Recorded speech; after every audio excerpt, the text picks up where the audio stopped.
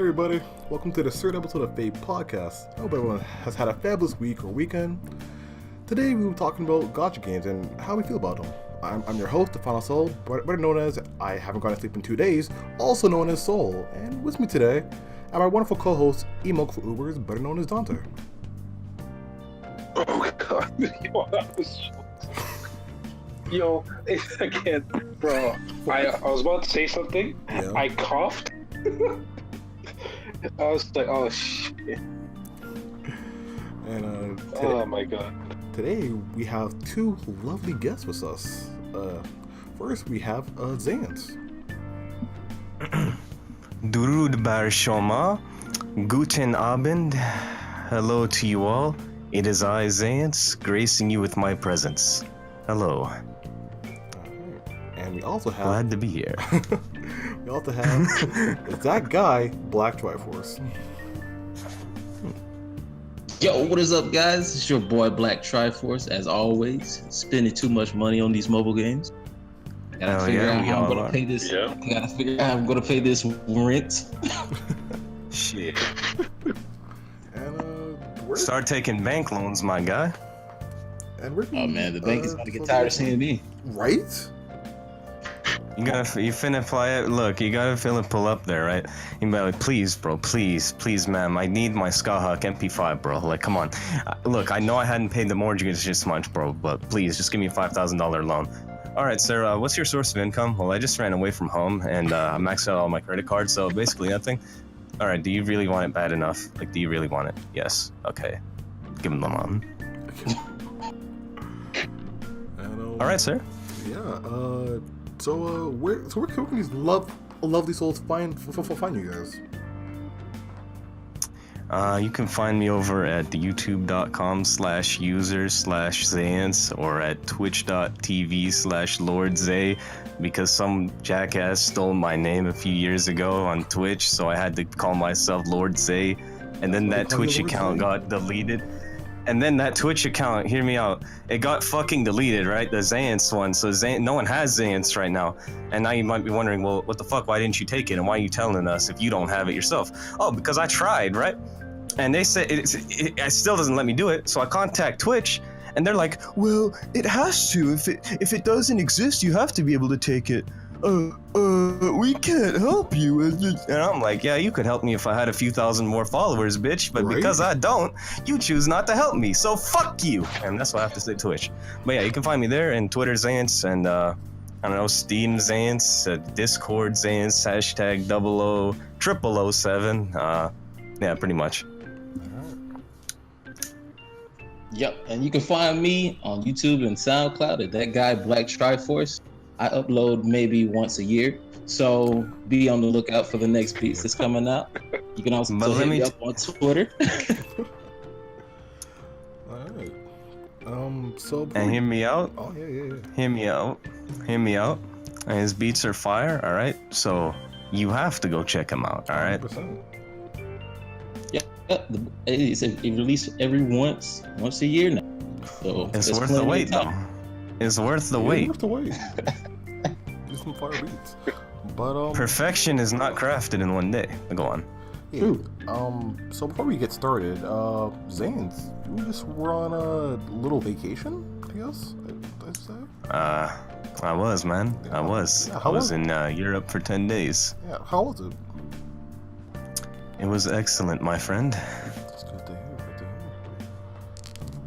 Yeah, I think I was on Twitter when you were posting the pictures. I was like, man, it sucks being in this office right now. It'd be like that, man. But I got to see 7 countries in 10 days. I'd already been to 2 of them, but the rest were all fresh. I went to Germany to see my family. I went to the Czech Republic. I went to Austria, and I went to Hungary. Passed through Slovakia and Poland on the way in between Austria, Czech Republic, and Hungary. And I had a brief stop in Switzerland and Zurich twice on the way there and on the way back. So that's 7 countries. Oh, damn. That's a lot to do in like, what, a week? 10 days. 10 days. God damn. Also, we're gonna try this new segment that my good friends Ramen Hot Fire and also Stevenson Doku, and I guess Moga helped out a bit. I added like a lot more to this, but we're gonna be calling it Command Field, where we ask my co-host, my guest, and I guess me as well, just 3 random questions from a list I created from. It has different website questions and questions I made up on my own. So yeah. So I'm gonna hit the randomize button, and Imoka, you're gonna go first. All right. So the first. This would be the first question, huh? All right.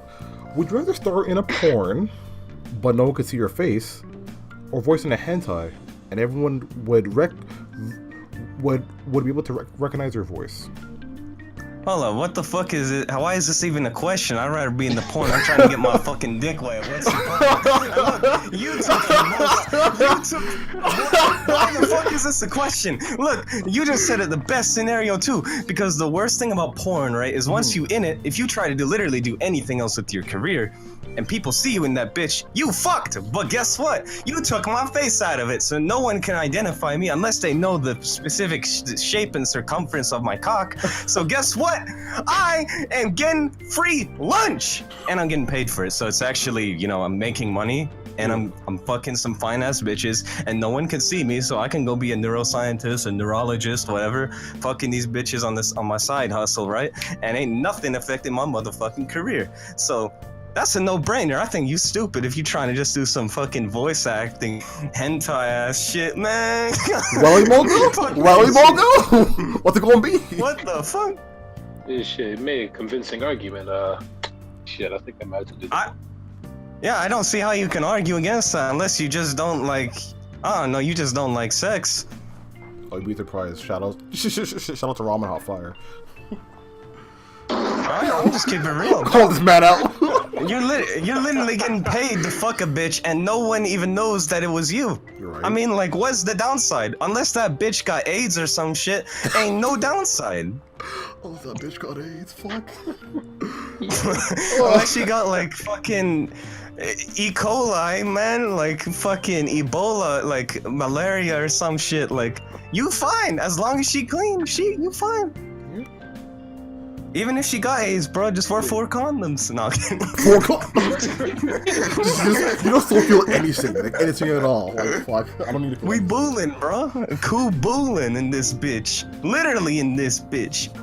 That's cool booling in them pants, bro. What's happening? Oh my god. Alright, so yeah, you starting a porn? With that gay bulge? Gay bulge? Gay ball. Dude, I got a fat gay bulge for one Hitomi Tanaka. What's poppin', bro? I'm trying to gay bulge. Alright, Hitomi Tanaka, right? Mandy Muse. What's that? Angela White. Who else? Fuck. Fuck, dude. Oh, dude. This one redhead bitch. What's her name? Natalie Lust, dude. Natalie Lust. Natalie Lust. She fine, bro. You seen the video? You seen the video where she doing the pizza delivery, right? And classic, bro. You'll never guess what happens next. She doesn't have the money. That motherfucker rolled up and she like, I ain't got it. But unlike that fat dude who was running away saying I ain't got it, she was like, hey, but I got something for you. This ass. And that's it. Yeah, but porn plots really are fucking random sometimes.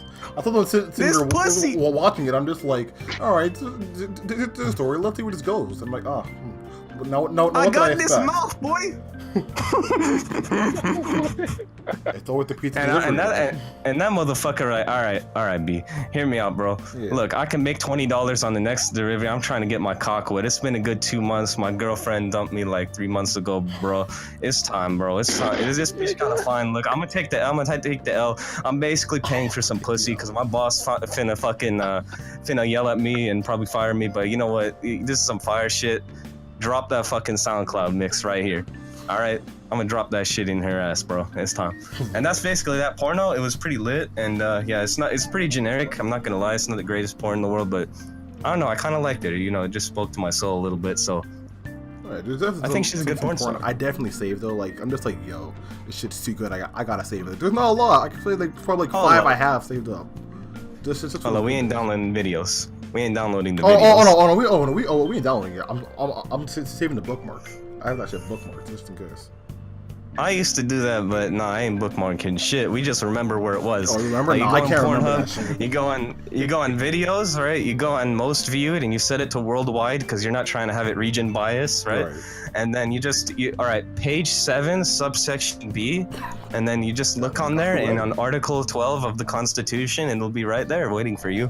And if the views fluctuated, you just go and logically find it, and well, eventually you'll find it, or it got copy striked.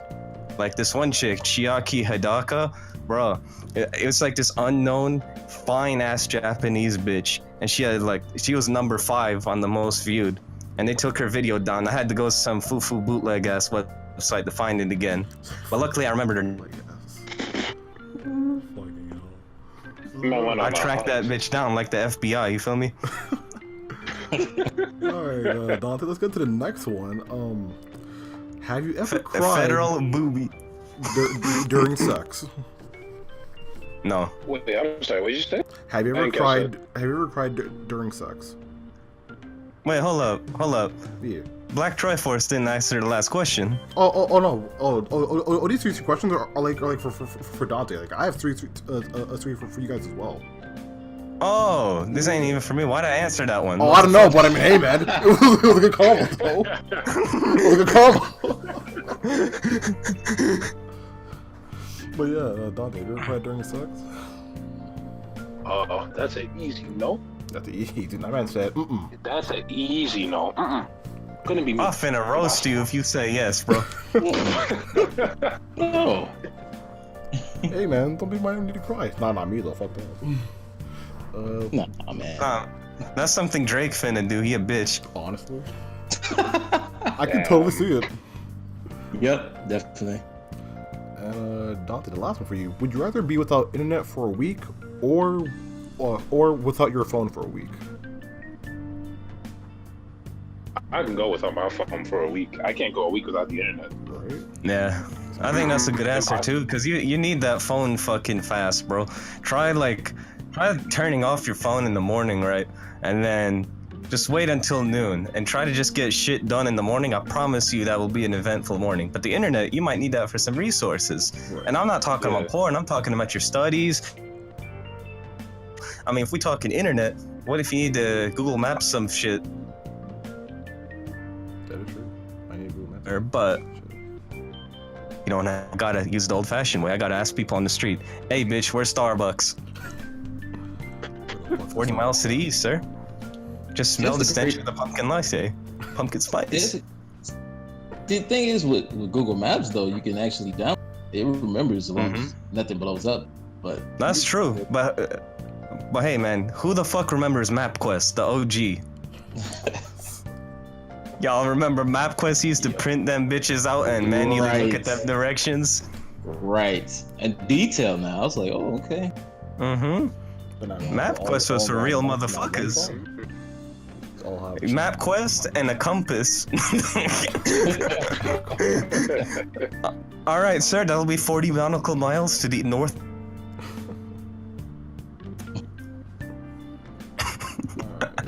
So those were all the questions for Emolga. Next is Black Triforce. Are you ready for your questions? Oh yeah. Alright. Funny enough, this is actually the first normal question. I'm surprised. What is a word you commonly misspell? Words that I commonly misspell. Yeah. See, I don't really run into words that I commonly misspell. It's usually my phone just misspelling it for me. So, really? Like if I mean to do, I don't know, type in something, my phone will be like, hey, I know what you mean. And it'll type in some random ass word that I didn't make. I'm trying to think of an example because I actually ended up messing up something because it typed in a word. Like I was trying to say something with an F, and because I'm talking with my friends all the time, I accidentally sent somebody the word fuck. Oh. Just casually got. So I was like, yeah, fuck. And I was like, I don't know what I was trying to type, and it was one of these nights here. And I accidentally sent it to a family member, and it was like, what? Oh. So yeah, my phone does all the misspelling for me. Yeah, that boof shit happens to me too. I'm not gonna lie. And the thing is, I want to turn it off, but then I know how useful it is when it does work. Right. Mm-hmm. It's just hopefully, fuck, messed up. Oh, they fixed it. Wonderful. Yeah. You just gotta be cognizant of when it's gonna do it so you can yeet that misspelling right up out of there.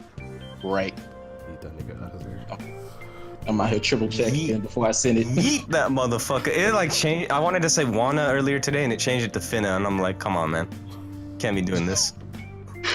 You know, It's something much worse than that, but I can't think of a specific example right now, but I've had better examples than that as far as the entertainment value. There's probably a few I could Right. It comes up randomly. I can't even think of one right now, but it's been plenty times. For sure, man. Next question is, would you rather have the ability to control fire, water, air, or earth? Shout out to the motherfucking Avatar. Okay. See, I would say Earth, but we're pretty much killing it. Yeah, you're right. I think it'd be more useful to get water. This is a lot of liquid, man. Right. It's liquid everywhere, unless you go into a desert or something. And you never go Cersei as well. Oh, right. And plus, I don't mean to get into the Avatar, but yeah. Blood bending is a thing, so Yeah, that's true. Bloodbending is a thing. Yep. Can get no better than that. And the last one is, could you live without hentai? Of course. Yeah. I could definitely do that. It's too much out here. You know. Real women been out. Right. Right. Real women been out for those hell. Right. And nothing is about to come through the screen and be like, hey, you need some help with that? Hey, hold on. We don't know. The future, man. We don't know. Hey, I can still dream. I can dream, right? I can still believe one day. I can even imagine that, though. Like, I know it's coming because people are trying to make this thing happen. Every year they have like a convention and you see that one video circulate. But I just don't see it happening like in the next 10 years right now. Yeah. What, people abolishing hentai? Didn't no, they're trying to advance it. They're trying to go beyond that. Oh, they trying to make them real. All right, look, that was my idea. Hear me out. So I have an invention idea as a business enterprise. You see. All right, so like y'all ever watch Johnny Test? I know it was a mediocre fucking cartoon, but it had one episode that gave me the golden idea of the matter converter, which was basically they made this fucking ripoff of Crash Bandicoot called like Smash Badger. They made him real. Yeah, I remember that. So basically like if you can tie that in, look, you can tie this in. This was my idea when I was 15, right? You know you can fucking 3D print shit. There's 3D printing organs now. Eventually, if you can 3D print a functional human brain and all the organs to go with it, hey bitch, all you need to do is program a personality that actually grows like a normal human. It's not just like AI. If you can just find a way to create a human, basically, we can just all right, Rias Gremory, beep boop beep boop boop. Rias Gremory. I see you. Rias Gremory. Boom! Man. Real shit though, I would choose Akeno. Even though Rias elite, but like Akeno edges her out a little bit. Yeah, but if I could make 3 of them, look, if you asked me this question in 2015, I would have said Hinata Hyuga. But since this is 2019, I am a grown man. We going with Aoko Awazaki, Kanoe Yuko.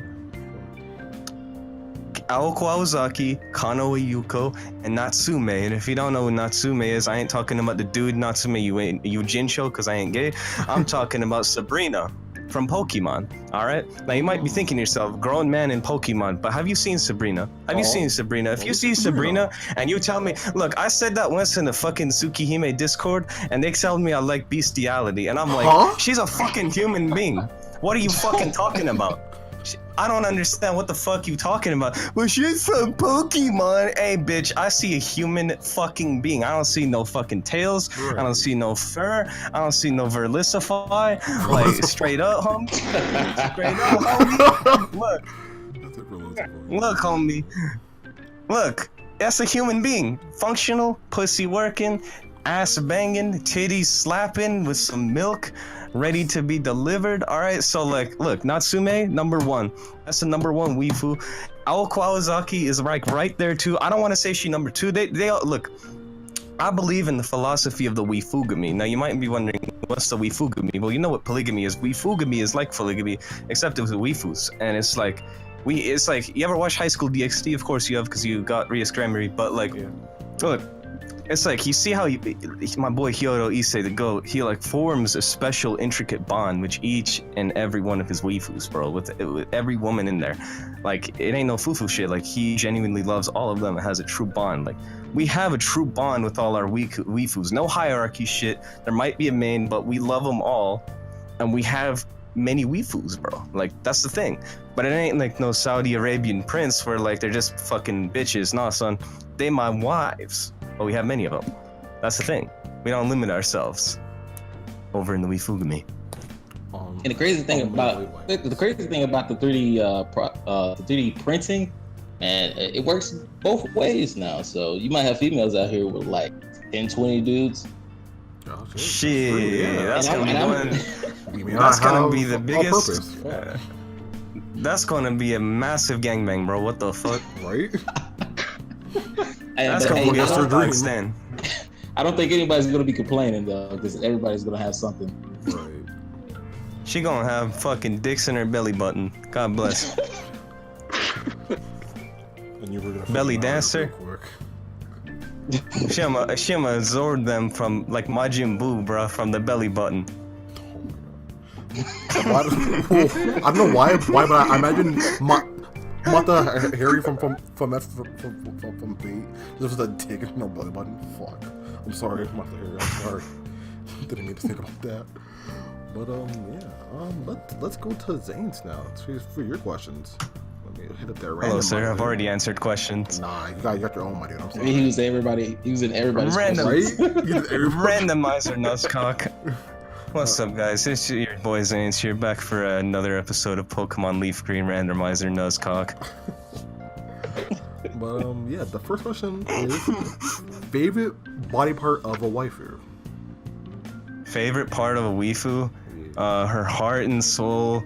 Ass is number one. All right. Okay. Then we go to like thighs and titties and all that, the whole package. But like you see, the favorite part of a waifu, there's no specific favorite part. It's like the whole package has got to be elite. So you gotta have she's gotta have the right aesthetic for you. First of all, she's gotta have a sense of fashion. Look at Aoko Aozaki and look at her in that designer white coat, bro.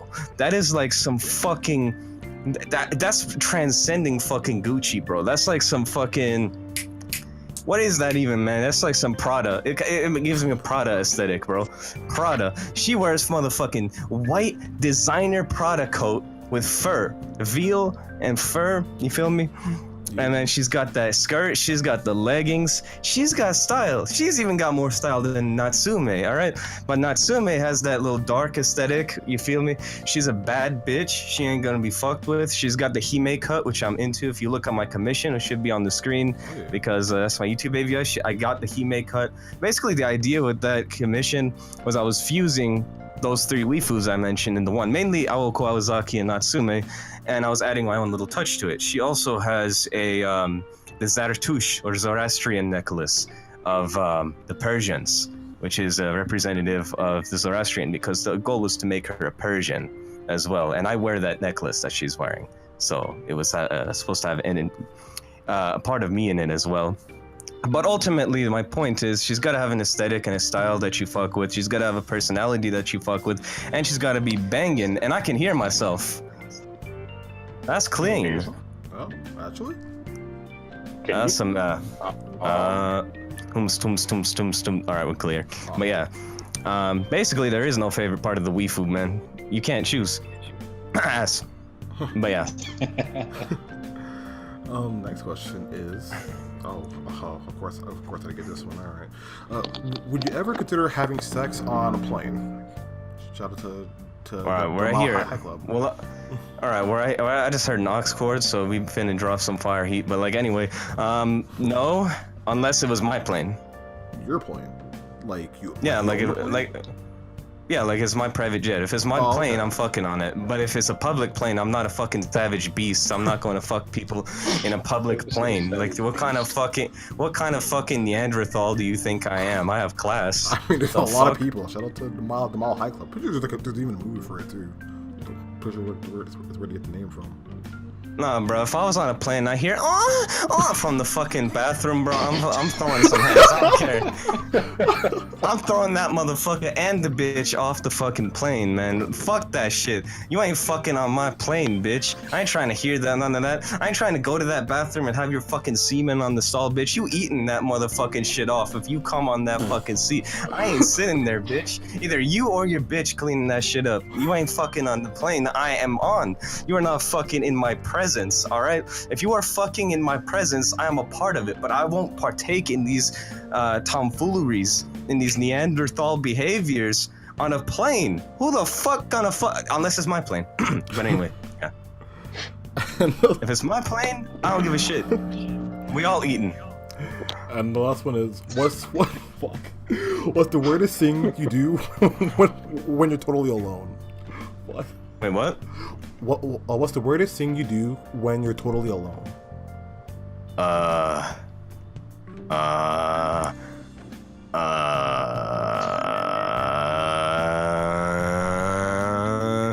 mean, like, I beat my meat. I was gonna say that's like the most obvious one. I mean, like that's not weird. Though. Yeah, it's not So weird. I don't know. Let's see. I mean, I talk to myself. I feel like a lot of people would consider that weird, but I mean, like if I'm in a public place, I mean, like I either like, well, not like even like. Sometimes I do it in my head. Obviously, if I'm in a public place, I'm not just gonna have an out loud conversation with myself. Like, how do you do, Zayence? How are you doing? Yeah, I'm doing good. How are you doing? What the fuck is this guy? But no, like, if I'm in my own domain, no one's around. I'll talk out loud. I don't care. I talk to myself. And there were studies that show people of higher intelligence actually are more prone to speak to themselves like that frequently. So I hate to flex, but I got tired of shit. I mean, I'll agree on that, because that's pretty common though when you talk to yourself. Yeah. All right. But yeah, I guess I could say that, because a lot of people would be like, yeah, he talks and say we're fucking normies, fucking low IQ. Okay. But yeah. Let me do mines now.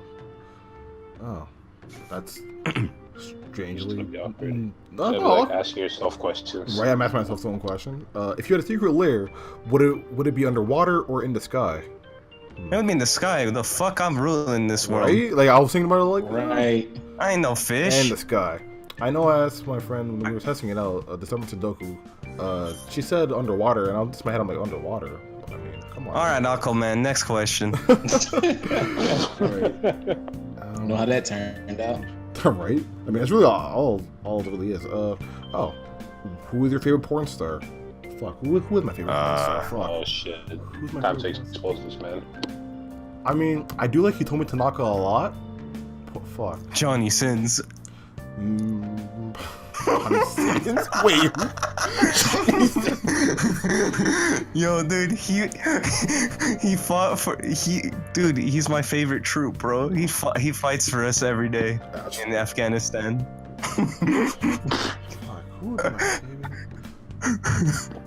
favorite? I feel like if she was still doing porn, because she doesn't do porn anymore, probably Ka Hoshibuya. If she did porn still, I'd be, oh my god, if she did porn still, I'd love it. Wait, she doesn't do porn anymore? Yeah, she's done. Yeah, she quit. Oh, shit. Like 3 months ago, I think. Yeah. Yo, Low key, getting pregnant is getting pregnant is like a career-ending injury in porn. It's like tearing your ACL, dude. Well,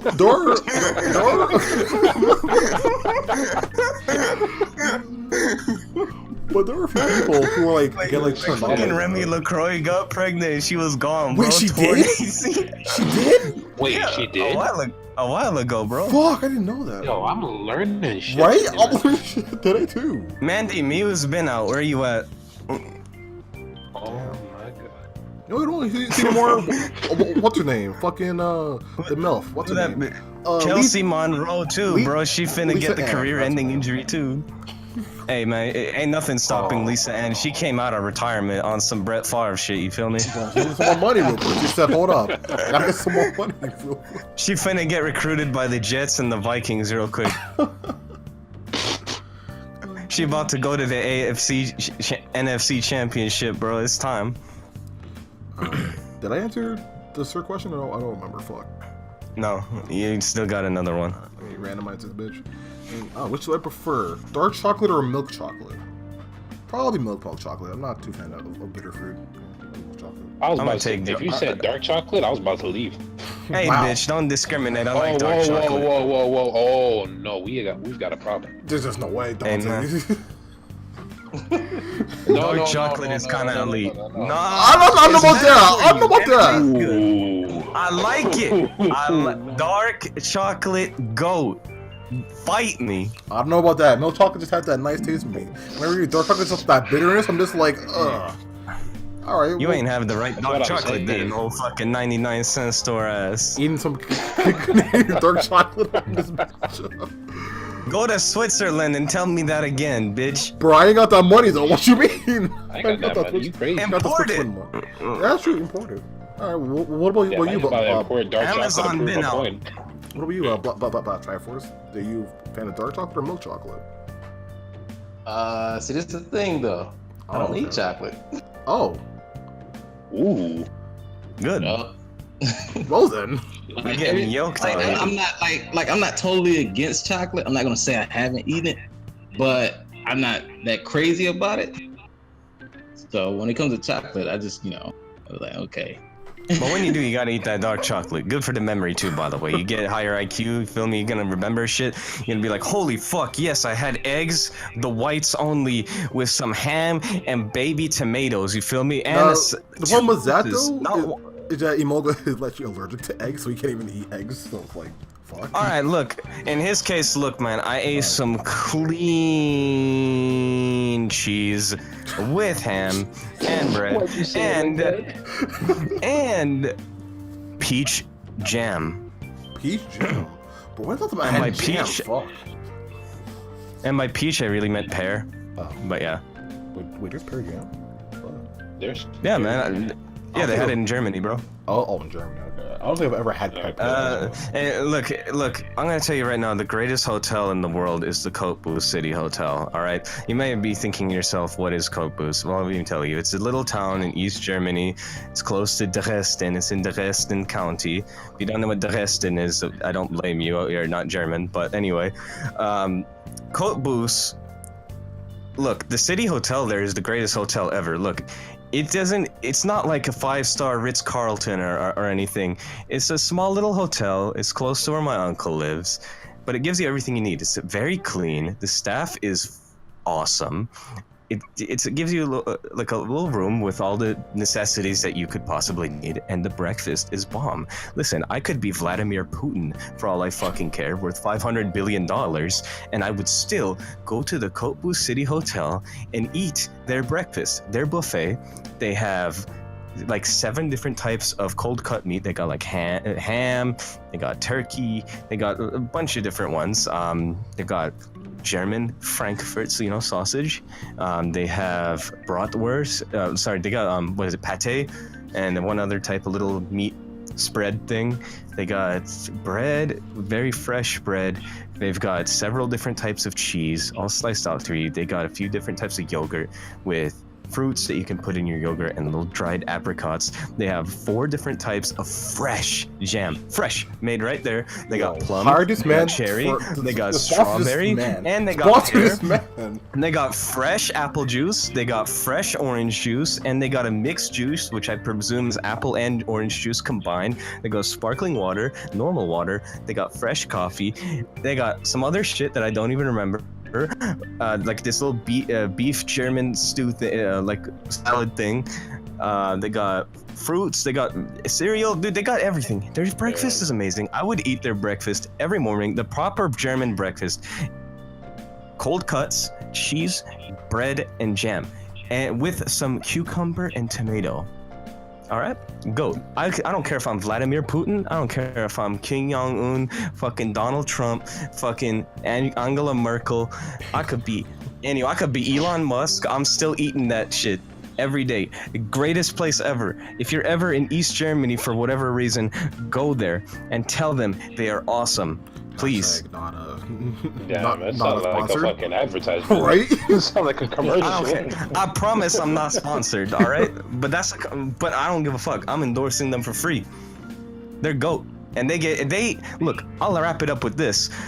When I was going home, right, we were leaving at 4:30 in the morning because we had to catch a flight in Berlin Tegel very early, and they packed us a lunch because they knew we wouldn't be there for breakfast on our last day. They packed us a lunch, a breakfast. You know, when the hotel staff packs you food for your journey when you don't even ask, you know they are the sweetest, awesomest people ever. So please give them 5-star on Yelp. Thank you. Anyway.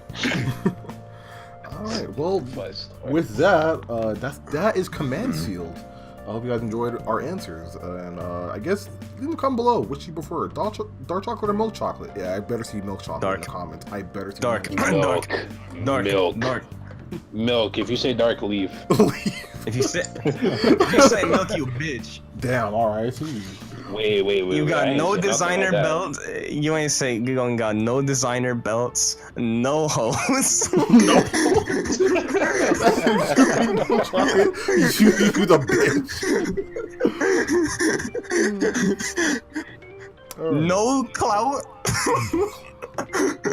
Yeah, I'm gonna say no cloud. That's fucked. I don't make the rules, man. Let's get a little topic starter going on. So we're gonna get into the Gacha games. So what Gacha games do you guys play, and what's your favorite? We'll start with Imolga. Okay, I mainly play 3 Gacha games right now. I play Dokkan Battle, Dragon Ball Z Dokkan Battle, both versions, cause you know, boy's addicted. Traitor. I play Dragon Ball Legend. Hey, shit, you shut the hell up. They get this shit first. I gotta go over there. And I guess does Duel Links count? Yeah, Duel Links counts. Alright, and yeah, those will be the 3 Gacha games I play. Alright, next, how about you, Black Chocolate? What do you play? Oh man, what don't I play? Right. That's so much stuff. Holy shit. The bang on a list. Like, hold up, let me get that list. Let me see. I was faithfully playing Fate Grand Order in the beginning, but I had to take a year break.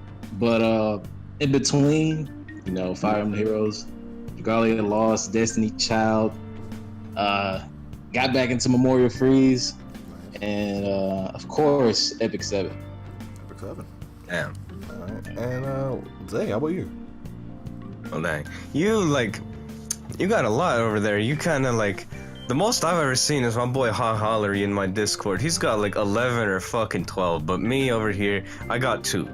I got Fate Grand Order and Azur Lane, because I don't really got time for more. Like, if I wanted to pick up another one, I see you playing Fire Emblem Heroes, Right. Black Triforce. That shit looks clean. I would pick up that, and after that I'd pick up Grand Blue. But I can barely manage these 2, man. There's no way I can commit to those games. If I started making videos on those, and then people expected those, and I'm sitting here like, bro, I ain't played that shit in like 5 weeks.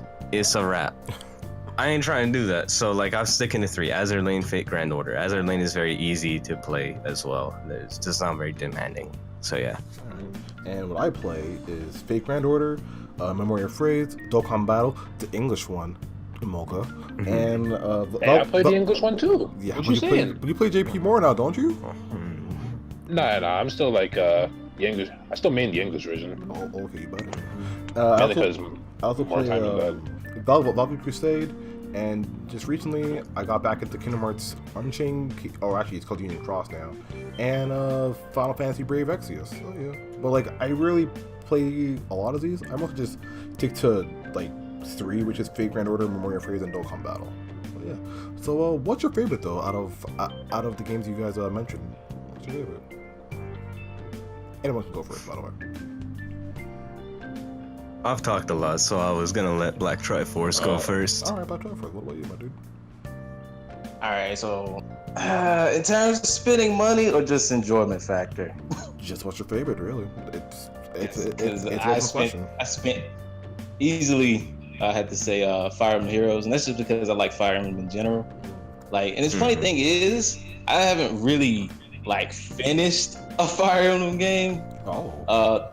The only one I can remember finishing is like Awakening and Fates, but I didn't play the 3rd one, so I didn't really finish it. Second would have to be Fate Grand Order. Even though I don't play it that much now, I still like the game. Like easily out of all the games though, the character designs are what I come back for. Mm-hmm.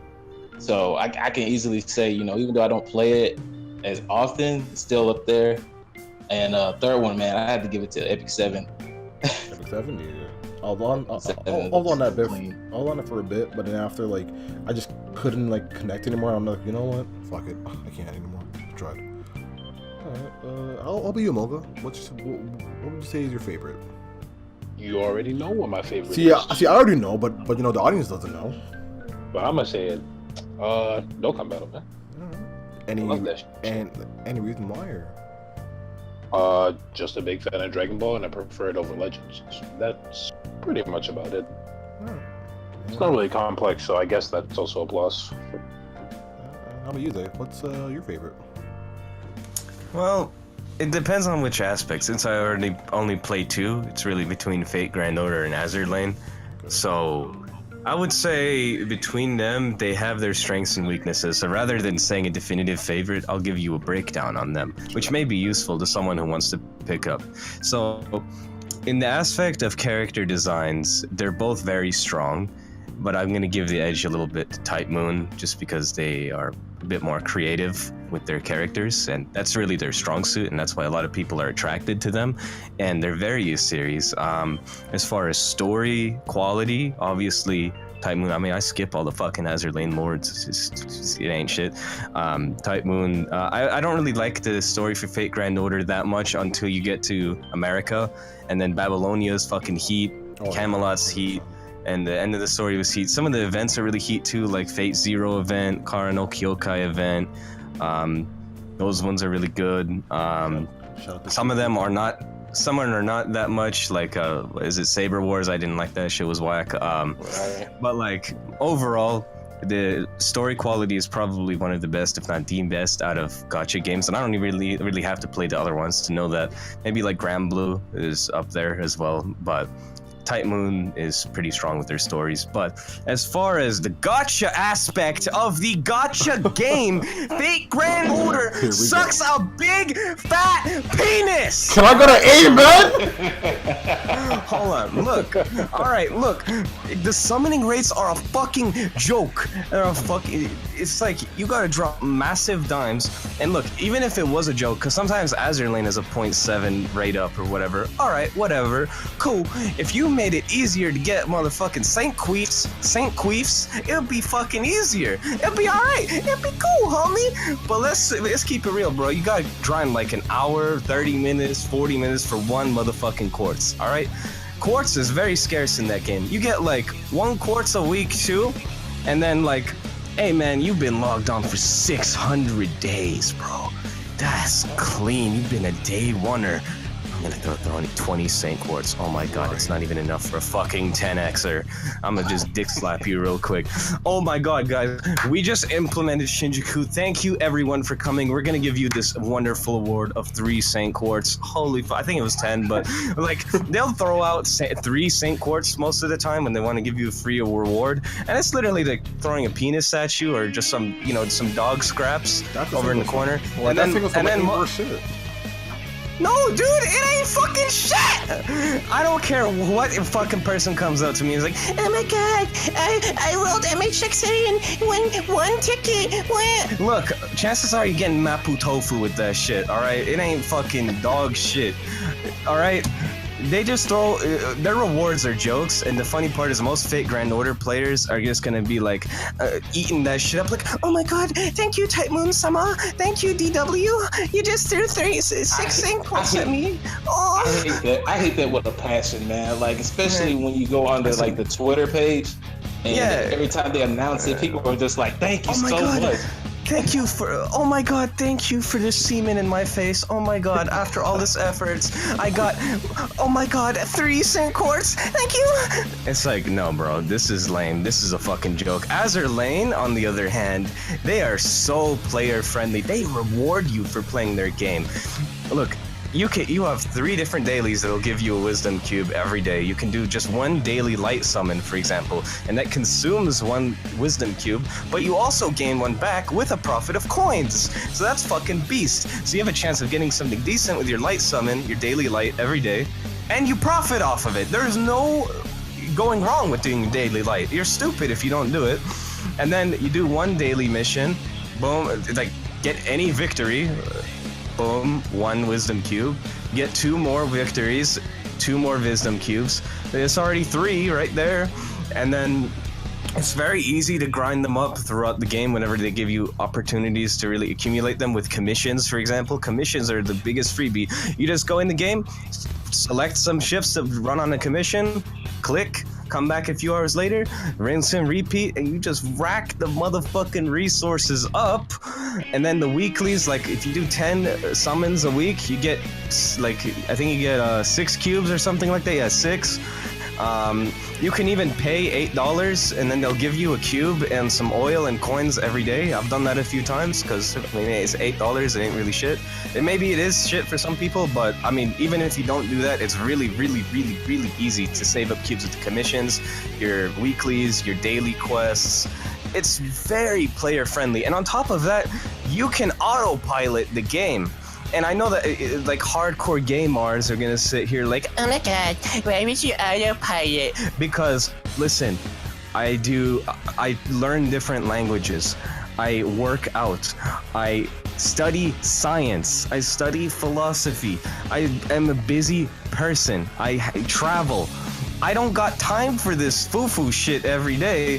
So sometimes it's nice if I just want to get some resources to go kill some nodes and the game does it for me, automated. That shit's GOAT, alright? So it's very easy to rack shit up, and the summon rates on top of that are very friendly. Right now, we have several SR shifts, which are basically like 5 stars, but they're like golden 3 stars, whatever. And they all have like 2% rate, which is way better than anything fucking fake Grand Order will throw at you.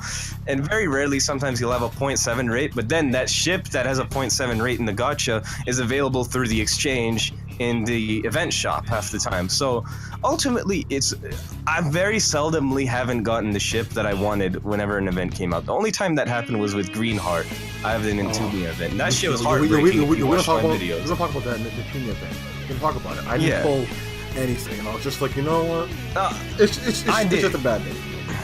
Look, like, it's funny because I pulled like White Heart like a million times on the Green Heart banner where she wasn't on radar. I pulled Black Heart and White Heart like 50 trillion times, even Purple Heart a couple times. Never got Green Heart. It was bullshit. But like other than that, I pretty much get everyone every time. And you might be thinking to yourself, oh, it's not a challenge. Bitch, shut the fuck up. Look, I'm just trying to collect my weefus out here, challenge my ass. I don't get any Saint Quartz in Fate Grand Order. The rates are abysmal. Pretty much you got it. I mean, you can argue you can play through the game with 3 stars just fine. Yeah, you can, but your odds are you're playing the game because you want Skahak's ass fucking swallowing your face. You want Raiko, or if you're not on this sex craze bullshit, that's fine, man. You want Gilgamesh, you want Iskander, you want Waver, you want Ozymandias, you want a fucking great cheese on that 6-pack. I feel you, bro. You want your favorite character, bottom line. You want Shuten Doji, you want Emiya Kiritsugu, I don't care. You want whoever you want, and you ain't playing that shit to get cucked every time you fucking summon. But their rates are ass, and they don't give you the means to summon very frequently. So in the gacha aspect of the game, I'm sorry, Fate Grand Order, I'm gonna have to say no on this one. I'm gonna have to give you the L. You fucking suck at the gacha aspect of your game, and in the player-friendly aspect, Azur Lane shits on you in that category of the game. And they still got really strong character designs to keep you playing and to give you a reason, because if you think, oh, well, character designs don't matter, of course they do, because I'm playing the game because I fuck with the characters, I care about them, so I want to collect them and have them. And it might be edged out a little bit in that category by Fate Grand, but it's still strong. So ultimately, Azur Lane is way more player friendly. Their staff is really excellent at helping you out. I haven't had an issue with them. Like, I've had certain things I've come up to the support with, and they answer very quickly and always help me out. You know, they're just very good. They're good to their players. Fate Grand Order is not good to their players. They treat you like mushroom pickers in medieval times. Well, I don't play JP, so I don't know if JP is different. I've But heard JP. NA, they throw you dog scraps. They basically come on the floor and expect the fucking Fate Grand Order people to go eat the cum off the floor, and most of them do, unfortunately. I hate to call people out, like, but I'm not really even in the community. Like, you might say, how are you not in the community? You don't make videos. I just make videos on whatever the fuck I want. I'm not an FGO channel. I'm not an Azur Lane channel. I'm not a Pokemon channel. I kind of started off a little bit like that, but I just do whatever I want. Like, so. We don't talk about that, but like, yeah, like I'm a whatever the fuck I want to do tuber, and I don't dislike the community. It's fine, and like most of my Discord is either Fate Grand Order or Azur Lane players, because when I came back to YouTube after a big hiatus, that's what mainly got me a lot of followers and traction. So I mean, like, the people on my server are cool. And I'm sure people outside of my server are also cool. I went to the FGO tour, I met cool people there, so I'm not trying to diss the community. I'm just saying that this game has a problem in terms of player friendliness and how much they help you out and are, kind to their fan base. And the fan base doesn't care. They basically just, these motherfuckers come off the floor and don't even care. And I'm just sitting here like, why do you take that shit?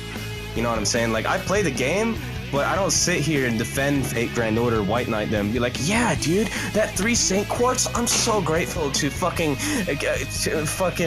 whatever his name is, the director of the game. Oh, Humstabald, Takashi Humstabald-sama. Oh my god, thank you, dude. It really just tasted like fructose.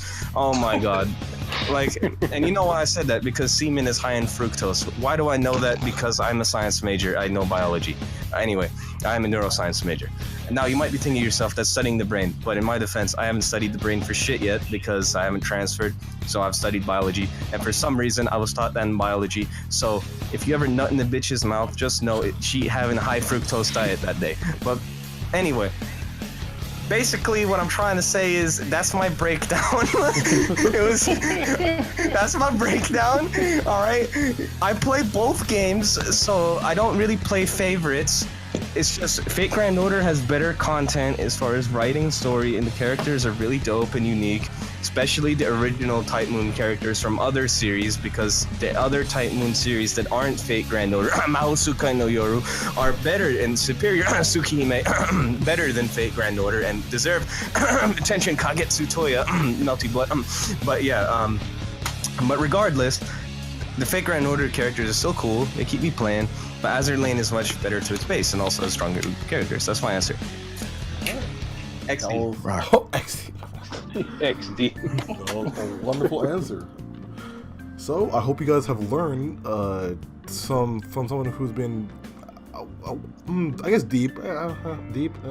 I've been a day oneer on both of those games. Okay. Not with JP. Okay, if there's some JP elitists out there, I wasn't playing JP day one, but NA day one, and I obviously knew about the game before.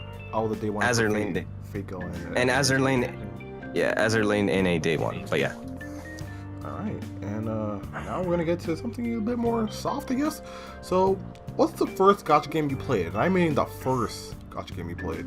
So I'll start with Fate Grand Order. Fate Grand Order? Oh, alright, I'll leave for Zayence. Alright, I'll be you, Moga. How about you? Yeah, I'm pretty sure it was Dokkan Battle. Really? Yeah, I think so. Huh. No, it's Valkyrie Crusade actually. Valkyrie Crusade? Ah. And, Yeah, I played Valkyrie Crusade before Dokkan. And for you, Blind Triforce? Like getting deep into it, it'll probably be in a Fate. I want to say Fate Grand Order. Really? Like even though like I think Fire Emblem came out first, I wasn't too invested in it. Mm-hmm. Like I had friends that played it, but I was waiting for Fate Grand Order. It came out in that summer. I was like, yeah, this is the game for me. And then little did I know, I would end up spending a lot of money trying to get one character. Ended up quitting for a year. I think I hear you. Depending on the people who've seen the video, I'm pretty sure we all know that one character over there. Yo! Yes, come on, baby, please! Fight! No, Herc! What the f? What the f? No! I saw your ReCall video, man. That shit was painful. It was painful. That too. And right after that, right, to make up for it, every time I came back to maybe do the logins for certain events, they would give me a 5-star that I didn't ask for. Like right after that, I think the summer event came around, and that's when I got to Momo Lancer.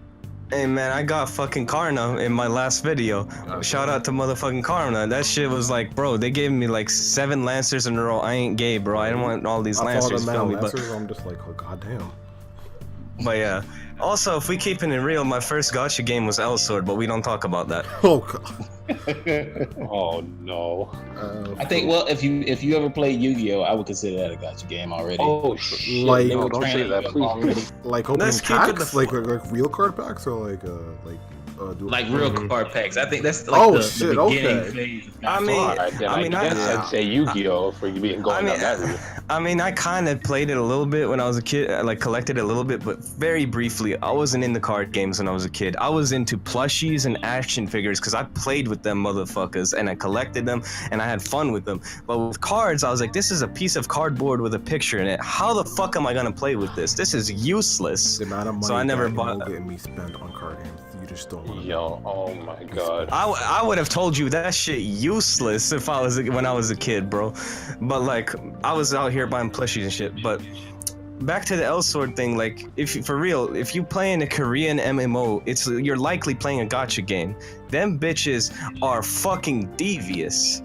Devious. They are, man. Horrible fucking Shout out to those fucking ice burners. Fuck. Never again. Yeah, what was I gonna say? RNG? Yeah, RNG. Horrible RNG race, man. Man, and I guess for me, the first gacha game I played, if we're talking about like on the phone, it'd be Valkyrie Crusade, definitely. Though I've never spent a dime on that game, funny enough. And I guess physically, I want to say Yu-Gi-Oh, but it might be Cardfight Vanguard. I don't know. It's one of the two. But yeah. So the next one is. And so another first time spending money on a gacha game. L Sword. Like a real phone gacha. No, actually, the thing is, I barely pulled ice burners in L Sword. I mean, I did sometimes. I ain't gonna lie, I dropped dimes on those. But in L Sword, there's 2 big money spenders besides the clothes, but that's not RNG. Yeah. You could guarantee. Well, the item mall shit, ice burner costumes, those are RNG. But look, if you're actually smart and you're not retarded and you play L Sword, well, you probably are retarded if you play L Sword.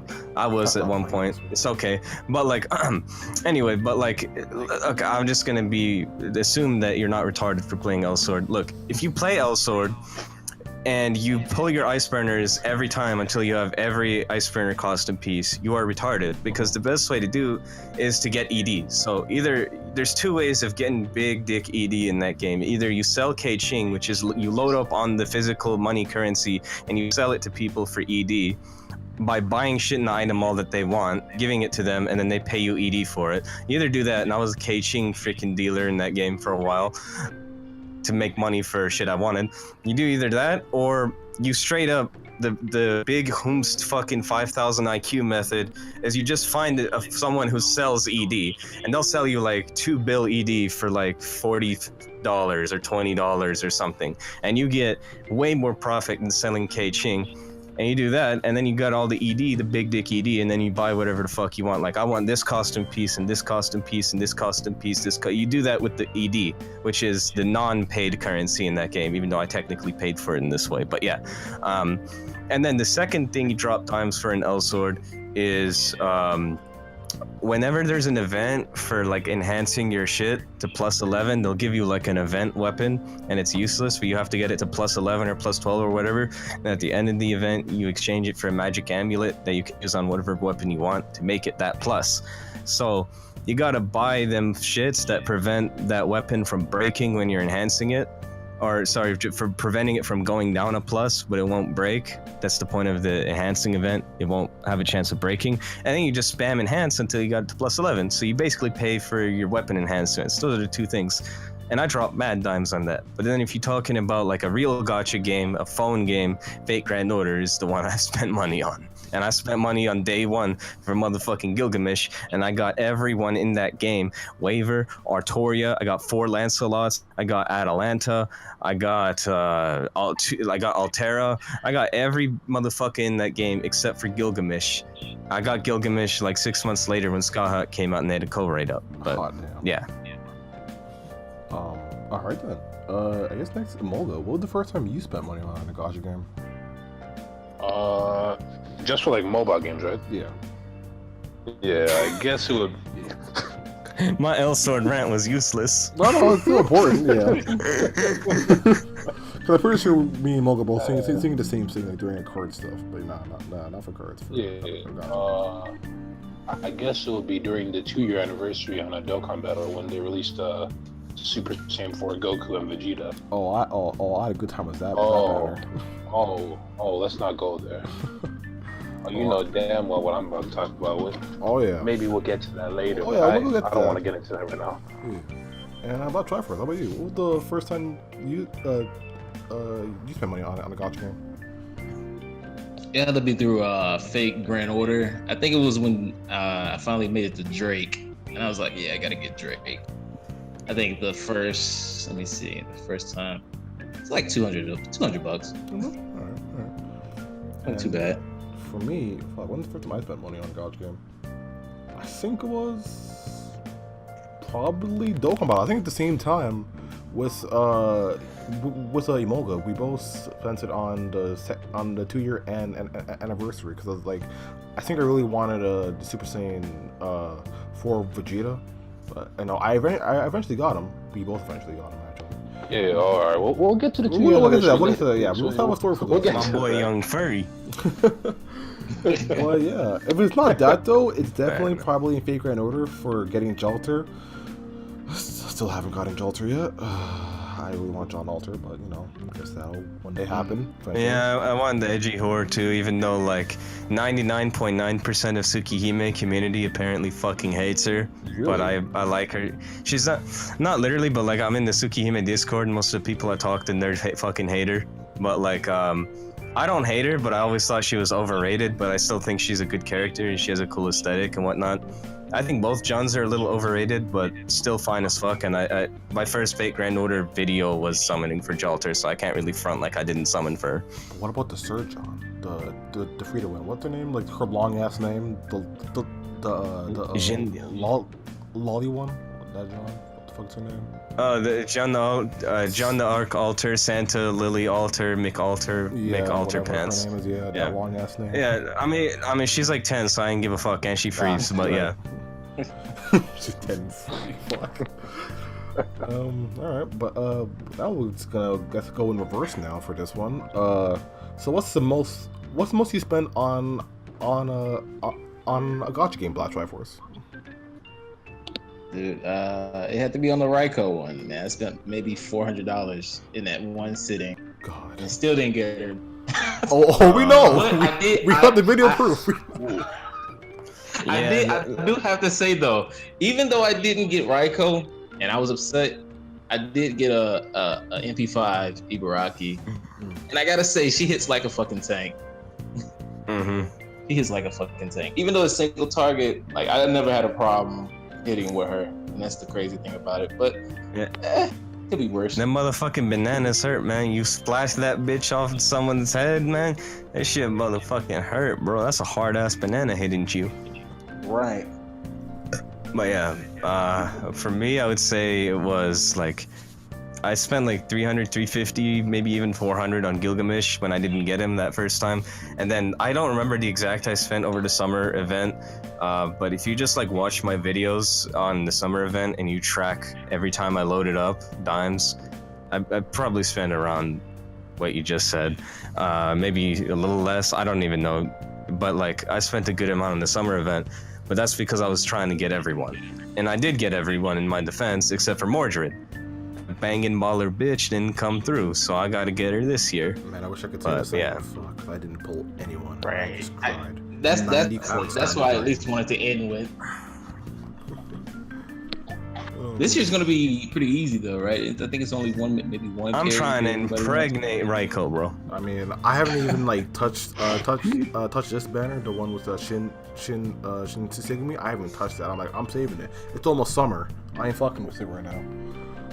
Look, Maid Alter, ReCall, and then Blavatsky. Look, if y'all about to say some lowly shit about Blavatsky, the thing about her is that she's not actually like a lowly like a little kid.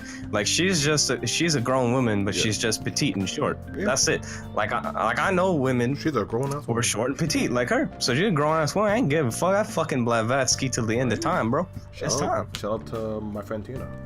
She's. Well, I'm a tall dude. I'm 6'1", and I think she's like. Trade your height with me. 5'2".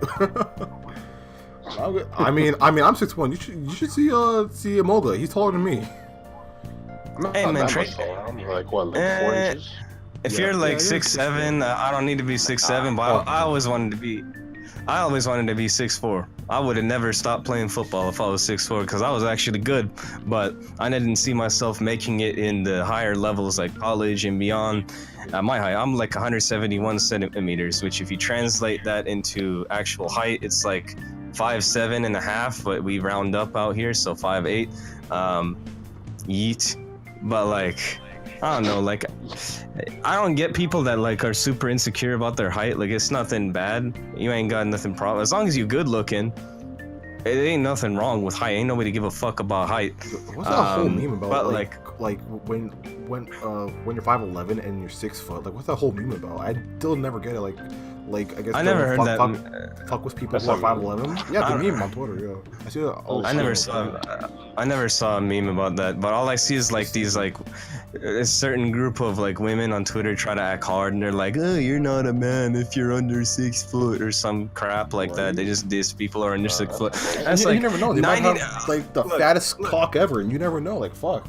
They could be short. But no, the thing. Look, here's what I'm saying. Like, that's not even what I'm saying. What I'm saying is, like 95% of women that say that shit on social media ain't about it in real life. They see a fine ass dude that is charismatic and you know, even got money. Even if he don't got money, he got a big dick. He's charismatic. He's good looking. He's well dressed.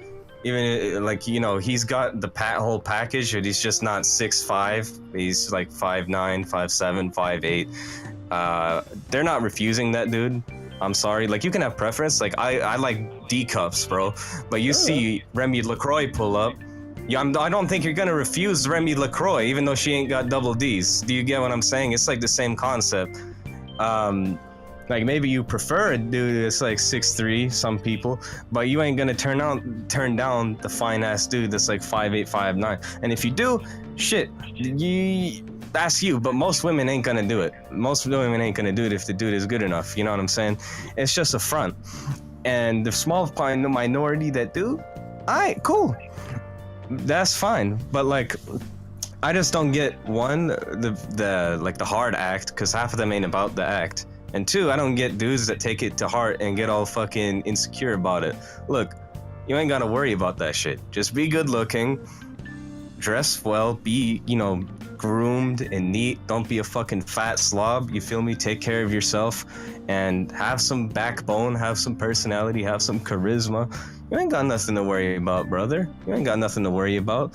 If you a little ugly, shit, just unuglify yourself and you good. If you can't do that, I'm sorry. That's the thing, like, height doesn't mean shit, but being ugly does. Being ugly does, because, like, I ain't gonna fuck nobody that is unattractive. I gotta be sexually attracted to you. But, like, so, like, if you're ugly, I'm sorry, there's no hope. But if you just if you're not 6'5", I mean, there's nothing wrong with that. I just remember when you said that, I just remember someone I know that their name starts with and I'm just like, oh god. I would never. Oh god, I would never. Oh god, you know what I'm talking about. Oh yeah. I won't say her name, obviously, but it's just like. Yeah. I ain't fucking with that. Yeah, but look, man, just give her a big enough dick and she gonna turn your way. That's all I'm gotta say. All I'm gonna say is I'm not fucking that. You ain't fucking. Is she ugly? Look, I'll tell you a story about my grandfather from my mom's side, man. Like, most people, like, there's a lot of, it's not really, but like, look, a lot of people, even if you want to be all social justice warrior, let's be honest, like, a lot of people, if you're like really ugly, a lot of people are embarrassed to be seen with someone who's like massively ugly. Maybe you're just a saint and you ain't, but I gotta admit, if someone is like super ugly and they don't take care of themselves and shit, I don't want to be seen with them, right? But not everyone is gonna make that vocal. they're not gonna just straight up say it. Now my grandfather from my mom's side, he was different. He fucking say it.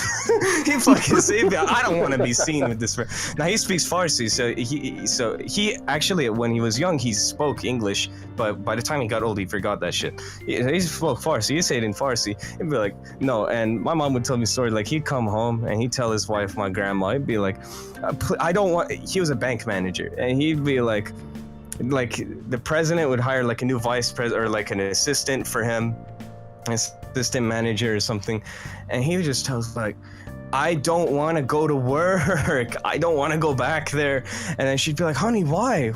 And he's like, he's so ugly. His nose, it's so small. I don't want to go there. It's just torture. Like he genuinely did not want to be around ugly ass people, and it was his pride that his kids, and one of the reasons, like my grandma was a great woman, but he's straight up, he's like, what drew you to your mom? She was good looking, she was well dressed, she was good looking woman, she was class. My grandpa liked people who were clean, neat, had like etiquette and they were good looking. And one of his prizes were his kids were all really good looking. He was good looking. His wife was good. He didn't want nothing to do with the ugly motherfuckers, right? And you know, I kind of feel similar, except I don't straight up. I ain't savage as him with it, man. I ain't gonna straight up tell someone, look, you ugly, get away from me. He would say that shit. That's funny. Yeah. It's so annoying to me. I could never do it. Like, whenever I watch hentai or read it Gaijin, why is it always the ugly bastards that get the girls? I'm just like, look how ugly you are. It's in your name. I'm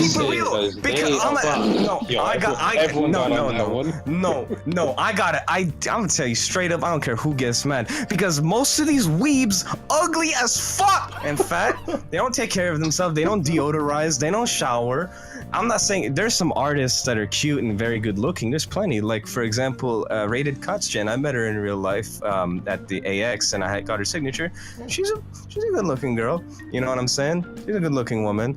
But a lot of artists, or just people that like anime in general, like the weeb stereotype, it's not absolute. There's plenty of good people like yours truly that like anime and shit. But unfortunately, a lot of people are fucking ugly slobs, and you see fat fucking ugly people because some of the people that draw that shit identify it with it because it's more tangible for them. Now I might be saying something that's ignorant. Maybe someone just has like a fetish for that shit. They just want to see women getting fucked by ugly fat dudes, and you know, that's your fetish, bro. As long as your fetish isn't cuckold, you're fine. If your fetish is cuckold, I don't care what you say about fetish shaming. If you like NTR cuck, you do not exist. You are a concept. You are not human anymore. I don't acknowledge you. But that's the thing. Like, majority of hentai is the ugly bastard with the cuckold. Right?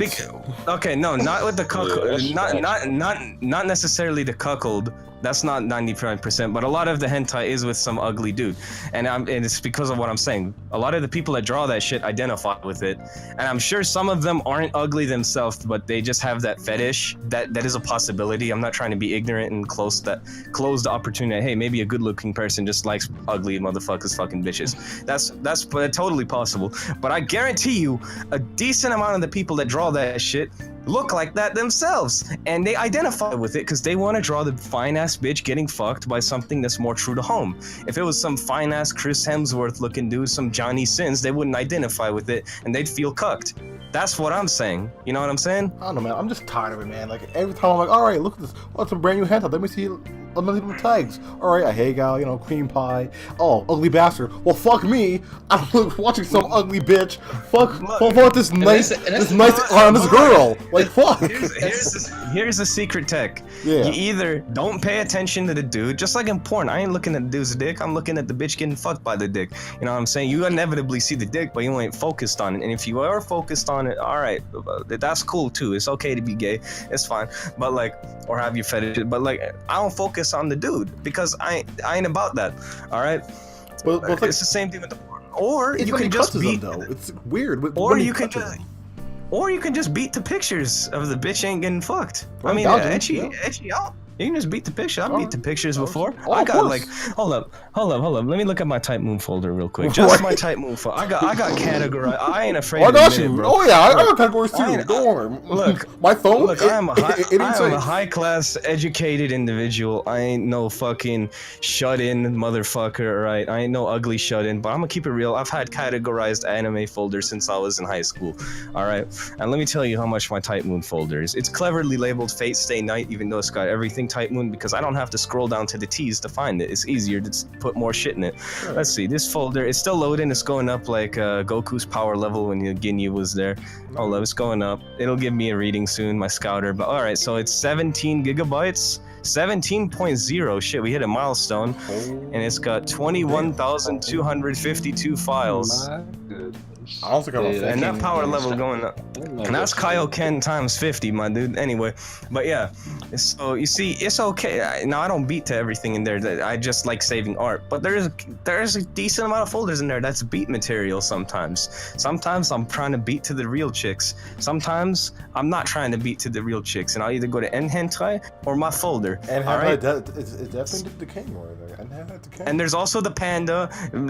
People are gonna call me uncultured now and be like, "Hey, you panda." Well, here's the thing about the panda. If you didn't make an account with the panda, when you actually could, what happened was you can't make an account with them anymore, even if you get the plugin. I don't know why, so I can't ever go on the panda. So if anyone wants to say, "Hey, your panda is really that," well, I can't go on the panda. I gotta use hentai. Fuck you.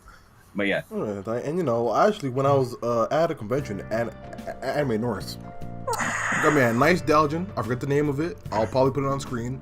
But I got that nice Dalgin. That book is just nice to savor. That book is just nice to savor. I think it's the Faku book, but that's just nice to savor. I'm gonna have to interject, Chief. It's Dojin. You Right, were saying Dojin. Delgin like it's Belgian. You're right. That's a Belgian Dojin, my dude. Shit, I didn't know they make those. Found a nice dojo. Dojo. Pretty cool. Shaolin Show. Where that Shaolin Showdown? No, kidding. Oh yeah. Yeah. We were way off topic, but Yo, Himoga, I was coming to you. What's the most I mean, Gacha Gacha games and hentai go hand in hand. That is true. That's They the do go point hand of a in hand. podcast, though. That is true. We just trying to fuck that shit. Fuck that organized shit. It's a podcast, Right? man. We just ranting out here. Moga, what's the most you spent on a Gacha game? Oh shit. Give me a second. I think it was Damn it, I'm the Rose Lake Goku Black Banner. Which one? The Strengths? The STR Rose Lake Goku. Yeah, strength. When that banner came out is when I got my job at Poutini's. Oh, So you know I got some money. So I was like, Vladimir oh, shit. Putin. No, I'm sorry. That Poutine was Every actually- paycheck I take down like. Come in here. I'm listening. But yeah, I put Listening down like isn't- 600 on that banner. 600? On that banner. Yeah. Damn. that- Bruh. Yo, it's a fucked up thing. I didn't even pull him. Speaking of Oh man. speaking of Vladimir Putin, like when you go around Europe, I swear to God, I saw like 27, 28, 29 Vladimir Putin lookalikes in Europe, just in the different countries. I saw him in Hungary, I saw him in the Czech Republic, I saw him in Germany, I saw him in Austria. Everywhere I went, I saw at least one person, even so, I saw at least one to like maybe 10 people that look like Putin for some reason. I don't know why. So many people look like Putin. Like whatever his gene is that makes his face look the way it is, people got it. Like that's some dominant gene with the Europeans. There's a lot of little mini Vladimir Putins. Will the real It's called the Putin effect, man. dude? Will the real Vladimir Putin please stand up? Please stand up. Please stand up. So many people look at it. It's great, dude. Just like, if it wasn't weird, like I wish I could just make a collage out of all the Putins that I fucking met, that I just came across, and just see the variation, and then like in the middle just put the real one there, and it's just like the wall of Vladimir Putin. I guess for me now, the most I spent on a Gacha game probably had to be Fate Grand Order when I tried to get Jolter. I think I spent 150 around that much trying to get Jolter, and I remember I didn't pull shit. I didn't even pull a 4-star, and I almost cried. Oh, I pulled Yeah, I pulled a 4-star. I remember I pulled a lot of 5-star CEs, and I just wanted to cry. I'm just like, what? Why do I do this to me like this? And I'm like, you know what? I was very close to like deleting my game, and I'm like, you know what? I spent too much money on it. I can't delete it. I spent too much money on it. But, yeah. System 32. System 32 real quick. And you know, I don't even get mad at getting CEs anymore, because there are games that are doing way worse. Like, I think Jagralia Lost has it way worse, because you got 3 things you can get from the gacha. You can get a character, you can get a dragon, or you can get a worm print. A worm print is pretty much CE. We're just gonna be real. Yeah, it really everybody wants a character. Everybody wants a character. They'll throw you a CE, and then you just go crazy. How to Tame That Dragon. Right. But good old Fate Grand Order. Let's go to the next one. So, what are some good gacha games you can recommend to the lovely audience? I guess I'll start with Black Triforce. I think me and you have played like the most variety of gacha games. So yeah. All right. It kind of depends on the person and what they do in their everyday life, you know. It's like I said, you know, some games you can play, like Zayence said, some games you can play on auto, and you might be able to do something else. Like I'll be at work or something like that, and I'll leave my phone do its thing, and I come back and it's good. There's plenty of games like that. I would recommend you start with something that's familiar with you, though, which most people kind of either Fate Grand Order, Fire Emblem Heroes, Dragon Ball. Those are going to be some of the more recognizable gacha games. But I actually kind of like Brown Dust because it's really easy to get into. Right, I asked you about it too recently because I wanted to try it to see what it's like. Like Brown Dust is nice. I didn't mention it before because I kind of fell off of it. But Brown Dust is like super player friendly. You don't have to do anything. Majority of it is auto, and the thing is, like, you can leave it in the background and go do something else in the game, and it'll still be grinding for you. You'll be leveling up. It's pretty easy for the person who got too much to do in their everyday life. But I know majority of the people aren't going to know what Brown Dust is, so I say pick whatever you were familiar with first and give it a shot. Emolga, how about you? You don't really play a lot of gacha games. But, yeah, I don't really play a lot. Like, I just got this small circle. Would you recommend Dokkan Battle, I guess? No way in hell would I recommend Dokkan Battle. Yo, I'd only say, like, start playing during, like, an anniversary. Because they don't give out a lot of stuff for their, like, free-to-play players. I definitely started during the like Stones? first No way. anniversary. Yeah, that's what I'm saying. Like, anniversaries are a good starting point, but like any other time, I wouldn't even bother with it. And Zay? Well, even though I've only played 2, I can give you a sound answer. So, like Black Triforce said, I would start with something familiar to you, something that hits home. With me, if you would go on my familiarity factor, I could have either chosen like Dragon Ball. I could have chosen. I know there's a Bleacher, Naruto one. There is Fate, which is to me is the best out of the ones I just named. Fire Emblem is also really good. I'm not like a massive Fire Emblem veteran, but I've played Path of Radiance. I didn't finish it, but I played like halfway through, and then I've obviously known Fire Emblem for years through Smash Bros. And stuff, and I like it. I like its characters a lot and its aesthetic, so that still would have familiarity to me. So I would recommend something familiar to you as well. Fate Grand Order is a really good one if you just ignore the fact that the rates suck dick. As far as Enos, because Black Triforce also said something that's maybe a little more friendly, Azur Lane is a good option between the ones I know. I think Grand Blue is a very high quality gacha game, though I haven't played it. I haven't started it myself. A lot of people are getting into it, and apparently I've seen a lot of people on Twitter say right now is the time to get into it. Right. If you want to be new.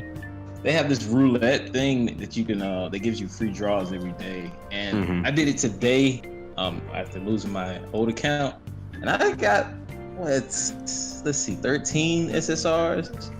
Like that's really broken. Yeah, so there you go right there. That's a good reason to start Grand Blue right there. Hopefully when you watch this podcast, they're still doing something like that, but it's still a great game regardless. I usually try to get in the gacha area. like in 2 days. But yeah, something like that. I think there's an Idol Master one that slaps. I like Idol Master, so that might be an option to you. Love Live is the inferior Idol anime. I'm sorry if I hurt your feelings with that, but there is a Love Live one too. So if you really like Love Live, you can go play that. Dude, as far as Bang Love Dream Live- is actually pretty good though. I will say that. I'm trying to. If I played the Love Live one, I'm just trying to get two characters. I want what's her face, Nozomi Tojo, and then Kanan Matsuri, whatever her name was. Those two are the most fine bad bitches in Idol. I'm not Idol Master. Fuck Love Live, and then Maki. And there's also like Yu Watanabe. There's whatever.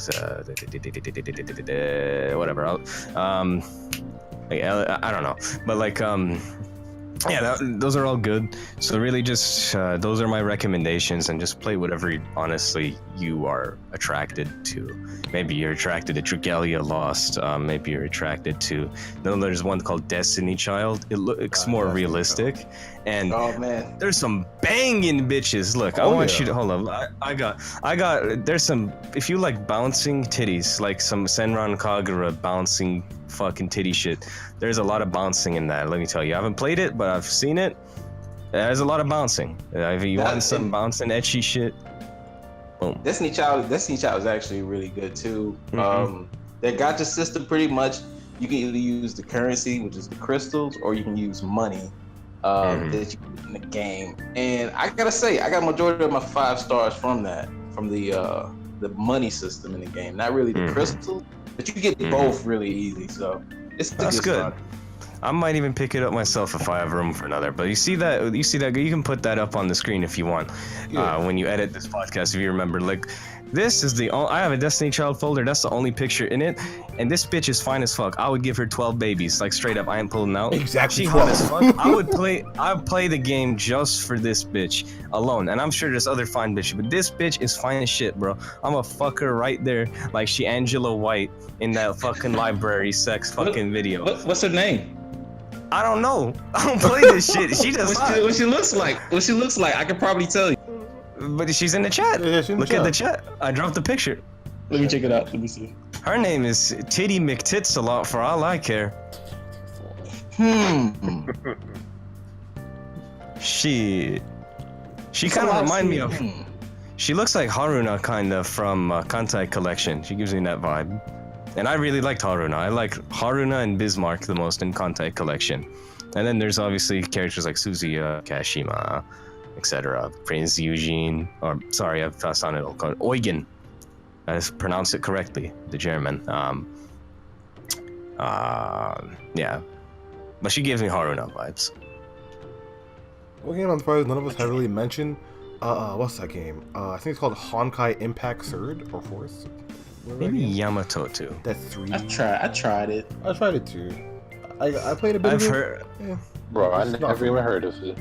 There's people in my Discord server that played that game and seen it. It looks really cool.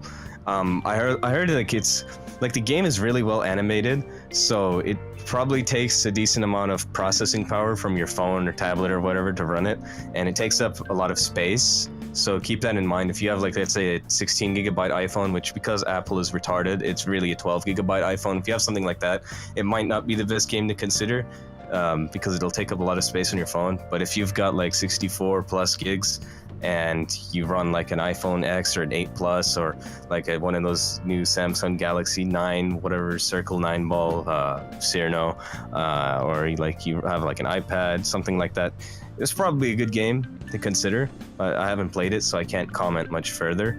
And I am trying to give ReCall at least 50 babies. Since you brought the picture. I guess for me, a good Gacha game that I can at least recommend. Definitely not Fate Grand Order. I mean, it's a good game, but I wouldn't recommend it to someone.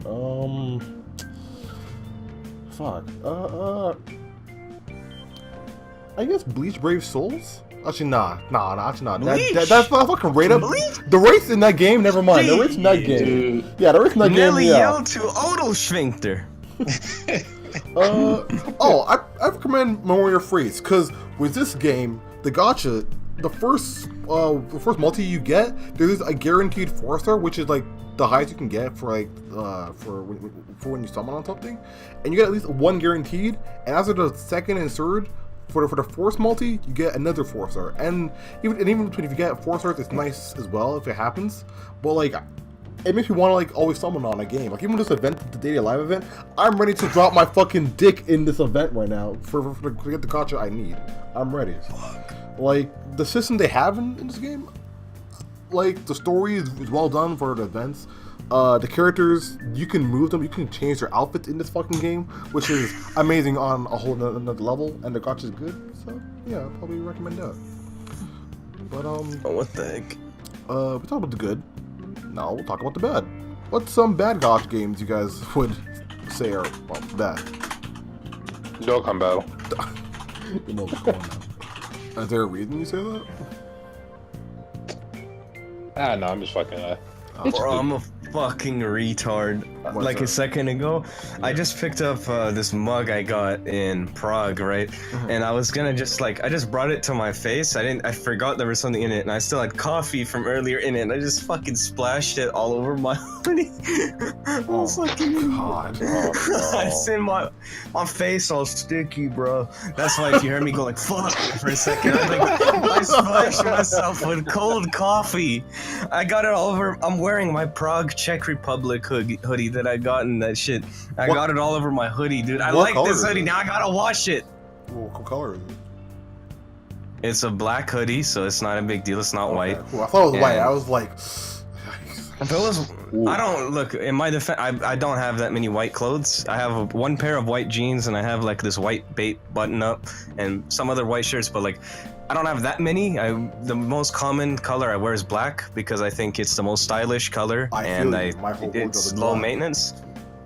Yeah, it's not the only color. I have variation, but it's definitely the most common color I wear. The only thing I don't like black on is cars, because if you buy a black car, I'm not gonna say you're an idiot, but you're making a very annoying decision because, well, for one, the biggest thing is you're never gonna be able to keep it clean. It will always be dirty, no matter what. I don't fucking care. The dirt will show the most on it, and it's gonna make you want to kill yourself. And the next thing is, if it's a sports car, it's very detrimental to the design of a sports car. I'm a car guy, so I'll tell you, if you buy a Camaro or a Mustang or a Corvette or something along these lines, it is bad for the design because it hides the fine edges and line work that the car has, and it makes it look less sporty and aerodynamic. I mean, it's kind of cool on like a Mercedes, like S-Class, or like an Aston Martin, one of these more luxury sport type of things. It's kind of classy, but then you still have the problem of you can't keep it clean, and also because black absorbs all of the colors in the visible light spectrum, it attracts the most heat, if you didn't know. So your car is going to become a massive hot box of fucking heat whenever it's hot. Now, if you live in Russia, it's not a problem, but if you live in California, where I live, it is a big problem. oh. And then combine that with dust and shit from the mountains, black is not a smart color for cars, but for clothes, it's beast. I think the reason why I wear black is that I live in Canada, so it really is a lot more colder. Like it's a lot. Well, colder. that keeps you warm. So. It keeps you warm. Well, it's California, so I don't really care, but I wear black anyway, even though it's California. But it's when it's the car is the issue. And even if I lived in Canada or whatever, I still wouldn't buy a black car because you can't keep it clean. You just can't fucking keep it clean. And if it's a sports car and all I drive is sports cars, like, you can't keep them, motherfucker. It kind of ruins the aesthetic of the car. With the exception of some things like the E34 BMW M5 or like some Aston Martin, even though I think silver looks better on those, or some luxury Mercedes AMGs. But even then, again, you can't keep it clean. So even if it does look good on the particular car, you can't fucking keep it clean. It's a bad color for cars. Stop making your cars black. It's not, you won't win unless you never take it out and you have a servant to detail it every day. You won't keep it clean. Your own Alfred. You need a manservant or something to wash it for you every day if you're gonna make that decision, or just live with it looking dirty frequently. All right, I can't be posting that in the chat. I'm a fucking nut, dude. Fuck.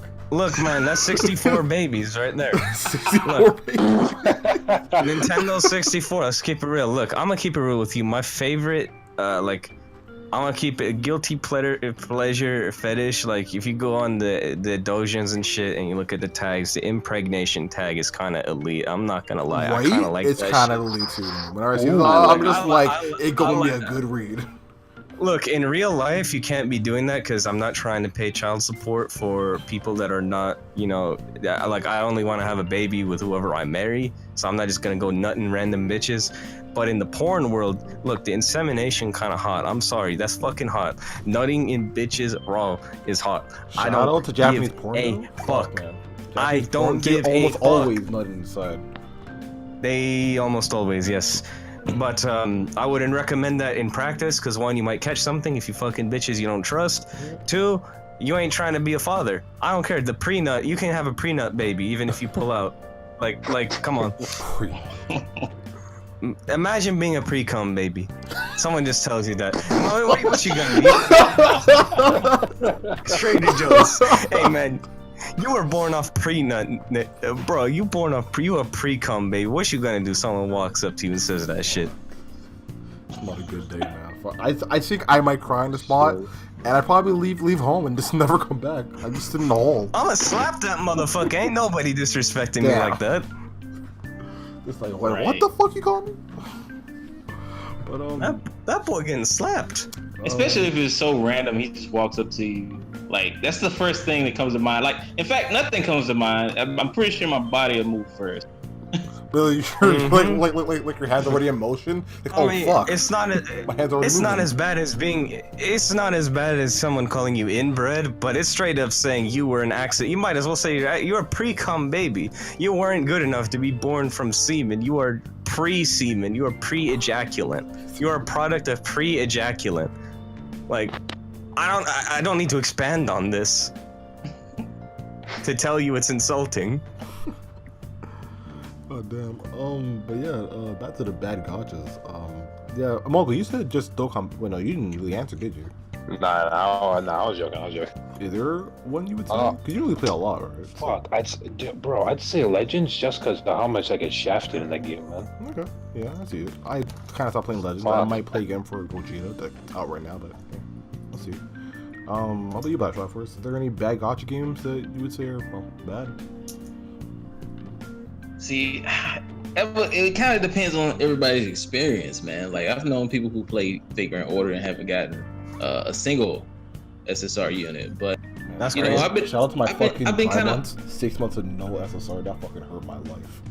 man. See, that's the thing. Like, I can say the same for Epic 7 because people say Epic 7 is bad, but then like a lot of the people that you use in that game are really good. Like most of them are 3 stars and stuff. But you know, I would say, I still have to say Fire Emblem. Even though I like Fire Emblem, I still think it's bad because they haven't really updated their pool. Like no matter what you do, right, they're not going to change the way their pool is. They'll add so many characters each year, and they'll always be in one single pool. So when you try to pull for a new character, your chances of getting a character goes way down. That Christmas nostalgia, though. Okay. Right. That's. I'll put it up on screen so you guys know what we're talking about. Oh no, man! Yeah. Like I don't know, man. The new Loki, like the free Loki, I like a lot of the free units in the game. Ours is okay. I actually like Lissa better. I found out Lissa has a good design. I like Lynn, bro. Lynn, Kamala, and Tharja are my favorites. I think we all like Lynn. Lynn's like, you know that. Yeah. If you don't like Lynn, I don't know what the fuck is wrong with you, man. You see that boy Ormeal F's Lynns? Yeah. I know if you like Fire Emblem and you use Twitter, there's no way you haven't seen Ormeal F. That dude is GOAT. All right. I haven't played the game that she's from, so I know Lynn from Ormeal F, and that boy indoctrinated me. Thank you. And I bet that's partially the goal of your art, to express your love for Lynn and indoctrinate people in the culture. So thank you. I have been indoctrinated by you, my friend, and I'm grateful for the indoctrination. So if you're on this podcast and you make it this far, thank you. Yeah. His picture of the MC for the new Fire Emblem is amazing. Yeah, you mean the one he dropped like yesterday? Yeah. Yeah, it's good. I saw it. Alright, I guess for me, fuck. I guess a bad gacha game I'd probably say is as much as I love the mechanics, the Bungo Stray Dogs game, I forget what the full name is, but just the fucking rates in that game. Like, I don't want to just say just rates, but like just things to do in it as well, and like how hard it is to get like the items you need to summon.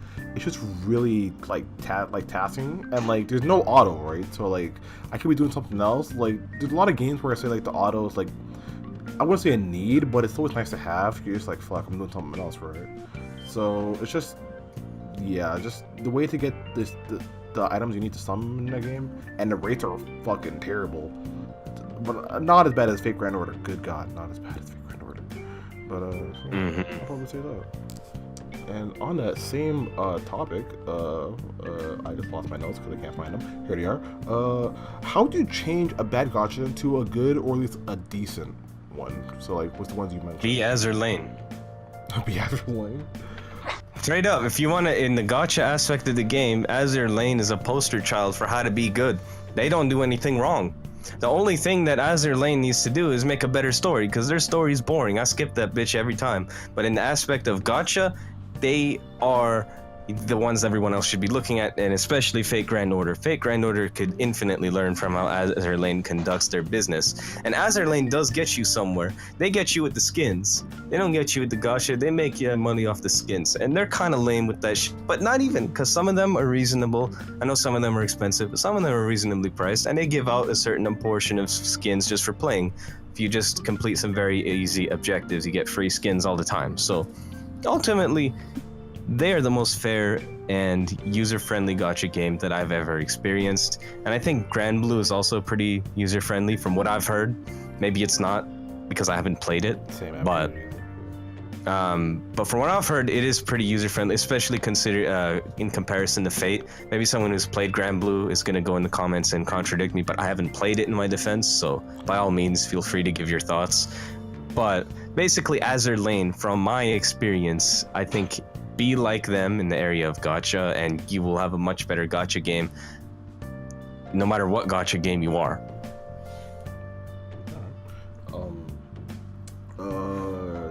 Amalga, would you say is there anything that you would try to fix a bad gacha game? Is there anything like any examples? Shit, man, I ain't really play.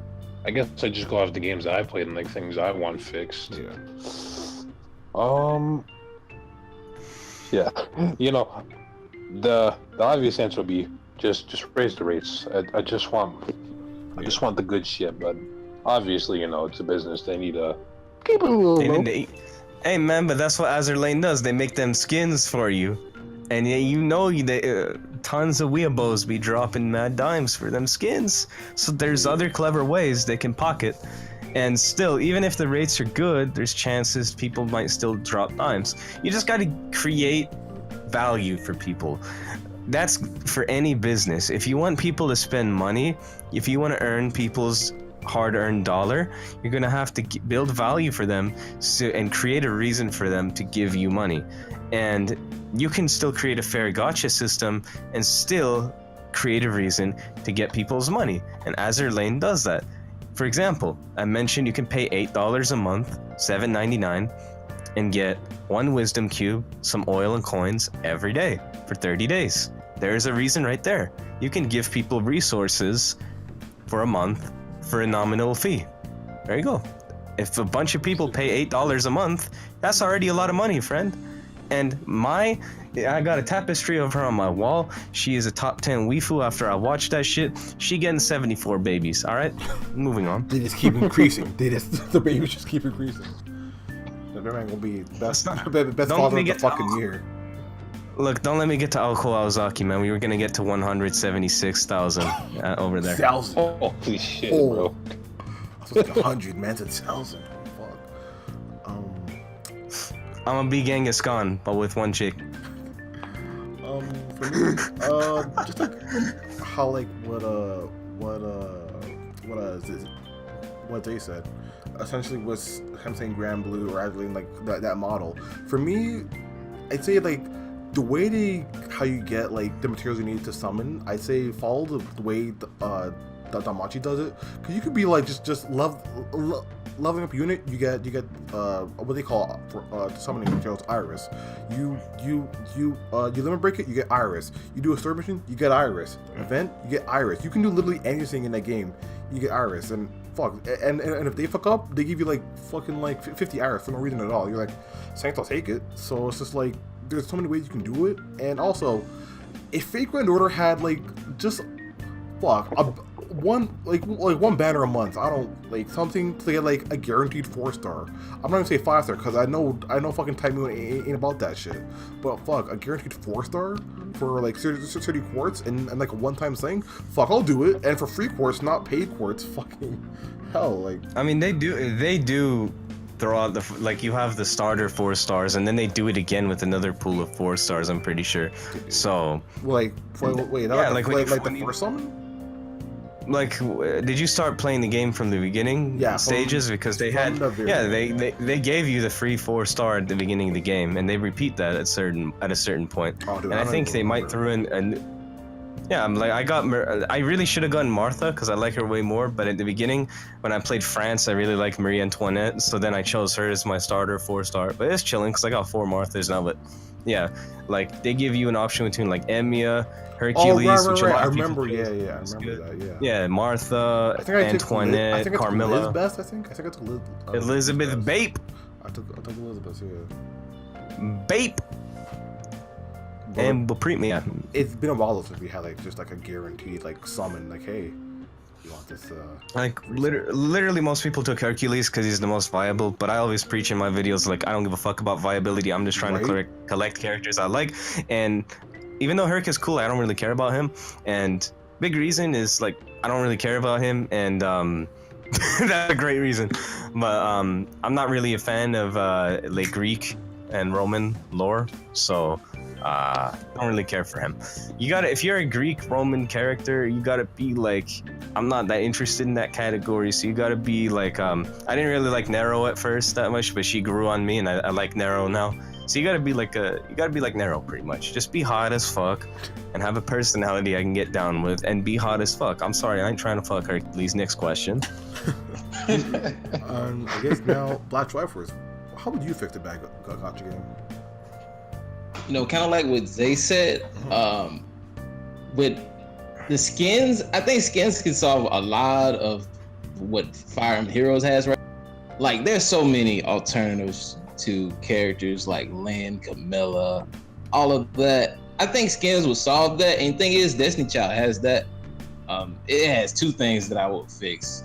One is the skins. You won't have to pull for like seasonals all the time. If you already have the character, you just pay money for the skins and then be satisfied, you know.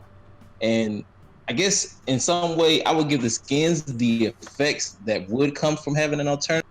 Kind of like if you get regular Tharja or something like that and you want Christmas Tharja, you pay for the skin, you get the effects that Christmas Tharja has. Change over, you know, from being an infantry to an armor and all of that. I can see that, you know, kind of working.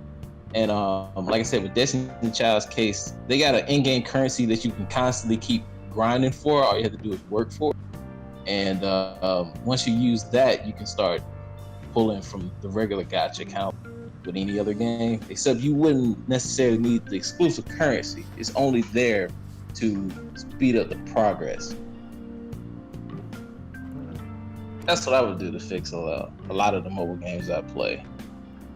I got minimal experience with Azure Lane, but it seems like a good example too. They kind of do the same thing for Neptune, because I love that series, as you can tell from like my icon, I guess. Now I will say with the Neptune, I didn't get who I wanted, man. I didn't get Greenheart though. Oh, hey, you trying to trade? If we could trade, if trading system in Gacha would be fantastic. Bro, I've been saying trading that. In Gacha? They should make a Oh my god. They should make a Pokemon. So the reason they don't is because they wouldn't make as much money. Because people would just trade their homies for shit they want, or if someone gets an extra copy of something, trade. Or now I don't have to drop dimes. I guess like so I get to like yourself instead. Just make a separate account. Yeah, I mean, I get how that might be detrimental to the business enterprise, but I got a solution for you, all these companies. Oh. Charge a fee for the trade. Now hold on a second. Build a value. Nah, So look, it makes sense. Look, I know it sounds like some bullshit, but some heresy. a lot of people look. If it costs $5 or $10, right, for me to trade and get the fucking 5-star from someone who's willing to give it away from me, to me, and I don't have to drop $150 to keep rolling, I'm gonna pay $5-10 to the motherfucker that wants to give it to me, and the company makes that, and enough people do that, which they will. Guess what? You still profiting. You are creating value for a consumer, and when you do that, you profit on a business enterprise. So I am creating another method for you to produce value for people by implementing a trading system and putting money on it, making it cost money so you don't lose out on your net profits. Maybe you might profit a little less off of people dropping big dimes on a bunch of rolls, but you might make up for it. I don't have statistical proof, but you could test it out. You might make more money off of it if more collective people drop the smaller amount to trade than a few people do dropping large amounts of money. If 50 people drop $5 on something, 50 times 5 it's more than one person dropping $100, let's say. You know what I mean? Yeah, and they already said, that the whales don't make up a lot of what they want to do as far as for future content with mobile games. They want to turn people who aren't paying into payers. Right, and that's a way to get people to get in. Exactly. Again, it's all about building value. When you can create some sort of value for someone to give you their dollar, why should I give you my dollar? I worked for this dollar. What? I don't want to just give it. Like if someone walked up to you in the street and said, "Hey, give me a fucking dollar," and they didn't give you a reason, I just want $1, you're not going to give them a fucking dollar. But if they give you a reason, hey man, I got this narrow clitoris trading card and it's only $1. Wow, I really want to clitorize that, Captain. It's only $1. Wow, let me clitorize that. Thank you. I'm just going to go buy a granola bar now, even though most granola bars cost more than $1, but thank you. Thank you for allowing me to clitorize that, Captain Sir Weeabo McGee. There you go. There is a very, very basic, retarded example, but a valuable example of how to create value for a consumer. Just give me a reason to give you my money, and I'll give you my money. That's how it works. And there's a reason. Make a trading system, but put money on it. I promise you people will spend money on that. I would. I'm already telling you, I would. And I know people that would trade me extra copies of stuff, or maybe even I want something bad enough and some dude is like, you know what, man, I'll give it to you. There's always that possibility, and then I'll pay money for that. That's why. It also depends on the value of the unit you want. Like, God, I don't know what I do for like John Alter right now, because I've from the 2 banners she's been on, like she's like the main banner she's been on. I don't know what I do to fucking get that unit, man. Right. Yeah, so if I pulled 2 John Alters right now and I was like, hey man, I'll trade you one, and you had to pay $10 to get that copy, would you do it? I'd 100%. Well, exactly, there you go. So companies, you watching this? Do it. I know I talked about high fructose semen earlier and you might not take me seriously, but I'm a smart person. I'm an educated individual, and I'm going to get either a medical degree or a PhD in the sciences. I'm not fucking stupid. I'm a smart person, and I'm telling you how to create value for a consumer in some sort of way. You better fucking take me seriously and drink this motherfucking okay, I'm kidding, but yeah, just listen to me. Okay, just listen to me. Alright, so I guess next we can talk about so what attracts you to a gacha game. We'll start off with Black Triforce. What attracts you to gacha games? And easily the characters, easily the pictures that I see floating around for certain games. That's like the number one thing that gets me interested in a game I'm not playing, period. Like, coming from the visual novels of Fate, I already knew I was going to be playing that anyway. Because I watched the anime pretty late, and I only knew the visual novel, but I knew that this was coming out, and I said, okay, familiar face. We got Saber, familiar face. We got this person that looks like a character, but it's not that character. I'm like, okay, I gotta play to find out why is that there. And it's not necessarily like the gameplay. There's some games, like I said, with Epic 7 where what they have, and the animation in Epic 7, I don't think there's anything beating that right now. Yeah, but any Gacha game that like compares with right now. Right. And the thing is, in the beginning, Epic 7 didn't have any kind of fan art, like nothing. And once the game hit the States, that's when all the fan art came. So they sold me on that trailer. So easily, it's got to be the presentation. Basically, you got to show me what you have first before I even get invested. I think I'll go next. Actually, for me, it's probably the art style. Art style is very heavily for me in the game. Like if your Gacha game doesn't look like, or at least the character art, or like how it looks, like the mechanics don't look like appealing to me, I ain't playing no game. I ain't playing no game. There's one game I just forget the name of that. Just like I tried it, and then I saw how the art style looked for like the card art, and I was just like, it's gonna be a no for me, fam. That's gonna be a no for me, Chief. Yeah, like honestly, mine's pretty brief. It's just art style. Like, I can't get attracted to that. I can't get attracted to art style, and I guess maybe even like nostalgia. Like, I'm pretty sure if I didn't care about Dragon Ball, I wouldn't even touch Dokkan Battle. Definitely. But yeah. How about you, Martin? Me? And okay, I'm gonna expand on what you and Black Triforce says. So yes, character designs, but let's keep it real, man. Let's keep it specific, unfiltered, banging bitches. All right, straight up. All right. Oh yeah. Okay, so as we're laying all about the banging bitches, Fate Grand Order, look, Tight Moon hoes, hot as fuck. The first one that I saw was Ishtar, and at that time, Tosaka Rin was my favorite in Fate. So I saw the hotter version, and I was like, But now, look, if we go in for the Fate verse, like when I talk about like Fate Stay Night, I talk about Fate Stay Night and Fate Hollow Ataraxia because they're intertwined. Prequel, sequel. Karin Hortensia, the best Fate girl, excluding Fate Grand Order. She's the best Fate girl, followed by Medusa, then Rin. All right, Rin, it slightly edges out Sakura. Sakura is very aesthetic, but Rin is just like even though I like her shitty German, it's really shitty by the way, but like her German is still, I think it's hot. It's the language of Mudgets, and I like German in general. And I like big titty Boudica. I probably didn't say her, man. Fuck. Boudica bait. Yeah. I mean, Boudica bait is all right, but she's not in my top 10 or 15. She's still hot, don't get me wrong. Yeah. I'm impregnating some Boudica bait, but like she's I don't know. She's kind of like I don't know. There's just better girls in the Tight Moon verse, bro. Man, it's a Dojin out there that is I probably read it. Oh my gosh. There's not like the altar. Yeah. I probably read it, man. Look, with the altars, the thing is like normal versus normal. I think John Alter is a little. I might get flamed by the Tight Moon purists for that a little bit, but when we go into the Shinjuku outfit, Saber Alter is better. I don't give a fuck. 100%.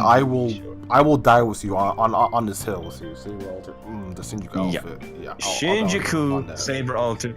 Caval the second ass fucking like her shit with Caval the second was funny, dude. But if y'all watched I think you were there for a portion of it, so like that dude, that shit was a meme, bro. Caval the second. I don't know. I really enjoyed her, and then I think she's hotter than John Alter in her thing, but yeah, like bitches, and then like obviously the familiarity of the series and stuff, art styles for sure. Because if I'm not down with the art style, then I think it's whack. For one, L-Sword attracted me because of the art style. I really love the character designs, even though looking from the outside in, half the characters rip off from the other characters in other anime series. Yeah. Like Lucille is a rip off of Black Butler, Ad is a rip off of Accelerator. 100%. Reina is Ad's basically probably the worst offender. Yeah. Yeah, he is. And then Reina is just like any elf bitch, like Tefania, or pretty much any elf bitch in MMO or anime verse. She's just not that original. LSS is, I think her aura probably have the best design. But LSS is pretty much come from Grand Chase. Yeah, because Grand Chase is the same company, so she came over. But like, I mean, like you look at, I mean, Grand Blue came afterwards, but still, like, there's a paladin character, the red-haired girl, in there that kind of looks like LSS. I know LSS came first, but like that red-hair paladin swordsman thing has been done a lot, so it's not that original either. Even though I like it, I really do like Grandmaster, and Crimson Avenger is raw. I think Crimson Avenger is pretty original out of the three. She's cool, but she's probably my least favorite out of those three. But she's still cool. I liked her. Aura, I think, objectively has the best design, and she has the best name. If you guys didn't know, I'll give you a lesson. Aura is actually a Persian name. It originates from ancient Parsi, and its real definition is tranquility. Now, there's a newer variant of that word in Farsi, which means like decoration, but like its real meaning in the Pars, not even in Pars, Parsian is tranquility. That's what Aura means, and I think it's a very beautiful name. And because it's a Persian name, and I've known of that name before I played that game, I would honestly name one of my kids that. It's a good name, and some people might meme it, Aura, but you see, your little Aura Japanese bitch ain't where I'm getting it from. I'm getting it from my own culture, and it means tranquility. So fuck you. Peace and tranquility, bitch. People out here naming their kids fucking lasagna for all I care. I like the name Aura. There's also other beautiful Persian names like Elahe, it means goddess. Amethyst, which was the Shahbanu, the wife of Cyrus the Great. You have Mitra, which was the goddess of the sun from the Mitra cult, which was before Zoroastrian. There's a lot of names. Aura is one of the names I really like. And she objectively had the best design out of them, especially like Yamaraja, I think, would have the best out of those. This SD was good, even the Ashura was good. So she has a really strong design. This isn't an Elsword podcast, but what I'm trying to say is that game sucked. So a big thing that kept me playing that game was I really enjoyed the PvP, even though it sucked. Like I just like that style. I like the 2D side scroller style more than 3D games. Most people, that's a very unpopular opinion, but that's just me. I liked it. And I really loved the character designs. So that's what kept me playing so much, is because I really loved my characters. Reina was not my absolute favorite, to be honest with you. I just mained her because I was the best with her. I was originally a Crimson Avenger main, and even before that, a Grandmaster main, and I tried to main Aura even before I main Reina, because I just told you I love her name and I think she has the best design. But I sucked dick with Aura. I was terrible, so I picked up Reina. I was beasting, and she's got some fat titties, so I was like, you know what? I'm playing this bitch. She fucking fine, and I'm beasting with her. And yeah, but character designs, and I kind of enjoyed the PvP, kept me playing that. And when the gacha games, when you attracted to the art style like Takayuchi's and Type Moon's, or whoever's, it's definitely going to make you care a lot more about the characters. And let's bring it back to the business enterprise lesson. It creates what, guys? Value for the consumer, and that keeps us playing and potentially even dropping money. So there you go. It's very important. All right. And Imoga, what attracts you to these lovely gacha games? Yo, honestly, I've been playing Legends. This whole time? Like a bit. No, not the whole time, but like I've been playing Legends a little recently, and now it's, I would say, the art style. Like, you know, just I wouldn't really build upon, just more so agree on what everyone's saying. The art style just really draws me in. Yeah, art style is like a big factor. Honestly, I play Legends more than Dokkan just because I feel like the art in Legends is much better than Dokkan Battle. But I don't know. It's something about Legends that rubs me the wrong way. But I would say like the art style is what draws you in. And I guess if you have like an attachment to that, like the anime, yeah. Like, you know, me and Dragon Ball. Obviously, I picked up the Dragon Ball game because fuck it, I love Dragon Ball. So I guess that's why I'd say like, yeah, that's what draws me into these types of games. Who your favorite Dragon Ball character, though? I gotta ask. Shit, are we about to start a war right now? And motherfucking 18. Yeah. But who's yours, Imoga? Shit, I guess my favorite would be Vegeta. Yes! Black. Hey, my man. That's what's up! There's no war. I got the We sun, are alright? peace- I got the sun, We though. are as I got the peace. sun. We are as peaceful as Austria-Hungary right now in that expiring Wait, system. wait, We are the no. two-headed bird. We No. might. I was about to say, no, we- let's not get into a war. We're brothers. we might We're have a Look, war. I identify. Hey. I am War. Vegeta, bro. I'm two anime characters. If I'm anyone, I'm Gilgamesh and I'm Vegeta. I'm like a mix, maybe some Aizen mixed in there, but like. I identify with them two motherfuckers. Someone might meet me. I don't care. Like Vegeta is a fucking baller. All right. So I don't care who else is your favorite character at that point. You like Vegeta? That's the first one you named. That's all I needed to hear. Thank you. That man heard Vegeta and nothing else. Like Vegeta? Oh, okay, cool. You So recognize that's it. greatness. You can stop now. That's it. Well, I guess from that like You recognize tiny greatness. topic. How about you, like Triforce? Is there any? Who's your favorite Dragon Ball character? If you have. See, I kind of feel him on a Vegeta, you know, because I came around, of course, like on Z. Yeah. Like I went back and watched Dragon Ball, but I came around on Z, and it was one particular episode. I can't even like remember because it was so many. But Vegeta did something like really clean, and it made me stay invested in it. I was like maybe 7. Man. Whenever that was going out, and I was like, "Yo, what is this? This is Dragon Ball? Okay, I'm gonna watch this every day after school from now on." He does something clean nearly every episode, except for when he Right. gets his ass beaten by Cell. But we don't talk about that. Yeah, we Right, don't talk like- about that. Honestly, we don't that's talk not about that. it. Super kind of did him dirty. Except the movie fucking redeemed. They always do him dirty because They they do gotta always give do the him. spotlight to Goku. But that's writing jinxed, all right? He is fucking set. This is like some Bill Belichick bullshit, man. They cheating him. They robbing him of his rings, bro. Some D Ford shit. Fuck the Patriots, XD. But like, yeah, dude. Like real shit, man. It's the writing is against him, and I know you might say something logical like, "Oh, but the writing determines the whole show." Like, of course it. Yeah, I know, but still, if I was writing that bitch, Vegeta would get his just desserts. All right, ain't nothing wrong with Vegeta. Goku just written to be better, just like Gilgamesh was written to fucking lose to Shiro. All right. There's no reason in hell this man with a sword of rupture that can rip apart worlds. Sabaki no doki da sekai yo saku waga kairiken. Heyo, enuma, heish. Behold my cock. And he just fucking Wait, ripping apart the you world. hold my cock? Wait, hold. I was like, hold on a second. But like real shit, like there's no reason he should lock, but they made him so. I know he arrogant, that's his thing, but like, oh, he underestimated Shiro, and Shiro pulled out unlimited ass works. And shut the fuck up, bitch. He was written to die. Ain't no reason this weak ass. I like Shiro, by the way. I'm not a Shiro hater. I really like him, and most Shiro haters haven't read the VN, so fuck that. But like real shit. They know Shiro a plebeian compared to Gilgamesh, right? He is a fucking peasant, and no reason in hell this man should have lost. Written, robbed, fixed, bro. He's paying the motherfucking refs, bro. Straight up. Okay, I feel like that about Vegeta too. All right, Toriyama just wants Goku to have the spotlight and to be the guy that comes in with the big fucking 9-inch Mandingo fucking cock and fucking saves everyone.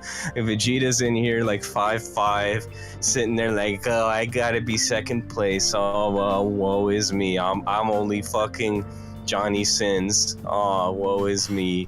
But it's okay, man. Vegeta the GOAT in my heart, just like Johnny Sins is the greatest troop in American history. Moving on.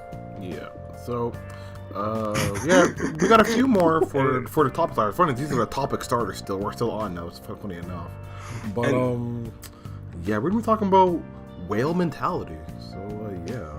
So this is gonna be really quick. Would you guys consider yourselves whales? Anyone can answer, by the way. Honestly, Well, If you watch Boo, he spends like thousands of dollars just on one character. I don't think I am. Like, I'm an occasional spender, but like whales, they don't think about that time when it's time. They just do it. Look, like with me, it's like I don't consider myself a whale. I have maybe some other people that are like free to play would consider me a whale. I was definitely a whale on Elsword, but like in the gacha games, I haven't really truly whaled. Because to me, a whale is someone that goes for like MP6 on everyone and just like drops, oh, you have 20k, you have 50k, and I always say like that's retarded. But at the same time, I'm one of these people. Like I've heard a lot of times that people don't like a particular individual because they whale. Like someone in my server told me that like a lot of people don't like this one YouTuber that I'm not gonna name because he whales, and I don't know if the guy whales or not. I don't really care, but I think that's a bad reason to dislike someone, because regardless if you think what he's doing is retarded with his bread, that's still his bread to spend, and he can be retarded for it all he wants. It doesn't give you the reason to dislike him. Now you can dislike him for that, but it's a stupid reason to dislike the person for it. I don't believe in hating on others for whaling. I think it's a stupid reason to like have some mob mentality against whaling. But my opinion is that, and I know you might, because if you know how much I dropped on Elsword, you might be like, oh, what's this fucker saying? He a hypocrite. But it's still stupid. I'm not a hypocrite because what I did on Elsword was stupid. All right. And it's even more stupid with FG because you just dropping money for PNGs, bro. There's so much stuff. I think it's stupid.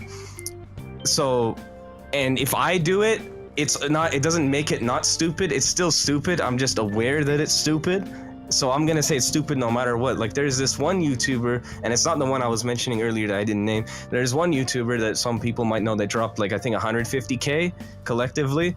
And I heard that in my server, and the first thing, and no hate by the way, no hate. All right. I was immediately like, that's fucking retarded. That's retarded. But it still goes back to what I said. You can do whatever you want with your bread. I know 150k is my dream car, the 2002 Lamborghini Murcielago, but if you want to drop the equivalent of a Murcielago on PNG images and Fate, you're more than welcome to. And it's a free country, so I can also call you retarded for it. But to me calling you, I can still call you stupid for something, but not dislike you. I don't have mob mentality for whales. I mean, I saw someone at the FGO2 that said they dropped like 20k on the game, or like 2k or whatever. Yeah, I did, and I was wearing golden vape, gold black vape, gold black Adidas joggers, gold black vape hoodie, and I was wearing my Maho Sukai no Yoru shirt with Aoko Awazaki and Alice Kuonji on it. Shout out to that shirt. I was repping that bitch both days. No one fucking reps Maho. I remember someone took a picture of me, the one person that knows what Mahoyo is. Like, can I get a picture in the fucking elevator? But yeah, like, I didn't go up to them after that and be like, oh, you're a bitch, bro. You're stupid. Why did you drop that much money? That's a down payment on a good car. Like, yeah, I mean, you're not wrong, but I'm not gonna hate on someone for what they're doing with their bread. If you literally dislike someone for what they're doing with your own money, with their money, bro, you're a loser. Unless what they're doing with their money is like something that's harming people. But if it's not harming anyone, you're a fucking loser if you literally just dislike someone for that. You're entitled to dislike them, but I'm also entitled to call you a fucking loser. It's just not a right reason to dislike someone. You can have reasons, just like if we go on to other topics, you can hate whatever you want, you can like whatever you want, you're entitled to do whatever in this world, but you gotta also pay the consequences for it. And if the consequence is being retarded, then you're fucking retarded. I don't make the rules, I'm just telling it to you like it is. You're free to think whatever you want, do whatever you want, but there's accountability in this world, so you just got to be aware of what the reciprocation is going to be for whatever you do, say, whatever, you know what I mean? You get the point. So my point is, ultimately, whaling I think is stupid, but hating people for whaling, legitimately disliking them, is equally stupid, if not more stupid, because who the fuck are you to say that shit? I mean, you can say whatever, but who are you to be fucking hating for what I did with money I earned? And even if I didn't earn it, let's say someone's parents bought it for him, that's still their parents' decision to lend the money, unless the kid stole it. That's a different story, because there's some kid that spent a lot of money and he just swiped down the credit card, but we don't talk about. But let's say he lets you, right? That's still their decision to spend the bread at the end of the day. Who the fuck are you? That ain't your bread. Go make your own bread, and then make the executive's decision with your bread, and then you can say the same thing. Who the fuck are you? That's my fucking bread. So anyone who does that, I'm gonna be like, hey, bitch, you retarded? But that's your bread. Power to you, brother. That's this. I mean, people. If I spend 150K on a Murcielago, or if I spend like 2.8 mil on a Koenigsegg or something, someone might call me retarded for that too. Why do you need to spend that much money on a car? Blah blah blah. Because I love cars, and someone might love the PNG image that much, or they want 5 motherfucking copies of it for 150K. You know what? Fuck it. It's America. And even if it wasn't America, man, this is Switzerland. This is Germany. This is Austria. Very, you know what I mean? Like, we're free. It's a free world, unless you live in North Korea. Like, real shit. No. You're free to do whatever, bro.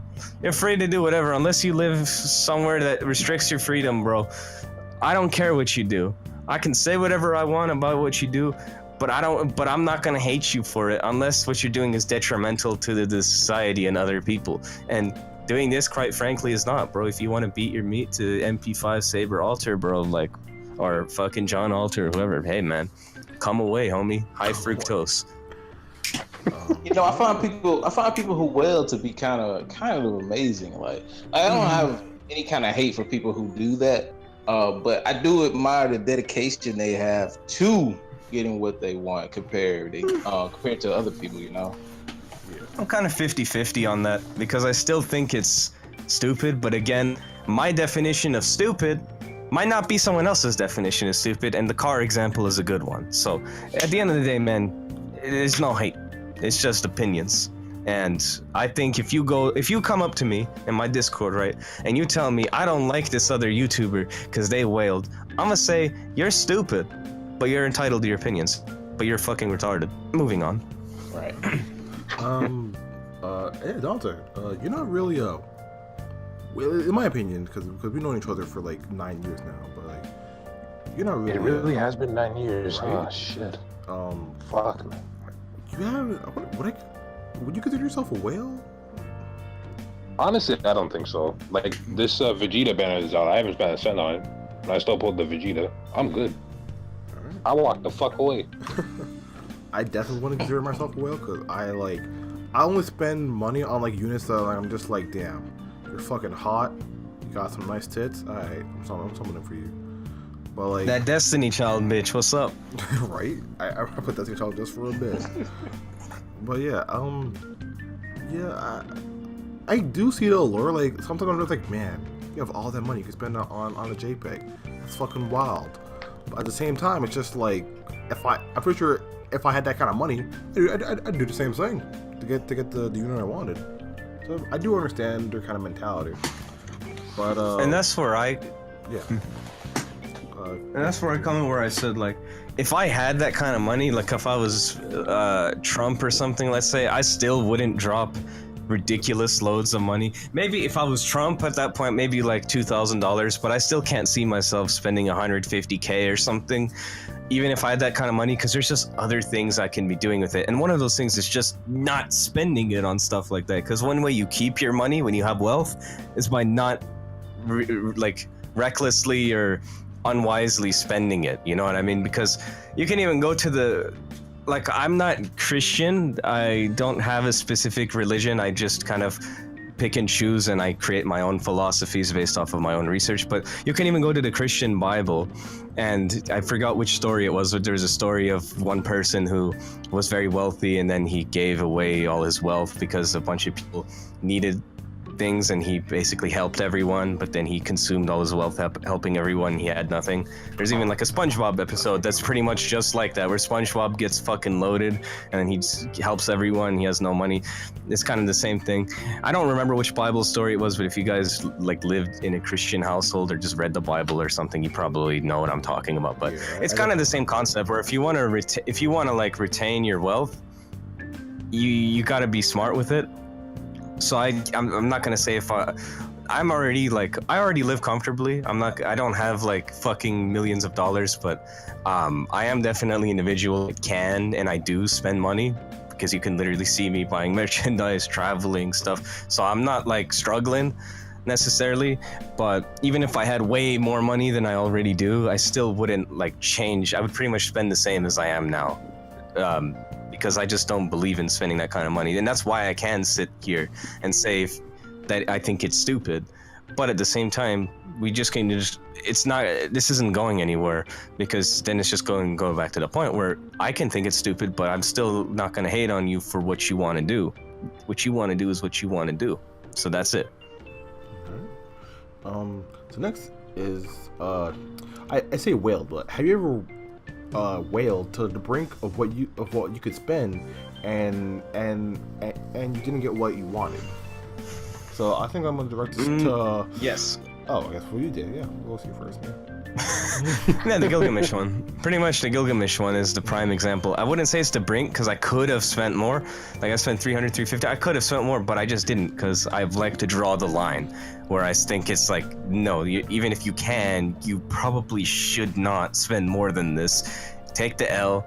Mission failed, we'll get him next time, and then go get him next time, you know? That's what I believe in. But I did spend to the brink of what I was willing to spend. I would say not what I could, but what I was willing to spend, and I didn't get what I want. But I got, in that game, major servants were the ones that were not limited yet, because none of the limited has been released. There was like Altera, Waver, Saber, there was Lancelot and Atalanta. I got everyone, and none of them were on rate up except for Lancelot and Atalanta, which were the 4 stars, but I got a bunch of 5-star, Altera. Actually, I didn't get Altera from that.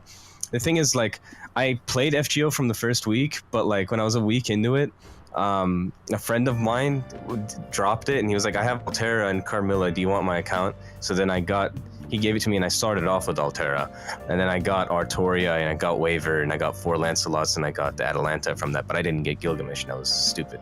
And then when Narrowfest came, I got Altera from a ticket, and then I got her immediately after with a single core summon, so I ended up with MP3, and then in one of my videos I got another one, so I have 4 of her. But the bottom line is, like, I spent 300, 350, whatever it was, and I didn't get Gilgamesh, and yes, I have spent dimes and haven't gotten what I want. And then with the summer event, I spent a shit ton of dimes to get everyone, and I didn't get Mordred after all of that, and I dropped a lot on her banner. I didn't get Mordred, so that's one of the ones I wanted. I finally got her, but I used paid ports for that during I think. Oh, I used paid. The New Year's banner, I think. Yeah. Those were paid. Oh, they were paid. I told you I dropped dimes with summer event, man. Because, but yeah. I guess I'll go next. Have I ever willed? Yes. There is a point. I think it was funny enough, Anchor on as well for John Alter. I wasn't working at the time. Yeah, I think I quit my job, and it was like the beginning of the new semester. So I just paid my tuition. So I wasn't I wasn't working that much, or had how much money. So I think I had like around 300 in my checking. It's not my savings, but savings that I use for like school stuff. I had 300 in my checking, and I'm just like, I'm getting this fucking unit. Hey, spoilers, I didn't get the unit, but yeah, I think I spent up to like 150 because I'm just like, I used 150 for something else. I thought I might have like got her in like maybe 120 quartz. I thought maybe I'll be fine with that. I also saved up quartz too. And I just didn't pull it, and I was just like, this game ain't shit, Just, it was even worse. But yeah, my tour was kind of short. Just, yeah, that's how far I wailed. How about you, Mocha? I know you spent a lot of time on Dokkan, but, I spent like a few times on Dokkan, but I haven't spent like, I would say like a big amount. Like the max was the Rose Goku Black banner, and that was like, to be fair, it was like 600, but like, I could have went more if I really wanted to. But I drew the line. I'm like, okay, I think that's enough. Got some restraint. We'll just wait for him to come. We'll wait for him to come back. And now for Black Triforce, I know you probably have some good times with you, man. Man, easily ReCall. ReCall killed it for me. Like, once I got MP5 Ibaraki, I just said, okay, this is it right here. Can't get no better than that. But there were a time, where I spent a lot on Fire Emblem 2. But it's easy to draw a line there because both of those games, really, once you get, a unit you're good with, you don't really have to draw again for a long period of time. Unless you just really like the character. Yeah. So yeah, Fate Grand Order is pretty Shout out to Marty. dominant in that area. Alright, I will say though, with Epic 7, it's kind of easier to will for limited banners because you're guaranteed to get them after a certain amount of pulls. I guess so. Like, following that, how much do you think would be a good number to spend for your desired unit? Like for me, I'll probably say, and also you would have like as much money as possible, I guess. I'd probably say 500. If I don't get my unit after $500, there's just no point. There's no reason for me to drop as much money as $500. Yeah. How about you, Zayence?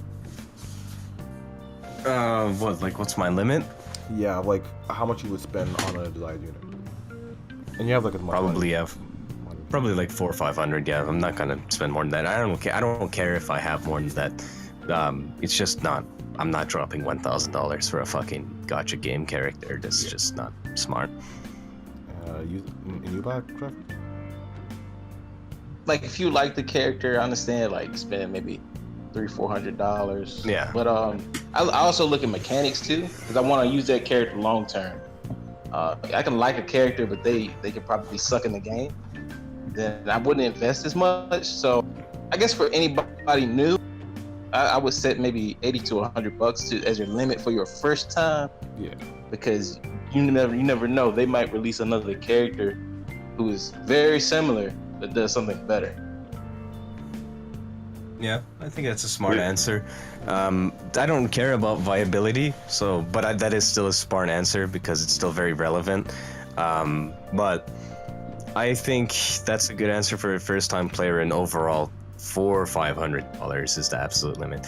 And I always say this: I never go for more than one copy. I'm just trying to collect the character and add them to the Pokédex. I'm not trying to get 6. If I do get more than one copy, that's great, but I'm not actively trying to. And when people spend the real big money, it's usually when they're trying to get several copies of that character, and I don't believe in that, because it's just a fucking waste, because that's resources you could be, even if you have the money, that's great, you can collect. I've probably collectively spent a couple, maybe like I've probably spent like something in the Ks on Fate Grand Order collectively, but not on one character.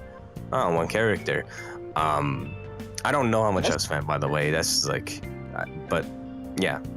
And that's a thing a lot of guys just want you to do. They want you to get this one character a lot to make them the best. Mm-hmm. And I don't, like Don Machi's kind of like that too. Yeah. Because in order to get to like level 80, you gotta get how many? Maybe six extras? 5. 5? Bro, I'm trying to. Okay. Yeah. Bro, I'm trying to beat my meat to this Kachin fucking mine, low key though. No. Listen, that shit elite. I already have that one saved, by the way. But like, shit, bro. Oh yeah. Yeah, mine fine. To the audience, yeah, we're just posting Yeah, pictures in chat. Like, yeah, I'm not showing chat obviously, so we've been posting just pictures of waifus in chat. Yeah. That man says shit in the podcast early. I'm trying to beat my meat. Straight up, bro. I ain't trying to beat my meat, bro. I'm trying to get it in, but like, she ain't real, so you gotta settle for what you gotta settle for. Like, she's not real, so unless you slapping your dick on the screen, which is pretty weird and abusive to your computer monitor, I would say, and pretty weird. Like, if someone nutted on their monitor, I would say seek professional help. There's probably people who've done it. I can imagine a lot of people who've done it. No, they're weird. They're weirdos, bro. I can straight up tell you, just someone told me they nutted on their phone to Medusa. And I was like, why? And I was like, what is wrong with you, sir? Sir? You gotta put that right next to your face. Right? Like, put that right That's to crazy. the side of your face. Like every time Yeah. somebody borrows your phone, they're getting a little bit of your DNA on them. Yeah, like, that's why you don't touch other people's phones, Chief. No. Especially if they play gacha games, because you never know. But yeah, we ain't about that weirdo shit. We are proper people. But yeet. I don't know how much I'm gonna expand on that. Yeah, and you, Mocha, how much would you say is a good spending limit? Yeah, honestly, like I agree with you guys completely. Yeah. Like, what was it, the 400 to 500 range? Mm-hmm. Yeah, I went over that one time, but like I've never gone over like that. Nowhere close. Yeah, Ever again. multiple copies is just pointless, man. Like, you can do it, but I think it's just fucking stupid and wasteful because, again, what I was gonna wrap that up with is you could have 2K, but why not spend that 2K on, like, a bunch of characters over time than on one motherfucker? Like, isn't the point of this game to collect? You can play the game however you want, but to me, it's like you gotta collect them all. You gotta catch them all. It's just like Pokemon, like, literally. Instead of just collect 5 of one character. I think the reason they want you, well, most people do it in the first place, is that most gacha games with arena, they support that. So mainly in those games where you have arena, I can kind of see why you would do that. Maybe, yeah, but with Fate Grand Order, you don't have that, for one. And two, I just think it's mainly a flexing thing. Maybe some people do it because they want to do big dick damage, but you don't need to have MP5 to really clear whatever you need to clear. It's mainly just a flex. Like, oh yeah, dude, look at my support. I got like 4 MP5 5 stars. Wow, bro, I'm so jealous. You're like so Omega Alpha fucking weeaboo. But if you unironically use Alpha Beta, you're a loser. But anyway, back to the topic. Like, basically, I just think it's a flexing contest for some fucking weeaboos. Yeah. It's a dick measuring contest. Yeah, like you said, in those games, especially like Fate Grand Order, there's no reason to do it. No. Man, But I can kind of see it if there is a PvP.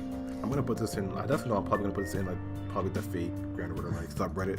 And either we're gonna get flamed or praised. It's gonna be one of the either or. I can see it being both because that's some controversial shit. But I don't give a fuck. Well, yeah. Suck my dick. That's what the podcast is for. And, you know, Look, man. If you don't like what I say, suck my dick. You're entitled to it. But if you're gonna come at me for it, you can say, "Hey, my balls are right here, bro. You can go ahead and insert them shits in your mouth. I don't care." Bitch. It's a 3D printer. 3D printer. I'll just 3D print my balls. You can have it. I'll send it to you for free of charge. It's a fleshlight, but it's a ball light, dude. It's a sack light. Sack light. All right. And, testicular light. The last thing we'll talk about for whales is this might be a bit of a discussion, really. Do you think whales actually enjoy the thrill of getting their banner units? Yes, definitely. There's a rush to it. There's adrenaline. Yeah. Especially when there's money involved. There's a name for it, right? Fuck. It's like when you get that unit, that rush. What was it called? Fuck. It's not like adrenaline. It's basically adrenaline. But like, there's another name for it. But yeah. Whatever it is, I'll probably put it up if I remember. But yeah. Hypo, I don't know, but like I know what you're talking about. But yeah, it's basically the specific neurotransmitter that likely gets released is called dopamine, which is the neurotransmitter. Well, yeah, dopamine it's a reward. Dopamine basically gets released when you're rewarded for things or when you accomplish things. You do things that make you feel good about yourself. And what dopamine does, the biggest thing it does is it motivates you. It gives you energy and it gives you motivation to do more and more and more and more. And there's two things associated with dopamine. If you have too much of it, that's directly what stress is. Stress is when you have excess dopamine, you become stressed. And if you have really low dopamine, that's clinical depression. When you lack dopamine and your brain is not naturally producing the amount of dopamine it needs to be and you're deficient, that is literally clinical depression. So you want to have the right amount. And basically, like for example, the reason why people get addicted to masturbating is because you basically... Well, no, not just that, because you're tricking your brain into thinking you're having sex, and sex is a biological process which is necessary for reproduction and passing your genes on to the next generation, which is the goal of every biological organism on a biological level. That was redundant, but you get the point. So when you do that, your brain's like, yes, I am accomplishing my objective in life. XD, reward, cash, jackpot, impregnation point. Or yeah, you know what I'm saying? Like, it gives you rewards for it, and then you nut, and then what happens is you end up with masturbation specifically, you end up with an excess. So what your brain does, since it thinks it's producing too much, it cuts your receptors. So when you come, you end up with a deficiency of receptors temporarily, and you end up with a low dopamine. That's why you come down. You also have a similar effect when you have real sex, but it's not as bad. But it's more so with fapping, because you end up having an imbalance, and then your brain cuts receptors to stop it, but it didn't really have an imbalance. So you end up with a deficiency, and it just takes some time to reset. It usually just happens if you fap too much, though. Most of the people that are like radical about this is like the no fap people, but they're full of shit because they're way too extreme on this. You don't have to go 142 days no fap, dude. It doesn't take 90. It really only takes a week or two. Shout out if you to fapped, if you fapped November. Like, dude, like if you fapped like 4, 5, 6 times in a week and you feel really down, it usually takes a week or two to reset yourself, and then you're gonna feel fine. I would just say just have balance, don't fap too much, because when you do that, you get addicted and it's unhealthy for you, and you're gonna start lacking energy and motivation. You might have low testosterone, but if all of us are young, so we're pretty much nuclear bombs of testosterone, but you still will temporarily lack some, and you're gonna be downed for it.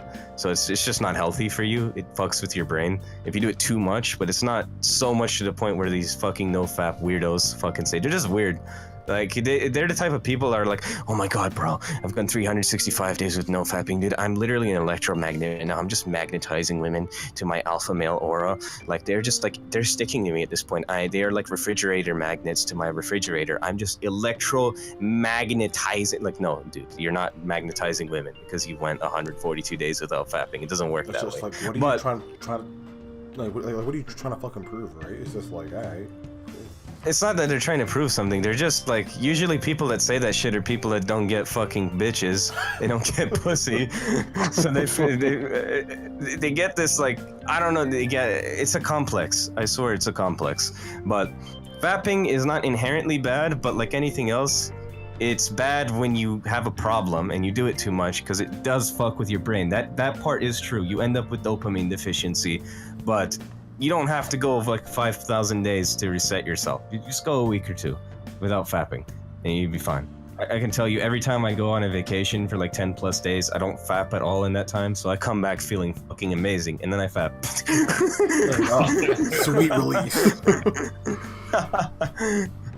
But yeah. Yeah. How about you, Legend? I think you were gonna say something earlier about. I forgot what the question was. Oh, Me too, yeah. man. All right, I'll repeat it again.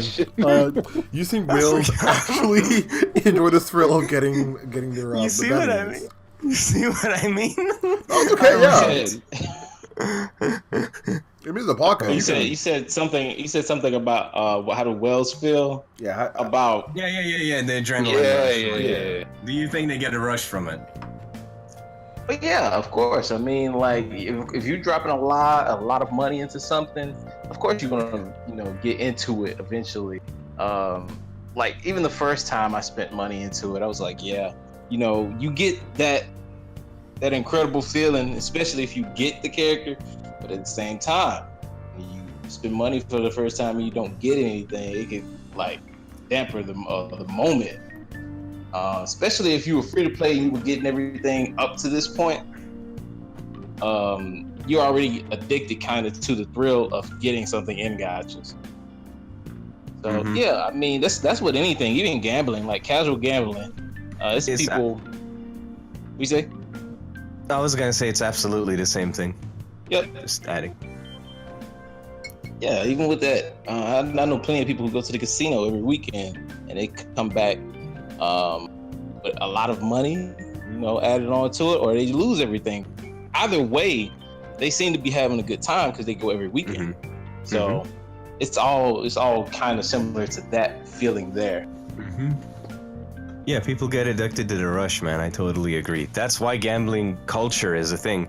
It's not just people trying to make money, because more often than not, they're going to come off with a loss. Just like a lot of people come off with an L spending so much money and not getting the payout for that money. Even if they get what they want, the resources they spent was not worth what they got, so it's still kind of a loss.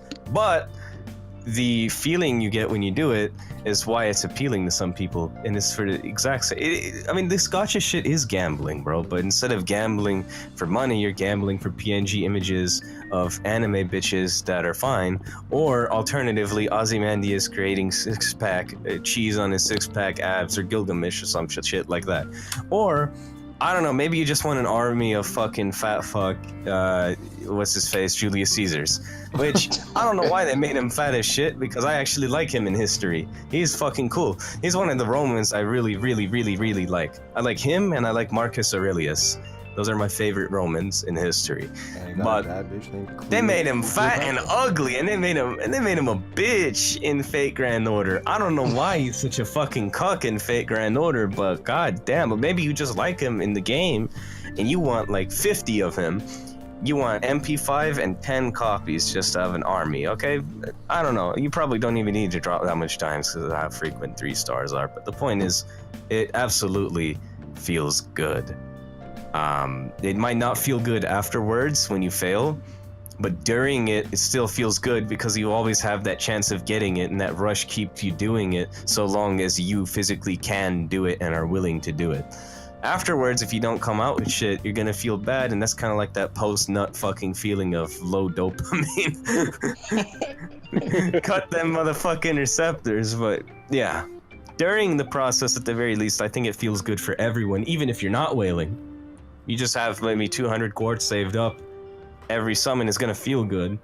Even if you're not getting shit, you still are motivated. You're still producing dopamine. You're like, alright, next summon, next summon, next summon, next summon. You're still motivated until you're done. Then it goes away.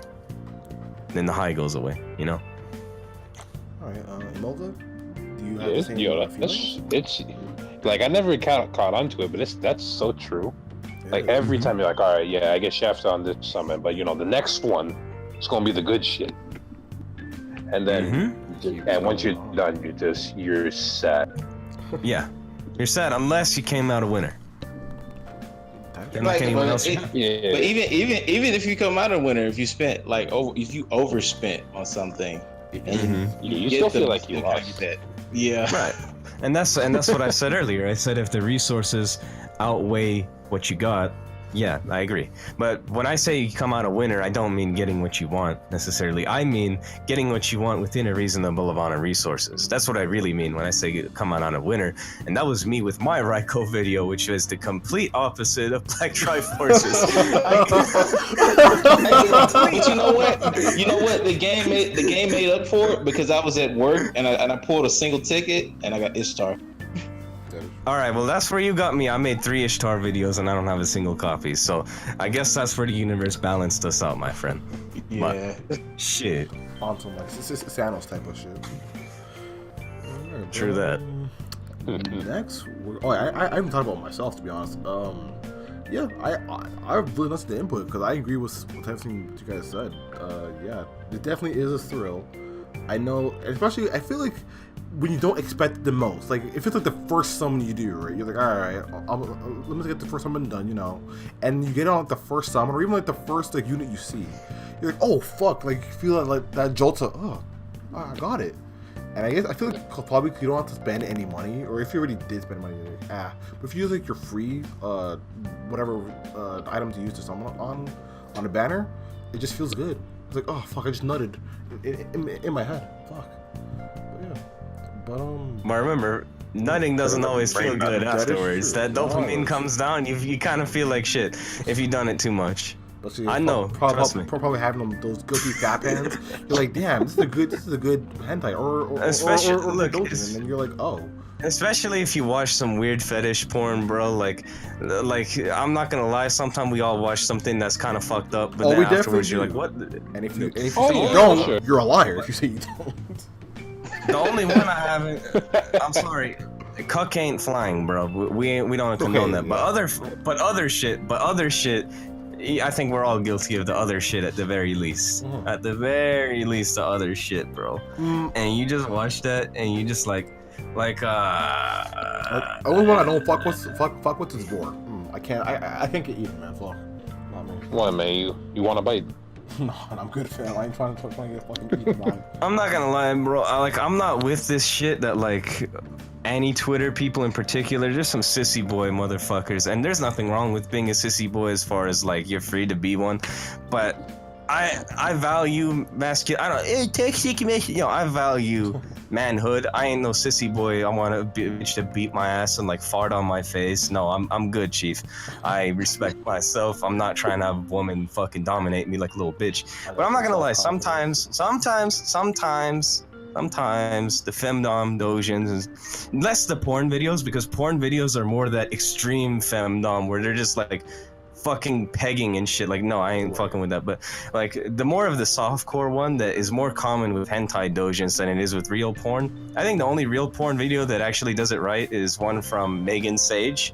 You might have seen it. It's one of her most viewed videos. That she has the best femdom shit on Pornhub because hers isn't weird. It's like within normal boundaries where it's like, okay, that's kind of hot. Maybe one day my bitch is like, maybe my chick is maybe more maybe my girlfriend is more assertive that day and it's kind of hot. It ain't some weird fucking slave ass shit, but it's like the way she does it in that video is like where it's acceptable.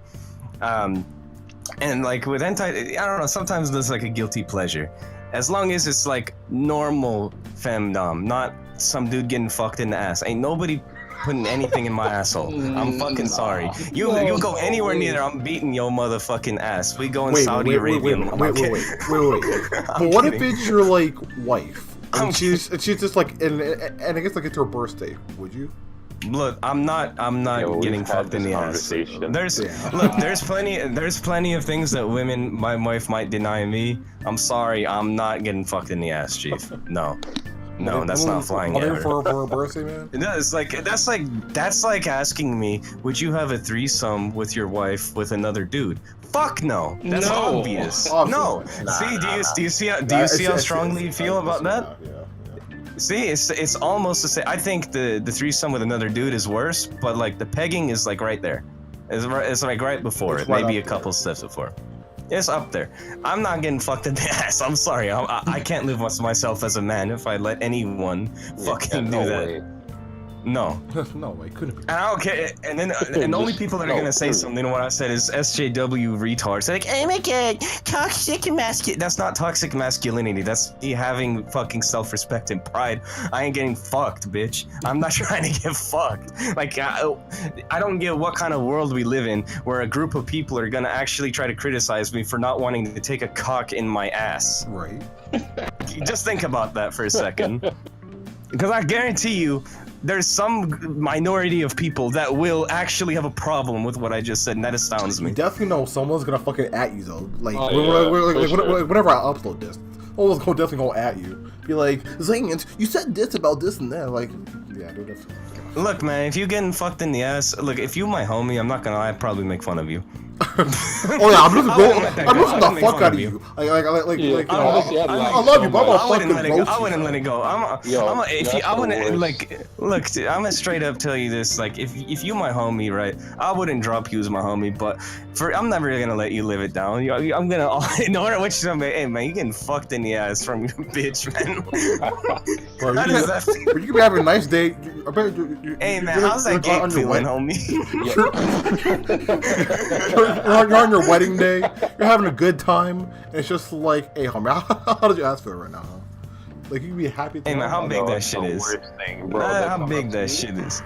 And they'll be like, yo man, I got something to tell you, man. You can't tell no one. And you're talking to them, and you just being cool about it. And it's like, yeah, let my girl fuck me in the ass. And you start laughing at them so bad. You bitch!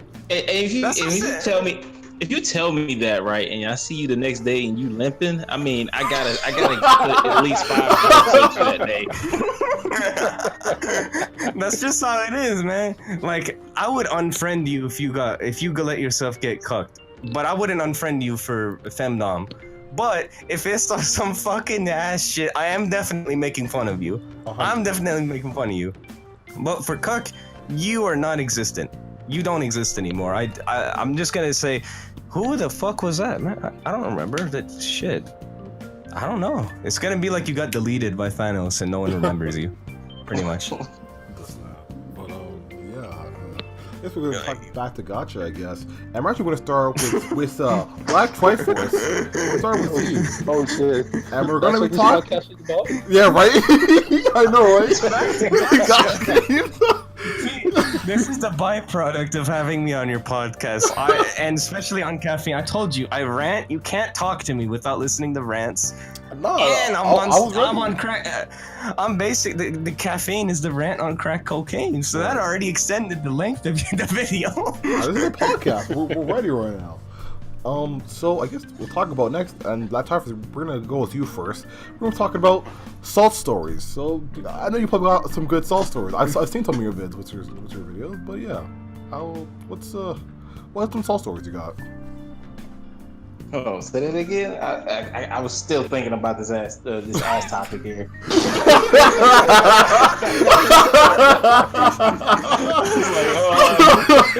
Hold up. You ain't envisioning that shit. No. But yeah, I'm just like I'm still like, oh man, I just can't. but yeah. What was the question? Yeah, I was saying, what's some salt? What's some salt Salt stories? stories. Yeah, Oh, salt stories. yeah. I mean, like, I think like the whole salt thing, especially. I don't want to keep talking about ReCall because I gotta let it go. It's a good video. But- It's a good video. I'll probably link that in one the of it- description. and the funny thing is, right, with that one, I actually have a 30-minute video where I continue trying to pull for the character, and I was just like, you could tell by the tone of my voice. I was like, man, I'm done with this right now. Well, I seen that bitch. I know. Well, we know. We seen it. The best salt video to me, I still kind of like shooting as far as that, because I didn't get her in the video, but as soon as I ended the video, I got her. It was like a victory. It just hurts. Alright, how about you, Emo? I know you got a few. Oh god, yo, can we start with the 2-year anniversary? Alright, we're starting the 2-year anniversary. I think it's time. It's time to So the bring it 2-year up? anniversary was Oh, like, boy. oh yeah. So the 2-year anniversary is when they released the Super Saiyan 4 Goku and Vegeta, and I was like, all right, you know what? I need the Super Saiyan 4 Goku in my life, and I put down money for the first time on the game. 'Cause I remember like before that, I see like my other like videos of people putting down money. I'm like, why would you put down money on a free game? Are you stupid? Yes. Fuck. Yeah, that was me Yeah, before my too, originally. I was like, what you put money on G? Yes. Yeah, that's what I'm like. Are you retarded? What are you doing? Hey, free to play, pay to win. What's up, Yeah. L Sword? Fuck, man. And I remember I was like, what, like a few multi summons in, and I messaged Soul over here, and I'm like, yo, you summon on the banner yet? And he sends me a screenshot of the first multi that he did, and he pulled the fucking Super Saiyan 4 Goku. I almost wanted to cry. Damn. I flexed on Why him is so something- hard. The funny thing is, I saw I it. remember you thought it was guaranteed. I flexed on him Yo, so I was so sad. That man's sitting there like, how this dick taste, bro? like, I put him so hard. But yeah, you keep going, it gets better, doesn't it? It gets better. Yo, it gets even better. Like the whole anniversary fucked me. Because I have this mentality: if you don't pull the unit that you wanted, then I'd say it wasn't a good time. But like if you pull like a bunch of good shit, you know, you're kind of happy. But like you didn't pull the main one you wanted. You know what I'm saying? Yeah. Right. I know Happens it's a lot. But what is it called? Afterwards, we went to the Vegeta banner. I think Oh, we're on a Discord call, right? Neat. Oh shit, am I in the void? No, you good. No. You have a deafening symbol on Yeah, there. I can see hear it too. you. Yeah, I saw the definite Yo. symbol too. Yeah. Yo, I'm like, wait, what the fuck happened? I'm like, That's I can't Discord hear reception. no. I couldn't hear no one. I was in the void. Yeah, continue. I'm though. just still looking at Maya's ass and titties, man. Can you just like shit? Like before I was looking at that Pamaru fucking art that you had, and then I started focusing on my own and then my eyes are just locked onto that my picture, dude. And it's locked to my picture and the picture of Al Kawasaki on the Camaro that I got as my desktop on one of my monitors. Which, so you know what I'm talking about. It's in my header on Twitter, but I will send you a screenshot. Yeah. But yeah, continue, Moga. Yeah, shit. I left for a moment, but so we went to the Vegeta banner next, right? If I'm not mistaken. Yeah, we did. Yeah. Yeah. And we were like, what, 3 multis in, and we both went on the free one, if I'm not mistaken. Yeah. I know, like, your first card was the Super Saiyan 4 Vegeta. It was like the first or second card. The second flex. I remember the second, the man fucking gasped, and I already knew that he pulled the fucking Vegeta. I was so mad I was just skipping through the shit. And I think it was like the 7th card. I pulled the Vegeta and I fucking screamed. You did scream. My ears were bleeding. Yeah. Sure, I would too. Oh my god, yo. Don't even get me started on the Goku Black banner on JP. Ooh. Man, fuck Goku Black. Damn. Tough, yo. I didn't pull a featured unit, man. That's yeah, fucking crazy. I wouldn't have rolled for him personally. I don't like Goku Black as a character. He's lame as shit. He's out here sitting here like, fuck you, Ningens, bro. I'm a fucking supreme god. I thought we were brothers, man. Bro, Goku Black. I don't see look. No. Look, you can like whoever you want, but let me explain why Goku Black sucks. So, like, he's sitting here like, fuck you, Ningens, over here. I'm superior. I'm a god. How dare these fucking Ningens have power? Blah blah blah. And you know what he does to prove the big bad inferior mushroom picker Neanderthal fucking Ningens that he's the big dick boss? He goes and borrows the body of a fucking Ningen, and that's the only reason he can obtain higher levels of power is by using this inferior mortal's body. And it's like, if you're such a god, why did you have to use the Super Dragon Ball sacks to fucking take Goku's body? You suck, bro. Your whole objective is retarded. You are a logical fallacy. You are a fucking disgrace. I can't take a word you say seriously. Fuck you. You're all talk. God damn. You are talk. Cell was not. Look, Cell might have gotten his ass beat in the end, but he was raw. He was fucking people up when he was talking shit. He had all their DNA, and he wasn't shy about it. He wasn't like, oh, I didn't have to. He was proud of the fact that he had their DNA. And he had that arrogance to him because he had the DNA of all the greatest fighters in the universe at that time. But he wasn't like, oh, well, I am superior to them and they are just garbage. He did think he was superior to them, but he was superior to them because he was all of them, not because he was like a god. You know what I'm saying? It's different. Yeah.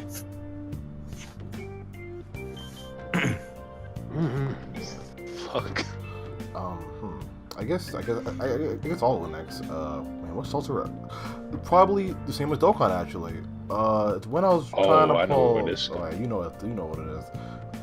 When I tried to pull Super Saiyan 3 Angel Tech Goku, I saved up. I sang 200 stones for that, and like every multi is 50 about it. If you guys don't play Dokkan, and I went through each summon.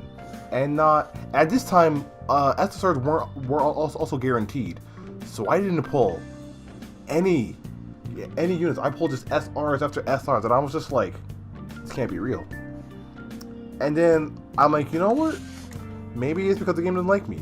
Maybe if I just spent that money, I might be able to get it. So I think I spent enough to get 2 more multis, and I pulled nothing again. No, I pulled 1 SSR, and it was a unit so old that it was like non-existent in like the meta of Dokkan Battle. And once I saw it, I looked at my game, closed the app, and I deleted it. And I said, "I know I'm never gonna play this game again." I eventually did because I have it now. But yeah, it's part of my Soul story. And I'll be using it. What's yours? What's my Salt story. Salt. I mean, there's the Gilgamesh one that I already said, so I don't want to be redundant. There's the Green Heart one. Other than that, let's see. There's I can mention this one. I did get her in the end, so it's not like it has a shitty ending. Oh, yeah. But if y'all seen the summer videos on my channel, you saw the Fiona Mac Cumhale, bro. Fuck Cumhale, y'all, bro. Fuck Cumhale. I don't like him as a This character, to man- be honest. I just don't like him as a character. Fiona Mac Cumhale. This man is an L. Got cum in his name with 2 L's. Not even 1 L. He's got double the amount of L's that he's taken. Fuck this guy. Say it's pronounced Cumhale. Not what the fuck is a Cumhale? What the fuck, this guy? I don't care. Oh, but it's an Irish. It's a stupid sounding name. Oh, well, I can make fun of Persian. Yeah, sure. I think Poopang is ridiculous if you live in the West. If you were named Poopang in Iran and you come to the West, you're gonna get fucking roasted. I would feel bad for you. But just like if your name is Anne in the West and you go to Iran, guess what? Anne means shit in my language. So your name would be shit if your name is Anne. Congratulations. So it goes both ways. So ultimately, you know what? Fuck Cumhale. I can make fun of whatever name I want. And I got him like twice trying to get Tama Lancer. Boy comes in, just cock blocks me. I've gotten him several other times. I fucking hate him. And then, dude, it's like him and then the Shinji craft essence. Cause fuck Shinji too. Right. Fuck Shinji. I don't care. Look, if you Is there haven't a read good Heaven's Field, Oh my gosh, dude. look, Shinji ugly, man. Look, if you read the VN or you saw what happened to him in Heaven's Right. Field Part 2, I don't care. It's been out. I saw it in the early premiere. That was on the same day of the FGO tour. And for anyone who didn't go to the early premiere, you probably went to March 14th or you torrented. Either way, if you haven't seen it yet, I don't give a fuck. It's been out. Shinji gets bodied at the end when he tries to molestify Sakura, and Sakura is like, no, fuck you, and kills him. Which Man, the also, theater before you started continue, applauding. also, if you didn't know, if you're not a fan of the Fate series, Sakura and Shinji are siblings. Yeah, and he basically rapes her every day Yikes. for her entire existence and breaks Jesus. her because he's a fucking beta male. I said alpha beta is like loser if you use those words, but we make a special exception for Shinji because he's a fucking supreme beta male. This dude is so insecure that he can't use magic, and Sakura is better than him in every way that he tries to abuse her, but then she's just like not with it. She's like unaffected by it. So then he has to rape her to dominate her and make her submit and make him feel like more of a man. And if you actually stand Shinji and turn around to me and tell me this is a great character, you're a fucking loser. I don't care about your opinion. How the fuck do you like this guy? He's a beta male provider man, little fucking bitch that's sitting there and raping an innocent girl to make himself feel like more of a man. And he's just a little bitch about everything. He's a little bitch in the visual novel. He's a little bitch in every scene. He's in any fucking Fate anime. He's a little bitch for everything he does in the plot. And he gets the little bitch ending in every route. He gets a little bitch route ending in the Fate route. He gets a little bitch ending in Unlimited Blade Works. And he gets the most satisfying little bitch ending when Sakura ends his ass in Heaven's Field. The whole theater started applauding. And he got his ass when he got his ass beat by Rin and Emiya in the fucking book library area of the school, and then when he got his ass fucking killed. And you know what? I'm applauding too, cause I said it once, I'll say it again. Fuck Shinji. Thank you. All right. So yeah, pulling the Shinji craft essence or feeling Just Fiona just Cumhale is basically. Yeah, like you gotta burn every Shinji craft essence. It's so viable, Zayence. Fuck that. Burn that motherfucker at the stake like John the Arc, except he actually deserves it. Now we're finally in depth. We just finished the topic starters actually. I guess I just thought of something. You finna get demonetized. Oh, don't. The podcast don't. I don't monetize the podcast. I don't monetize the podcast. Actually, I don't even have monetization back yet. I wait for my damn monetization back. Fucking YouTube, When you get it back, this video you're gonna get a message saying this is not advertiser friendly. You can thank me. I'm not advertiser friendly. I mean, I'm advertiser friendly if you you advertisers ain't a little bitch. But I'm not, so I can say that because not every advertiser is a little bitch and cares about cussing. Yeah. But I am not child friendly. I'm not family friendly, and I never try to be. I ain't one of these bitches like Logan Paul or something where I advertise myself as family friendly, but I show hanged bodies and other explicit shit. I like cuss in a video that's about counting numbers and shit. Like I don't try to. I don't appeal to fucking children, and I don't like even when I play Pokemon. I say you're playing a kid's game, yeah, but it's a kid's game that's for everyone. Everyone plays Pokemon, so listen. Hell yeah, but like that, even actual Pokemon, even when I'm making videos on Pokemon, it's not my fault if a child stumbles upon it and watch it. It's YouTube. Anyone can access it. It's not Pornhub. And even if it is Pornhub, I watched that shit when I was like in 6th grade. I could still access it. So at the end of the day, Pornhub ain't getting sued because my sixth grade ass, like 10-year-old is fucking watching them bitches. It's not their fault. So at the end of the day, like I don't try to advertise myself to kids. If a kid watches my video and gets influenced, hey man, that's your fault for not regulating your kid. Yeah. But I ain't advertising to them. I'm not family friendly. I don't try to be. If I ever make merchandise, I ain't trying to make merchandise for kids. Like I'm not advertising remotely to kids. I am not a good influence in my videos, at least on kids. Now, if you want to look at life accomplishments and I'm like going higher education and this and this and that, I could be a good role model for kids, but my videos aren't. My videos are not a good role model for kids because it's a side of me. Everyone has different sides of them. The side of me I show in my videos is mostly a side of profanity and basically humor, profanity, and some intellectual talk. That's basically what you'll find. Some education value. I'll sometimes tell you something that's profound or interesting, but for the most part, it's just retarded jokes and vulgar humor. So, yeah. All right. So the first in-depth topic we're going to talk about is re-rolling. Yeah, I can't even speak to it. Re-rolling. Yeah. How do you guys shit? We haven't even gone in depth yet. Oh, I know, right? Oh shit! Now. Holy fuck! This might as well be like 6 hours. Right? Jesus! Like usually when we get in depth, it's like an hour and a half. We're literally just made the 3 hour mark like 4 minutes ago. But you had me on, so. Oh yeah. I mean, yeah. I remember to have both of you on, yeah. And you too, Emoji. Thank you.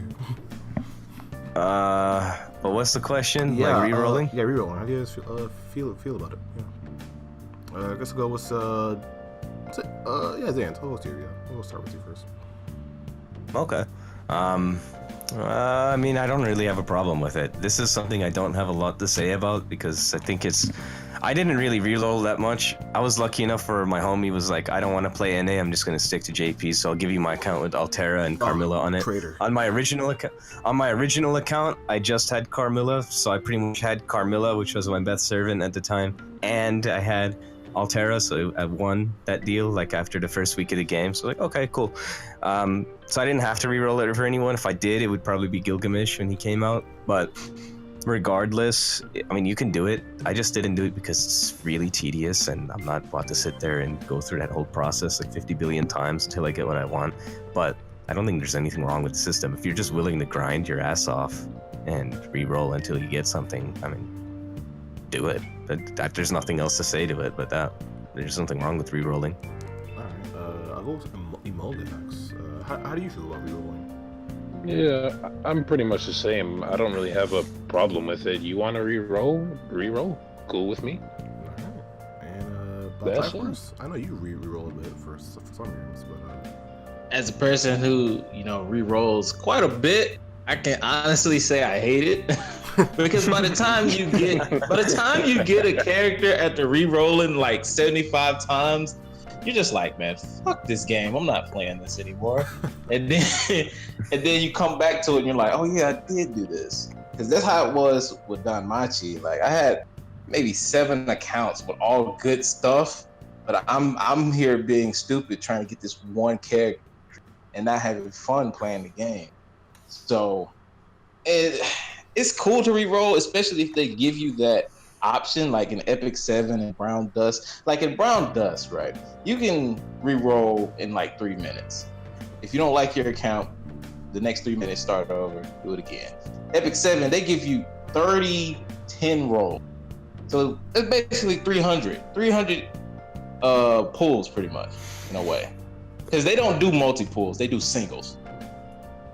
And if they give you that option, it's cool, but I don't think it's necessary most of the time because you're just going to ruin the game for yourself too early. Mm-hmm. Yeah.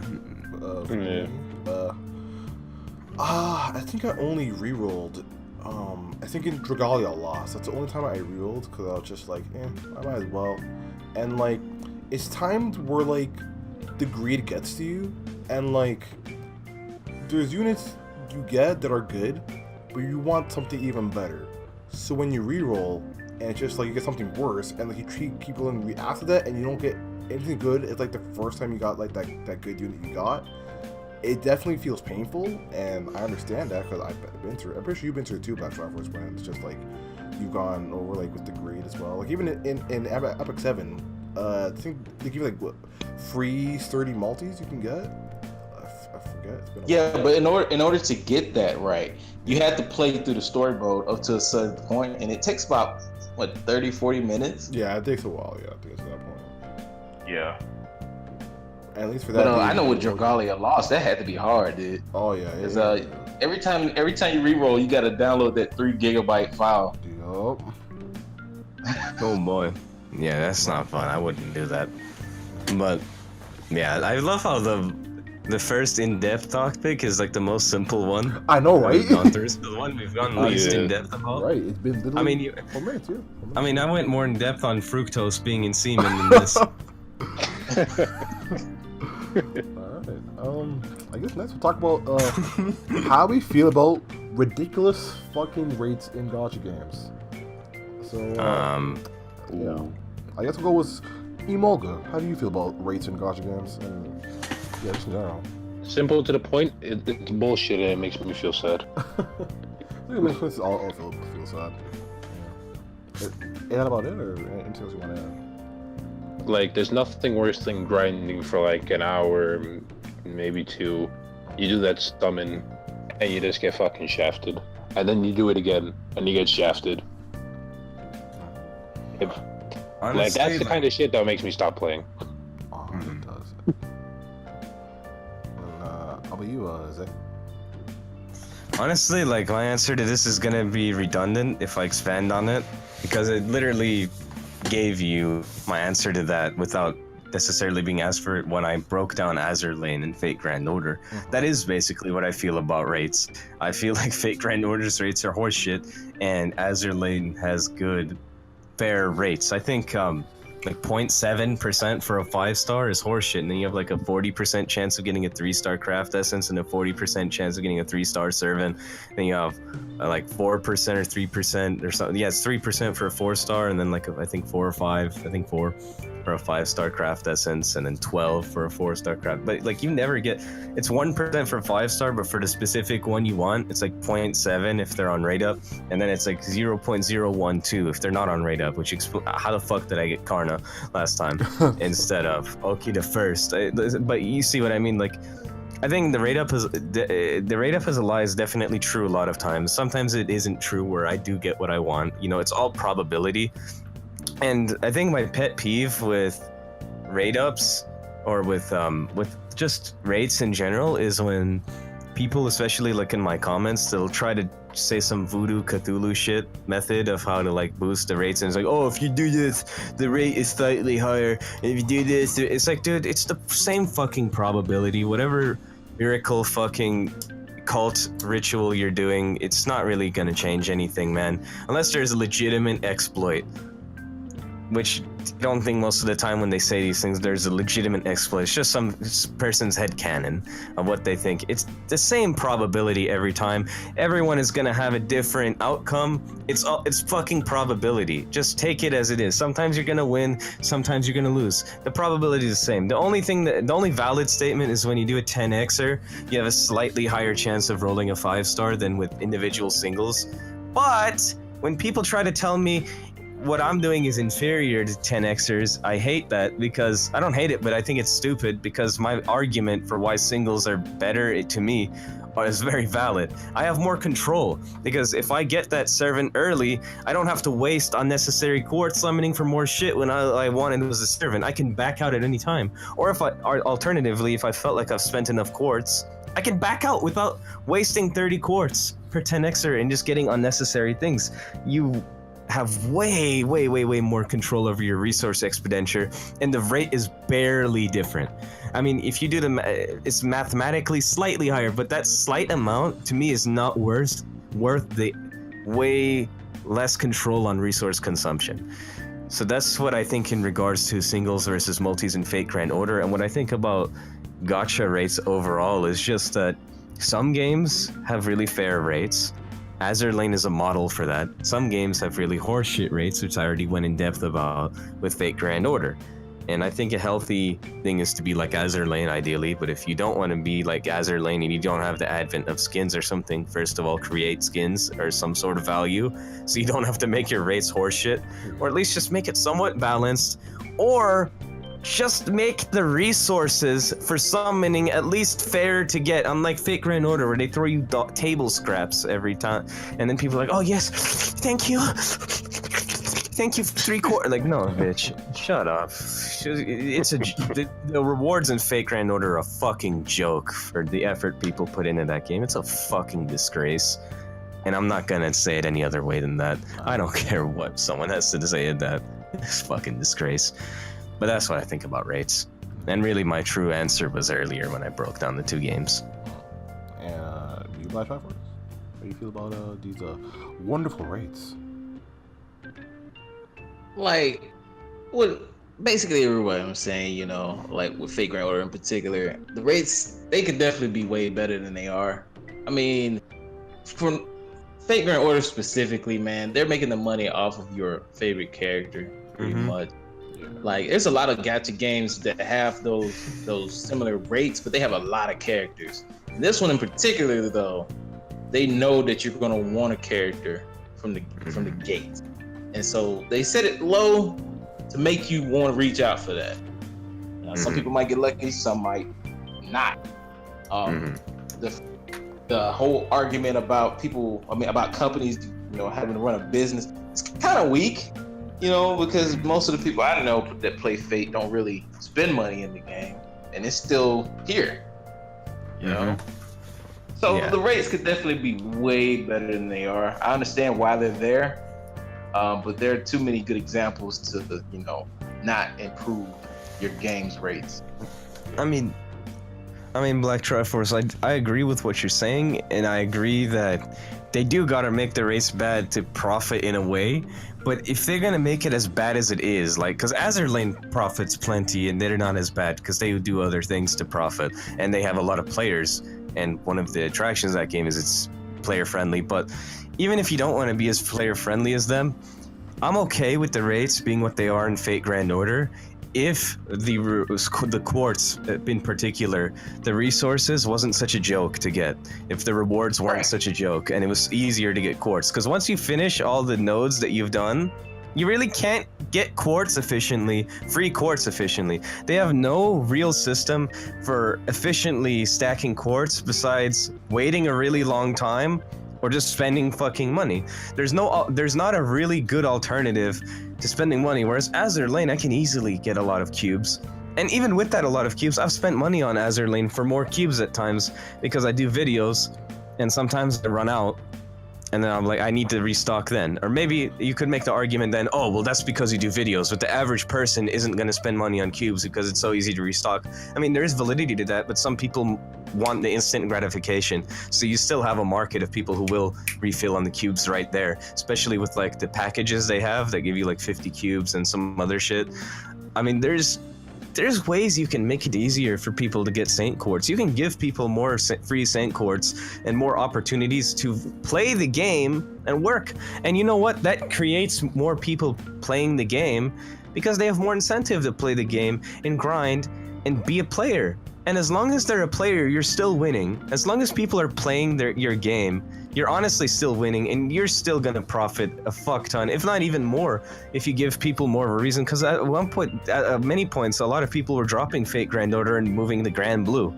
I clearly remember that shit. And people that are like super pro Fate Go to the point where it's delusional be like, oh, Fate Go is not ever dying and shit. And it's popular, but don't act like Fate Go is the best gacha game and it's never been threatened by other shit. Yeah. A lot of people are dropping it at one point for Grand Blue. Keep it fucking real. I don't want any fake Grand Order person coming in here and acting like on a high horse. Like it's never faced that. Oh, it was under Wells Fargo. Oh, I sold this.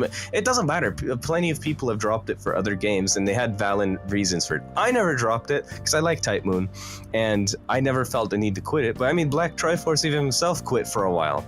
I mean, if you had, I'll ask you the question specifically. If it was easier for you to get quartz, or if they just gave better rewards to you for playing, they rewarded you more as a player, would you have quit, even if the rates were the same?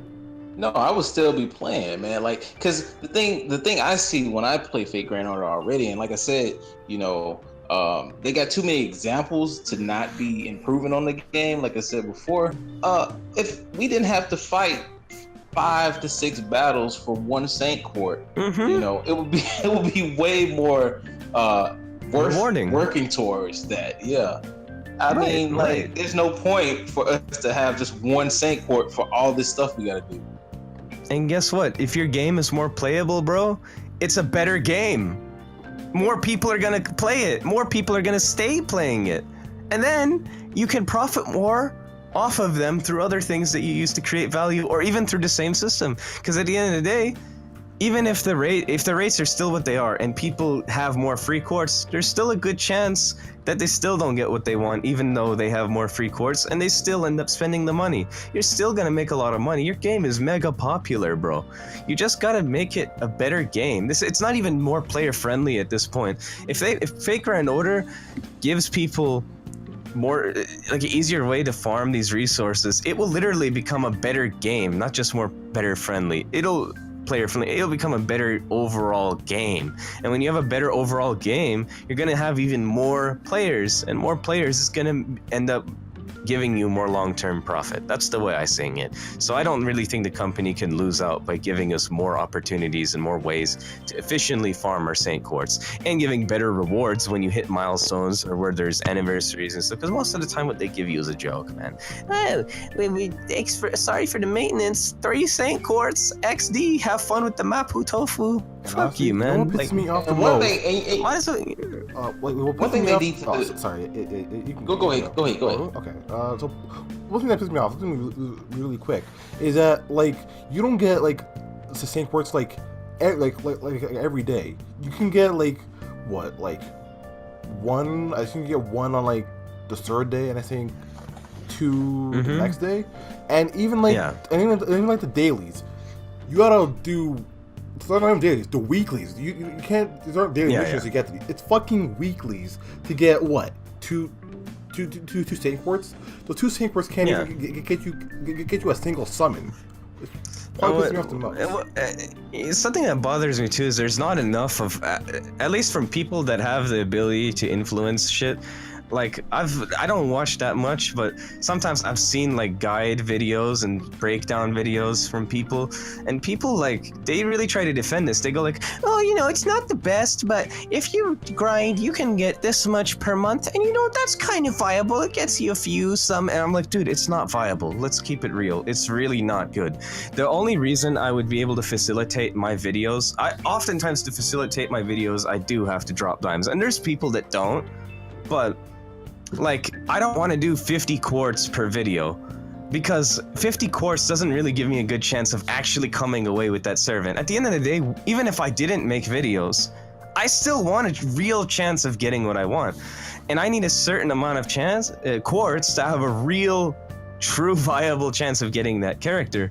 And at the end of the day, without pouring some money into it, which is usually the $80 purchase, because it's the most quartz for your money and that's how they want it to be, like, you can't really get a lot of quartz efficiently in another way. You just gotta wait a long time and play the game and do this and this and that. Maybe you have like 150, 200, whatever, depending on how long it takes, but it's just not fast enough and it's not efficient enough. And I definitely don't think it's good enough. It needs to be better. The rewards need to be better, and the ways to get in quartz in game through playing the game need to be better. There needs to be more opportunities, and that will factually make this game better. There is no counter argument to that.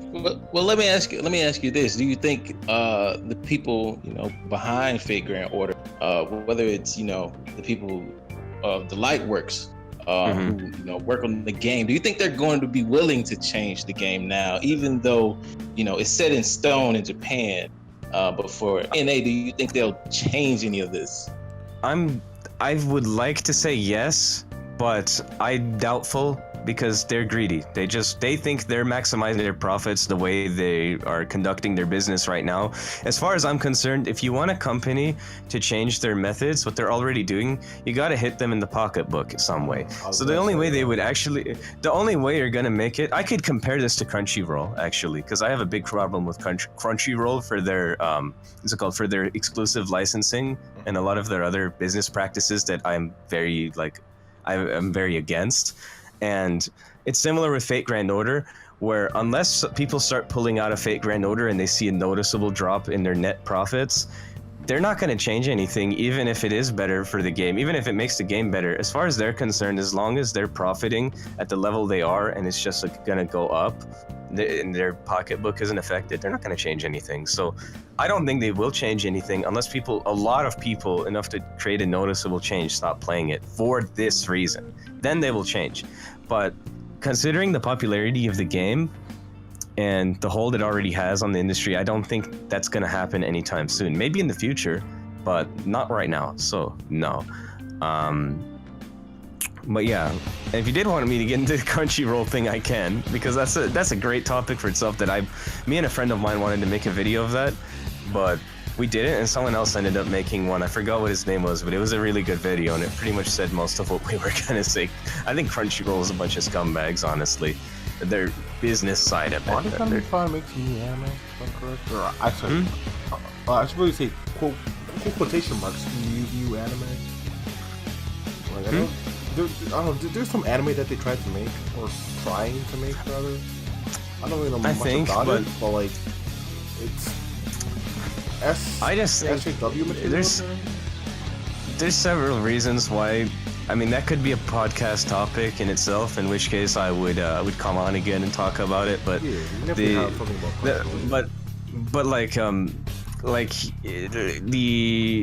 gist of it is exclusive licensing is basically when they license something exclusively, so no one else can put that. If someone else makes a legitimate streaming platform, they can't license that same anime and put it on their service. So what they're doing is creating a monopoly where no one can come and compete with them. And if we have problems with Crunchyroll service, and I go like, hey, why don't I have some money, why don't I create my own company and create a better service? I can't really do that, because they're taking all the anime that I would want to put on my site, and I can't legally put them there anymore, and that's a fucking problem. Because there's no competition. What they're doing should be fucking illegal, because this is completely against free market economy, capitalism, and they're in America, bro. Like this should be fucking illegal. First of all, because no one can compete with them at that point, because they're taking up all that fucking anime. At the best, and then on top of that, for Funimation, but even then, like Funimation just mostly does dubs. And the thing is, like, their service just sucks, dude. Like, their fucking player is not very good. It sucks. Like, the thing where you click to like skip ahead and stuff, you can never get it to an exact time. I think they improved it a little bit recently, but it sucked for a long time.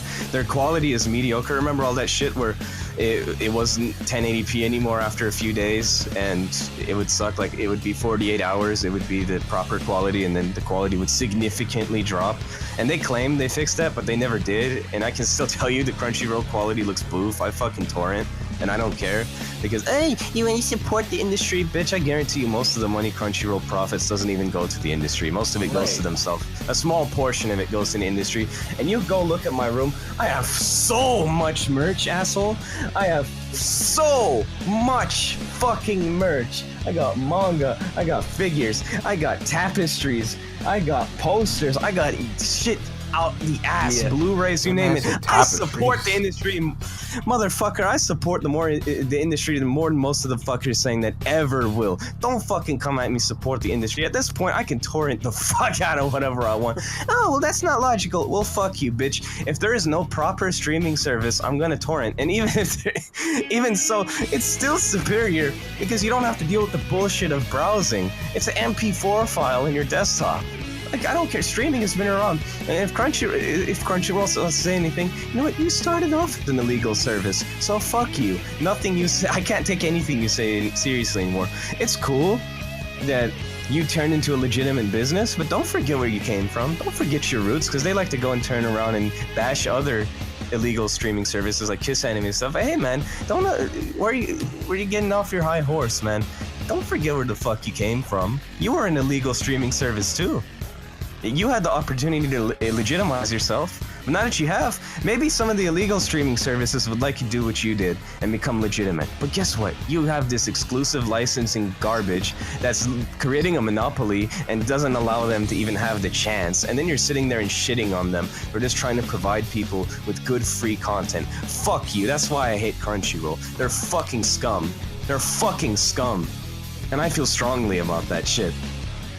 And there's this one PR little bitch who sucks their cock, and I don't care if he works there. He's riding their dick on fucking Twitter. Tell that motherfucker. Oh, I know to come who you're at me with talking this about. shit. I think they have the LinkedIn Fuck. profile. I think I forget. Tell that motherfucker. I don't care, bro. That dude's a fucking bitch. But yeah, rates, right? I forget. Oh. Did we get to you, Black Triforce, about rates? I don't remember. What you say? Did we get to you about rates yet? Yeah, we came off of that, yeah. And we got into the Fate and then Crunchyroll. Yeah. Alright, so I guess next would be, do you think the gacha game market has been oversaturated in a way? Like, it's just gacha game over gacha games, like, it's just... A little bit, but not enough for me to care. Yeah, I think that's a common thing with mobile games now. Like, it's a lot of mobile games, but now there's a lot trying to be gachas. But even then, it's not going to put a dent into the ones that are doing well now already. Yeah, I don't. It's kind of like No, that wouldn't be. I was gonna say isekai, but isekai I do care because most of them fucking suck dick. But with gacha, more like at least the good games, like there's enough good ones to the point where even if there's more coming up, I don't really care. Honestly, it's okay. I mean, mobile gaming is a big thing, and with me, especially with me, I have an active life. I don't have time to sit. I don't game that much anymore. I was a huge gamer growing up, and even in my teenage years. But like, I'm not really a gamer anymore. I can't call myself that, honestly, because I barely game. Because I don't have time to sit here and play on my consoles or my PC and grind hours into these video games. I just don't do it anymore. But mobile games, it's a lot less of a commitment half the time, and I can take it anywhere. I don't have to be wired to my room to play these games. And that's the beauty of it, and that's why they're so popular. So, I don't really care. Like, most of my time, I try to end up being productive. I've gotten way more into making music when I have free time now. So mobile games, I can sit that to the side, let it do its own thing, and I can be making music at the same time, which is why I still haven't beaten Kingdom Hearts. I haven't put a dent in that game, and I had it for like about a month now. God damn. So yeah, mobile games, they're definitely, more popular, especially for people who don't have the time. I feel like a lot more, I guess, anime gacha games are definitely getting like over there, and I feel like definitely the market is being more to more anime games. Like just recently, I saw a Japanese trailer for what's the name of the anime? A certain magical index. I know that's getting like a gacha game coming soon, and even what's that? It's the one we played it a bit, Black Drivers. It's Chris Sinky. Yeah, Grand Chris Sinky. I was about to mention about that one scene during the night, the moon. I think you remember that scene. Man, dude, we could have a whole I was conversation about that. We surprised. could have a whole conversation about that, man. I was surprised that they were going to make this a mobile game after that. After that whole thing. Hey yo, And then Yeah. then when I got the game, he was the first person I pulled. So I was like, I had to delete this game. What were you gonna say, Zayence? hey man, hold on. You got some explaining to do, man. Let's check that little waifus chat. Why Pit looking like a kid? Fucking Palutena, bro. That's kind of sus.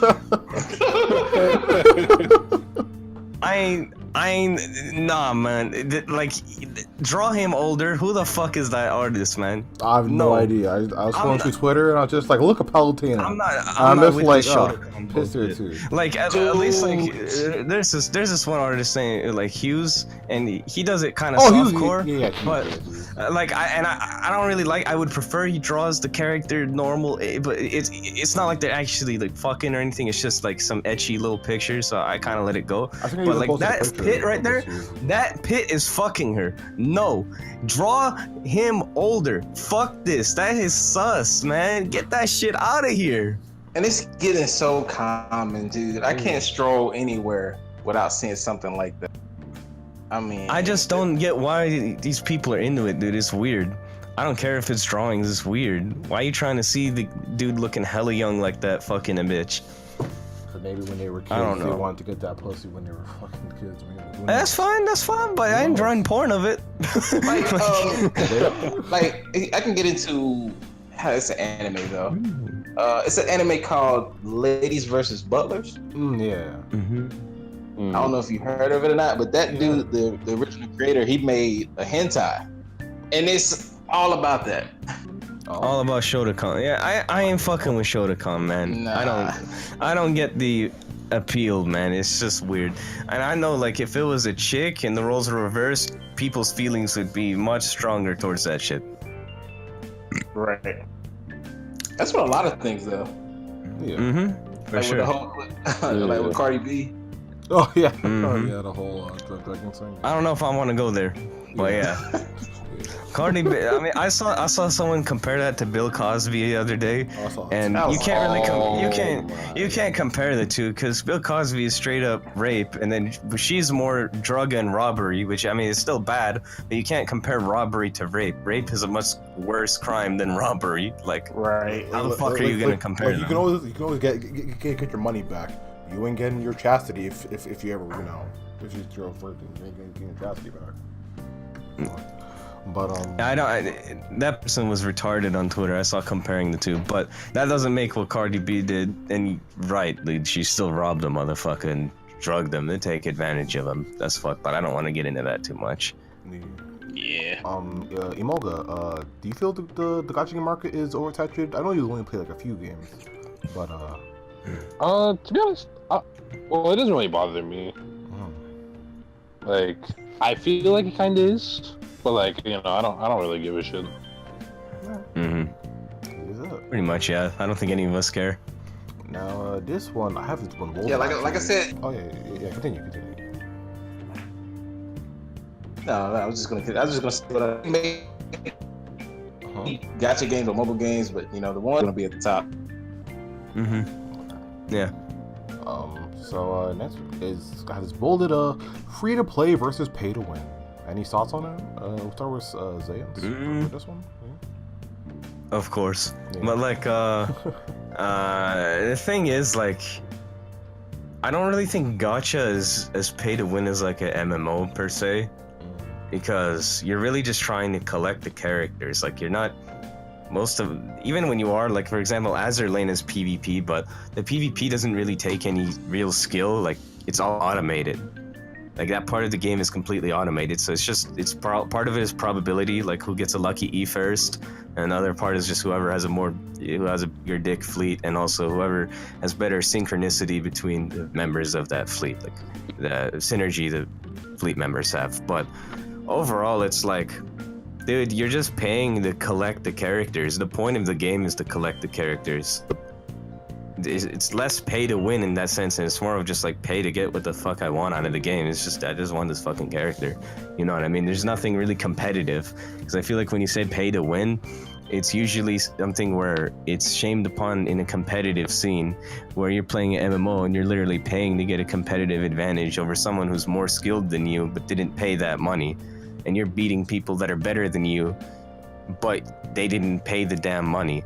That's where it's like an issue. But in these games, you're not really competing. This isn't a competitive game. It's just Fate Grand Order, for example. I'm just trying to collect these characters, so I don't think it's as prevalent of an issue. It's more of just like, how much are you willing to pay to get what you want from the game at being collecting this character, you know? Yeah. So there's not much to say other than that. How do you feel about it, Imoga? I'm sorry, what was the question? Free to play versus paid to win. Yeah, for like games like this, I don't really think it's a big issue because, I pretty much agree with what was just said, honestly, because it really doesn't bother me that much. Yeah, like pay to get what you want. Yeah. If you don't want to pay, you don't have to. It's fine. Okay. And Black Triforce? Yeah, I'm the same mindset, really. Putting pay to win versus free to play is kind of pointless, because at the end of the day, I mean, it's a reason for it, but it's kind of doesn't matter to me per se, because you're playing the same game anyway. Y'all got the same goal in mind. It just one person pays and one person just plays for free. Unless of course you're talking about the competitive nature of it, then I can kind of see how free to play would be a huge disadvantage in some games, but other games they do it pretty well. So it just depends. I mean, I don't think there's any kind of issue with it, either one. There's just an issue when there's a competitive scene, but there's no competitive scene for these gacha games.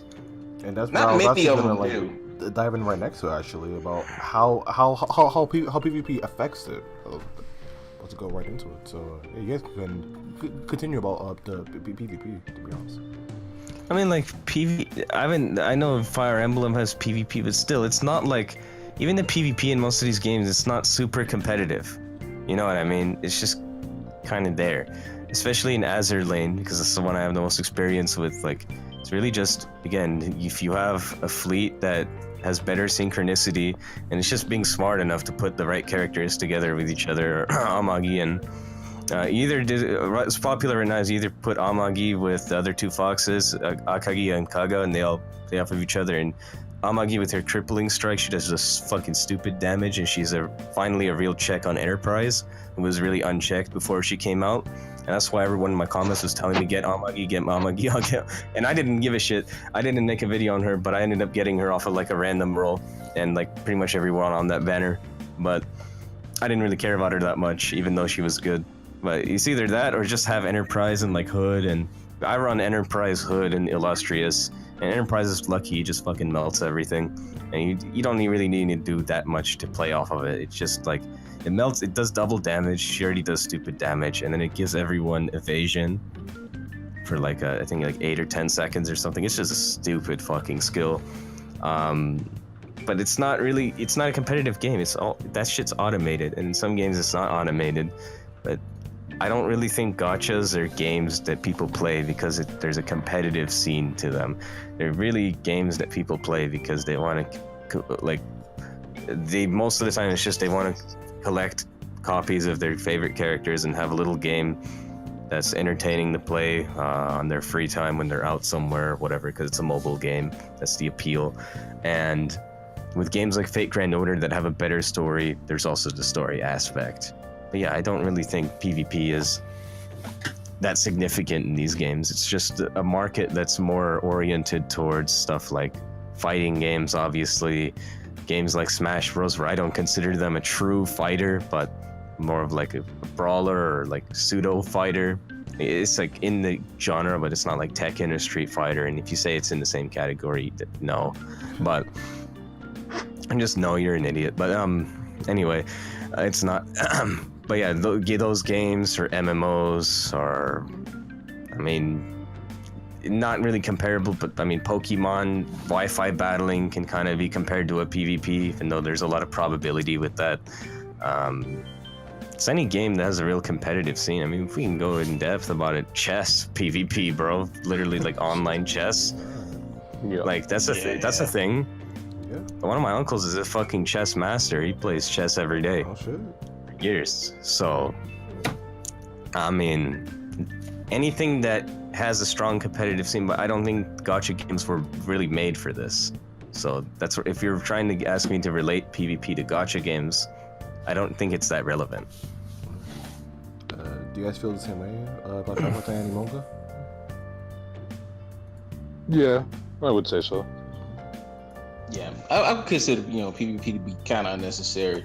They have that in Epic 7 too, but I gotta say in Epic 7 they give you a lot of rewards just for playing it. You don't even have to be super serious about it. As long as you participate, every week you get a certain amount of the in-game currency to pull. So I just mainly play 5 matches maybe, and then just stop.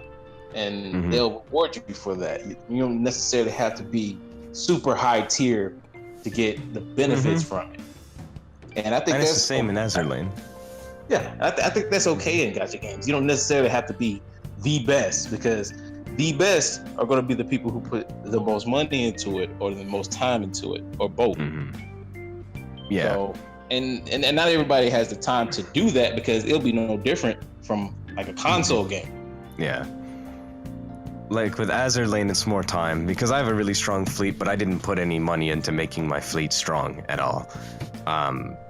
So with that, it's just time. In some games, it might be money, but I absolutely agree. It's not something. It's really just like, with those games, it's not even a huge flex. But sometimes, like with Azurlane, I've gotten on the top 100, even top 10 once a few times. It's really just like this would be like, hey, it's cool, I'm there. And to have people see your name while you're up there and shit. There's people that will grind it religiously, so their name regularly will appear. I know that the classic one is there's a guy in Azurlane whose username is Donald Trump. And then like, when you marry characters in Azurlane, you can rename them. So like all of his ships are named something that has to do with a barrier. Like he has like protect, he has like barrier, he has wall. It's kind of funny. He just has this whole dynamic and he's always there. So you can kind of showcase yourself with it. I can see that aspect, but again, it's not competitive and it never really was meant to be in these games. So PvP is sort of a niche thing. Even like a guy on my Discord server, who's the guy I mentioned earlier, who plays like 11-12 gacha games, he even said with respect to Azurlane, like the PvP isn't really important. It's really just a PvE, and you just do PvP for the medals and shit, so you can go get a gold bullet and some other things that are in the exchange shop for that game, and or you want the resources and you want to get your name on the board so people can see you. I don't know, just to be seen. But yeah. Alright, that was pretty good. But continuing on with PvP, Imoga, you can't really answer this because you don't play it, but do you think PvP could work or be added to Fate Grand Order? Oh yeah, you really aren't kidding. I don't even know how I can start That shit answering would this. be AIDS. Yeah, I can definitely imagine it being AIDS. Especially with the... I feel like whales are definitely very prevalent in FGO, so it'd be like... Honestly, even when writing down this question, I was like, how would it work? I wrote it down just for the discussion. I mean, how I would assume it would work, hypothetically, is probably you just get into a match with someone and they have... You're obviously not going to have support, because the PvP will likely try to just showcase what servants you have, not your friends' servants. So you'll have, like, maybe the equivalent... Maybe, I would say they either let you have the amount of servants you would have without having a support, or instead of a support, you have an extra servant available, so you have the full 6, right? And then it's just a 6-on-6. And you can, use your mist codes, you can, like, do this little switcheroo Wi-Fi battle tech, and swap servant orders, use strategies, whatever, and you just fight until you wipe out the other side servants, and you can use your command spells probably. I would say you can't use your command spells to revive everyone, because that would be retarded, but maybe you can use it for like an emergency MP or something, or you could alternatively maybe use all of them for like some heat. I don't know. I'd say probably it's best if you cut the command seals out of it. and you just let masters or whatever use their mystic code skills and just limit it to that, and then it's just a 6-on-6, and then whoever kills the other guy's servant wins. It would work like that.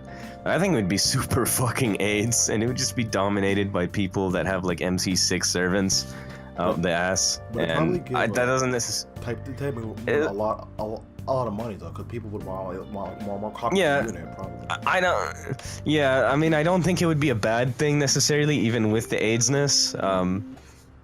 I just think I don't think it's necessary, but it'd be a decent niche feature in the game that would add a pseudo-competitive scene. I can see people trying to raise teams, but it would be a highly pay-to-win competitive scene, so it wouldn't be something that's like respected. Like, for example, Pokemon Wi-Fi battling, even though there's because I would kind of compare it to that as far as the nature of how it would work, but with Pokemon, you raise your Pokemon and shit, or alternatively, you use Pokegen or whatever. Most people will do that because you don't got time to EV train and do everything. I mean, there's some purists that'll disagree, but who cares? Yeah, but like, even if you just like Pokegen your Mons or whatever, at the end of the day, you didn't pay for the Pokemon, right? You just got them, and then you go out there and it's all up to your skill. Whereas in Fate Grand Order, there would be a strategy aspect of it, where who's the better tactician, but whoever has the better servants with a higher MP level and just a better servant pool in general is going to have a much higher advantage to someone who has a weaker servant pool and lower MP levels. So even if you have someone who's a very good tactician, they're not going to be able to be that successful against all the whales. So it wouldn't be something that's your skill is like super respected. It would be more of a dick measuring contest of who has the richest team, and that's why it would be AIDS.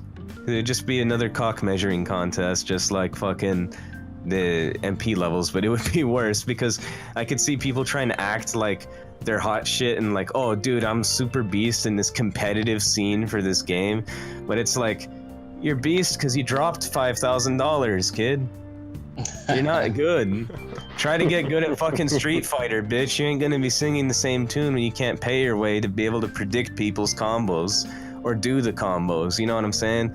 It's not gonna be something that's respected, but it will be a decent niche aspect of the game, and from a business enterprise standpoint, I could definitely see it profiting, because you are creating another point of value for the consumer where they have another incentive to go get MP6. You know what I mean?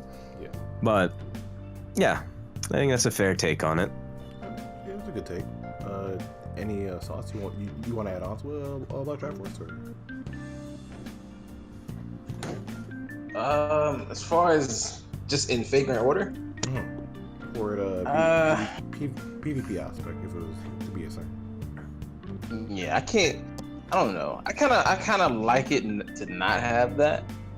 Because majority of the time, the reason I quit, some games is because the PvP aspect of it, and not really the game or the story itself. There's also, to take into account how much work that you have to put into the game. I can easily say, in games like Epic 7, the more you work, the better off you'll be, as opposed to just buying everything outright.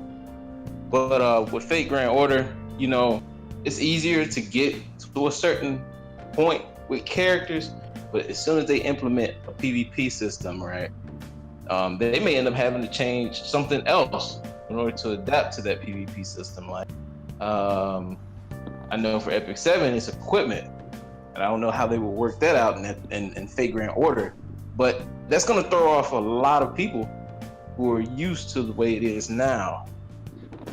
They would have to develop an entire system around the PvP system if they would implement it. I kind of don't want it to go down that route. Hopefully not. But it'll be interesting to see. I mean, they've already been playing around with the ideal of implementing some kind of versus system within the Fate universe, like the arcades they have in Japan now. It's kind of something like that, but that's actual fighting game. That's kind of implementing skill in a way. So if they do something like that as an alternative, I wouldn't mind it, but they don't have to do it in grand order. Yeah, how Dokkan, not Dokkan, but how Dragon Ball does it. You have like the more like just casual side like by yourself, playing by yourself with Dokkan Battle, and you have the PvP side with Legends, I guess. Yeah. Yeah. Okay. Yeah. So sorry, Moko, you couldn't really participate in this one. Yeah. Yeah, but we only have like 3 more things to talk about actually. Actually 4 things. A gacha game lifespan. How long do you usually play a gacha game before you get bored of it? I'll start off with Zimoga. Yeah. Like, you mean just daily or like? Just like how long do you usually play a gacha game before you get bored of it? Like months, weeks, years? I mean, shit, I've been playing Global Dokkan for like 3 years now. Yo, wow. Nah, not 3. Well, coming up to 3 years. That 4-year anniversary. So I guess I got a lot of tolerance for it. Certain games, I guess. If I'm really into it, I can play it for a good bit of time. Like what's it called? Duel Links. I played for like, I still play it like here and there, but I'm not like religious with it. But no combat, that's my shit. How about you, Black Triforce? How long do you usually play gacha game before you get bored of it? Like I said, like it was mentioned before, kind of depends on whether or not I'm interested in the game before the game comes out, or if it's something that has a fun aspect to it. I mean, if you are just autoing, for the most part, everything. I'm not just talking about the grinding aspect, but if it's just sitting there, I probably won't play it that long. That's why I don't really play Brown Dust that much anymore, because for the most part, once you put your units on that map and you press a button, it does everything else. You have no control over the battles or anything beyond that point. And so it gets kind of dry. But then you got, Fire Emblem Heroes with its Grand Hero battles and Bound Hero battles. Like, if you auto those maps, you're gonna die. So when it comes to the grinding aspect of it, it does keep me into a game if it does have a good grinding system, auto system. But at the same time, I'd like games to give me a challenge. And if I get that challenge with that game, I'll be more invested to keep playing than I would with any other game. Yep. Same with Grand Krasinski though. Like, I played for 1 week and put it down. Same as me. I put it for 1 week. I really tried, but it just wasn't for me. And right. Well, for the 2 games I've been playing them since the beginning. So as far as longevity, I haven't stopped any of them. But on a day-to-day basis, I've been playing my games less, especially Fate Grand Order, because Azur Lane is just kind of easier to play and grind casually. It's less demanding. So I just play that a bit every day. I haven't really given a shit. I didn't do the Gouda rerun pretty much at all. I did a little bit, but not much at all, because I was in Europe. But even with the new one, I haven't started it, and I'm not really that interested. I'm not interested in the Hijikata, and I don't know, like, I have other things I need to do. So I'm not playing it as much from a day-to-day basis, but I usually will at least log in, and if I have things to do, I'll play it for maybe a few hours every day. I don't usually sit there and play it for like 10 hours or 5 hours or something. I'll play it for like a couple hours in my day, but I don't allocate massive chunks of time. I used to at one point. Not massive, but like over the summer last year and stuff, I would grind it a decent amount, especially like winter break. I grinded for days straight to catch up because I was behind. So I caught up on Babylonia and Camelot, and then I finished Babylonia and Solomon all in like 1 week. And I barely got sleep, but that was a special case. Normally speaking, I just played a fair amount. But I'm not a try-hard, basically. I don't have my head up the game's ass. Like, I just play a fair amount and keep it balanced. For me, honestly, I'm kind of on the same like track with like Black Triforce. Usually, if it had the auto feature, I feel like I'll get bored with it a bit easier because I'm just like I'm not actually interacting with it. Like I put it on auto and I'm doing something else. There's some games that do it well, like what's the Danmachi? Like I put it on auto, but there's other things I can do as well. There's like a PvP aspect where you can like watch what you're doing as well, and there's other like missions where you actually have to pay attention and do everything by itself. Some games like I forget the name of it. If I remember it, I'll put it on screen what game I'm talking about if I can remember the actual name. But like like once I unlocked the auto feature, it just wasn't that fun for me anymore, and I think I deleted it in 4 days. Like after the second day, I didn't log back in. After 4 days, I'm just like, yeah, you're just wasting space on my phone. Yeah, but definitely the auto feature definitely helped me. Yeah, I'm not really a big fan. And I gotta say, I'm kind of a hypocrite. I just realized one game that is really heavy focus, but I really like it anyway, and that's Destiny Child. I mean, I haven't played Destiny Child in a while. Like I'm just casually playing it though. I only play it maybe 15 minutes a day, and that's all you really need to do your dailies in a way. I'm just collecting the crystals. But I've done most of the hard stuff in that game. I'm just grinding up the characters now, so auto works in that case. But I just wanted to point that out there. For that game, I'll be a hypocrite. Only a few more left actually. So this one is going to be a broad spectrum. It's games you've heard, games you've played. There's games that seem interesting to you, but what do you think is the best designed gacha game out there? And I'm including like every gacha game, including the web ones too, I guess, like including Elsword. I'll include Elsword in this as well.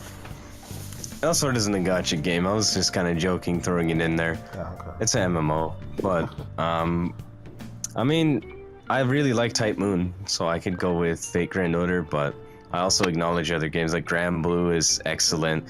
Azure Lane is very good. Contact Collection, had a gacha game, would be right up there with Azure Lane.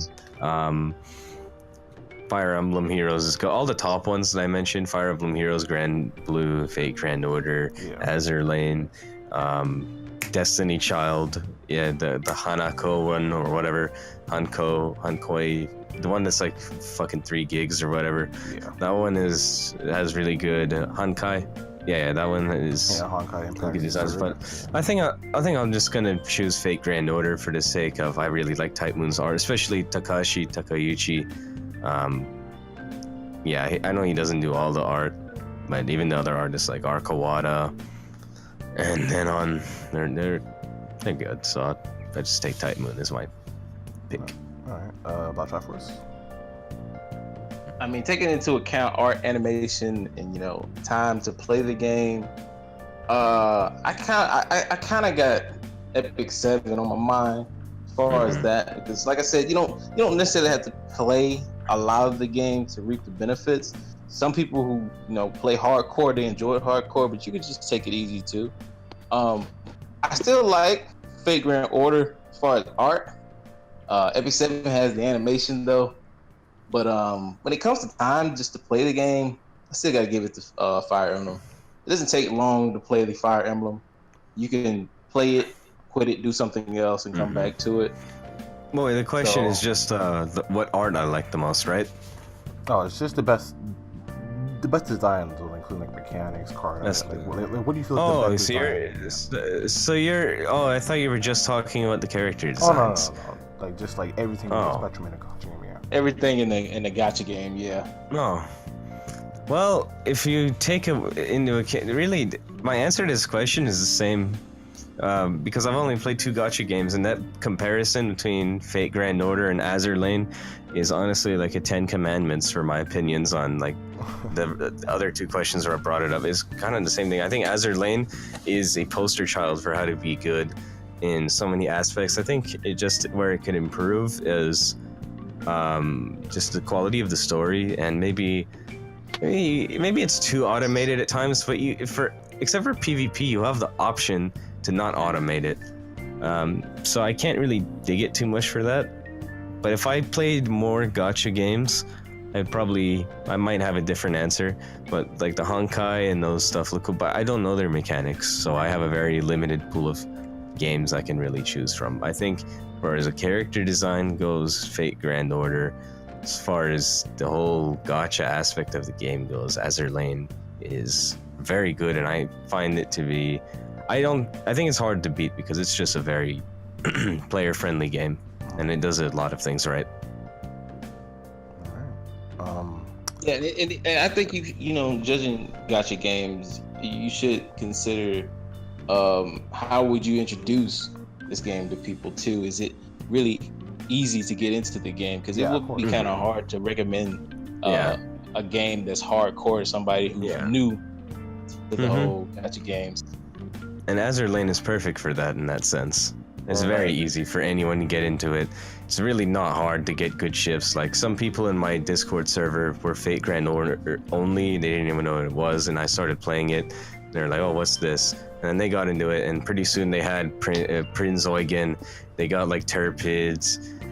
They got Enterprise, Taco, San Diego. Everyone fucking gets San Diego. It's a meme, but like they started getting the SRs. They get everyone else. It's pretty easy to level them up, especially with commissions. So very, very, very, very easy for anyone. And I mean, if you guys don't play Azur Lane, if you got into it and played it for a month, you'd have some decent shit. It's a decently hot. If you do your commissions, you'd probably have a capped character. Imoga, what do you feel is the best designed gacha game? You know, me, I'm kind of in like a bubble. You know, I haven't really branched out there. Hell, like I don't even know a lot about other games like that. So I guess I would just say Dokkan Battle from my experience. But there's probably better out there, honestly. For me, caffeine wearing off, boys. Right, me too. Oh, shit. We Yo, almost bro, done. We got like two more, and technically 3 more, because there is a question we got from a viewer. But besides that, yeah, we're done after that. For me, it's gonna be Outer Wild, because we barely even talked about it, or I didn't think we even did. But Sword Art Online Memory Defrag, I just like the way it's designed. I haven't played it in a while, mostly because like it's a lot of space on my phone. I kind of ran out of space. If I had space on my phone, I'd probably still play it again. But yeah, I just like the way it's designed, the gacha rates, the mechanics, the art, and like different outfits you can get as well. Yeah, it's like it. Alright, yo, that was a fun game. I won't even lie. Like I played it for a bit. That was a fun game. Yeah.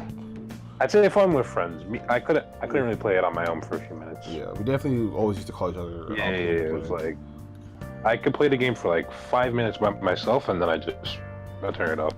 A call to action here, dude. Speaking of gacha games, look at what I posted. Whoever photoshopped Alice Kuonji, Aoko Awazaki, and Sojiro onto like a gacha game format. It kind of looks like Grand Blue, the little pictures, but whoever that's did the that, border for Grand Blue. yeah, dude, whoever did that is fucking god. They need to be. I don't want to say they need to be because I'm gonna sound slightly. I'm not an elitist at all. I hate elitists, but like, there is a sense of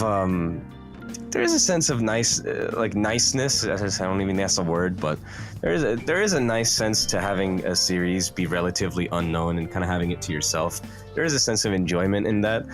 I wouldn't gatekeep anyone like a fucking loser, but there is a nice sense to that where if something's not super mainstream, but you like it, it's like a little gem, or you can keep it to yourself, and you know that 50,000 other weebs aren't fucking circle jerking to your waifu like it was John the Arc. You know what I'm saying? And you know, it's cool. And then the select few people that do know it, you know, you feel like you have something special with them. Whereas if it's mainstream, it's not as special anymore. So I like the fact that Maho Tsukai no Yoru is pretty under the radar. But at the same time, if it did become more mainstream, there would be advents where more people actually know what I'm talking about. When I say Aoko Awazaki, which is both good and bad to me, but yeah, and for sure I would get more merchandise because companies would start making way more figures. Aoko barely has any figures. She just has like 2 Beach Queens and a Nendo. I have all of them. And she has like a doll. and I think she has some garage kits. Alice just has a Nendo, and she has one. Actually, her nicest figure is better than all of Aoko's figures, which is kind of crazy to me, but she has like a 1/7 where she's standing on the moon, and I have that. I don't have her Nendo. Probably have it soon, but I do have the one where she's standing on the moon, and that one's fucking sick. Sojiro doesn't have shit. So I would get more merch. They'd probably make more posters, more tapestries, art books, figures, everything, so I could enjoy the benefits of that. More shirts even. I own the Maho Sukai t-shirt with both of them on it. And yeah, so I think there's both benefit, good and bad. I would definitely wail the fuck for Aoko. Everything I've said about whaling would be out the door, and this is where I said where stupidity is really up to the consumer. At the end of the day, I would wail the fuck for MP5 Aoko if they put her in Fate, dude, or even Alice. I don't know if I'd go 5 for her, but I still love Alice. I'd probably just say fuck it. But Aoko for sure, I'll tell you, I'd go MP5. I don't care what I'm spending, dude. Just going on the credit card. Okay, I'm not going in the credit card debt. That's going too far. But I'm definitely dropping some dimes to get her to MP5. And I don't care. I'll probably make it a live stream if that ever happened. It probably never will, but fuck, dude. That's sick right there. I seen that. That was an instant retweet. Shout out to this guy, Tante No Truth, dude. Yeah. Thank you, dude. That was a pleasing picture to look at, and they look beautiful. There, that's the official art. But yeah. Next, I'm sorry, Moga. Once again, can't really answer this one because it's about the FGL. It's gonna be really short, but I'm sorry. Shit, I should have started playing. just for this podcast, I should have started playing. Just for the podcast, just for fun. Just so I could have a little information. Favorite servant. That's really it. Or favorite servants, if you have more than one. But, yeah. I'm gonna start first. For me, it's Mordred, Saberalter, and Elizabeth. That's really it. How about you, Bosh first? Actually, let's see. I got one that I didn't get. Obviously. No hate, but ReCall would have been on that list. I gotta give it to. I gotta give it to Altera because Altera came through so many times. Okay. She clean. Alright. She clean. And another one I wasn't able to get would be Musashi. Awesome. Shooting is actually really good too, but I like Musashi better. Mm-hmm. But I never got her or ReCall. But it's all good. Mm-hmm. We're used to that game right now. Yeah. So the question is just who's my favorite? Yeah, it's your favorite. In Fate Grand Order? Well, when I say this, I have to, when I talk about Fate Grand Order in particular, I've thought about making like a top 10 video for myself because I'm normally like against just being gimmicky with shit, like analysis, top 10, blah, blah, blah. But sometimes I do want to actually express my opinion, so I've dabbled with it. But if I ever did a top 10 for Fate Grand Order, and it's really the same principle I'll apply to just answering the straightforward question, I exclude characters that are either from other series and are guest characters like Shiki, the Kara no Kyokai. I don't think she's a true Fate Grand Order character, even though she's a servant. And I exclude characters from Fate Stay Night and Fate Hollow Ataraxia, so like Medusa, Gilgamesh, etc. I don't count them as Fate Grand Order. When you ask me like Fate Grand Order, I think of characters that were either introduced specifically in Fate Grand Order, or like, for example, I would count Nero in Fate Grand Order, because even though she was an extra, she really became known in Fate Grand Order more, in my opinion, than an extra and all that stuff. So I still think she's viable for that. But for characters from like Fate Stay Night, Fate Hollow Ataraxia, or a guest series, like if they ever made a Suki character or Shiki or whatever, I don't count them. So Fate Grand Order, it's changed a lot over time. I'd say ReCall is my second, but my number one should be Skahawk, because biggest reason is she's an Aoko face. She's an Aoko face. She's the only, I don't call her that. I'm one of the few people that don't call her that, but like, she's the only real character in Type Moon that is a true Aoko face. And a lot of people throw the term Saber face out.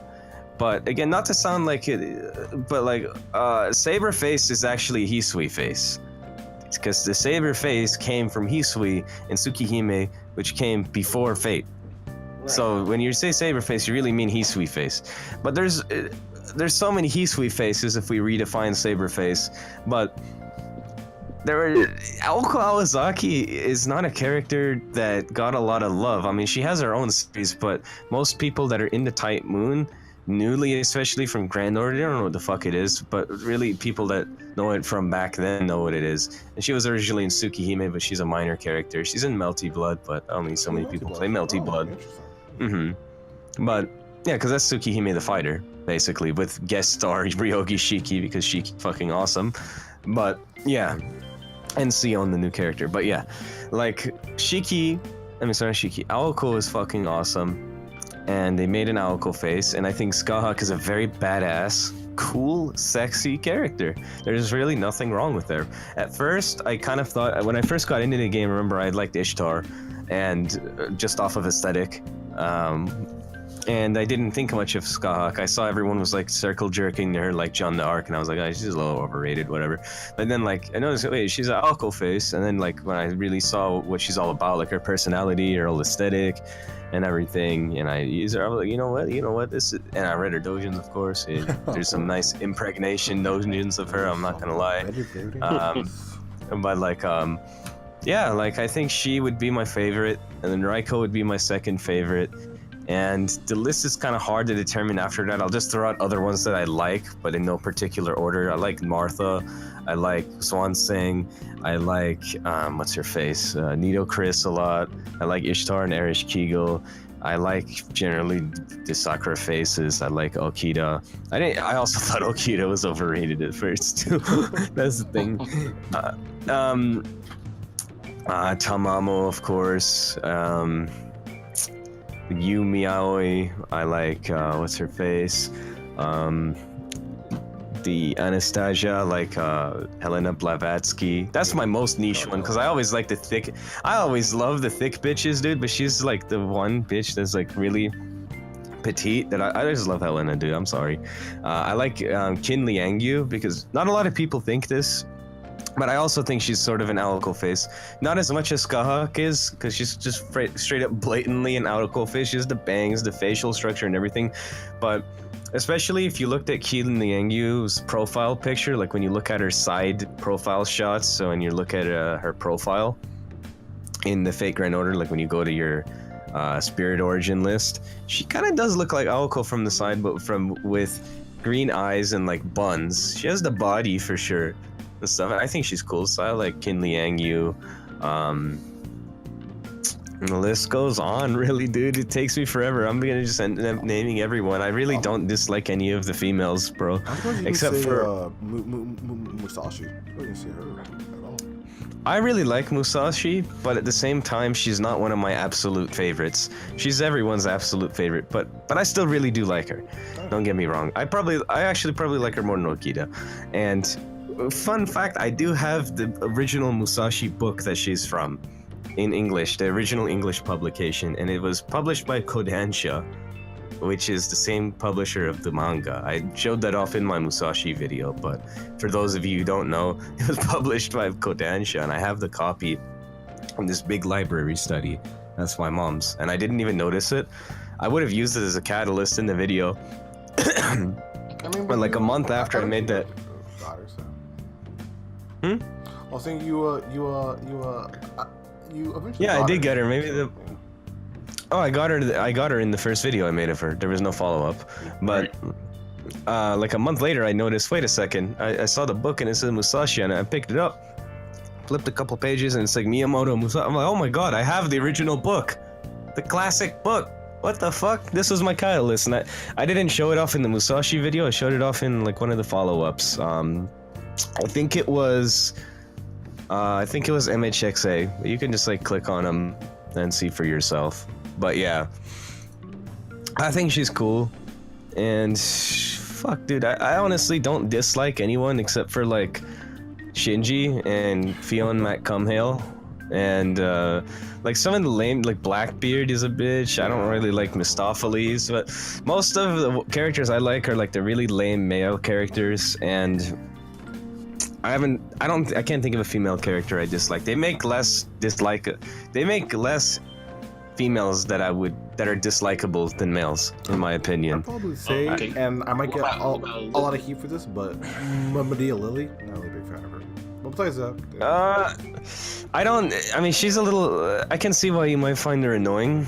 She's definitely not my favorite, but aesthetically, I like her.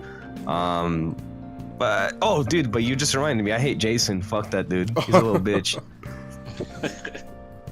I hate Jason so much. About Trevor, you're gonna say something? If I'm correct. Nah, I was just saying, you know, the thing about Mev. definitely the most disliked female character. It would be Elizabeth. And that's only because I knew about her story. That hurt me.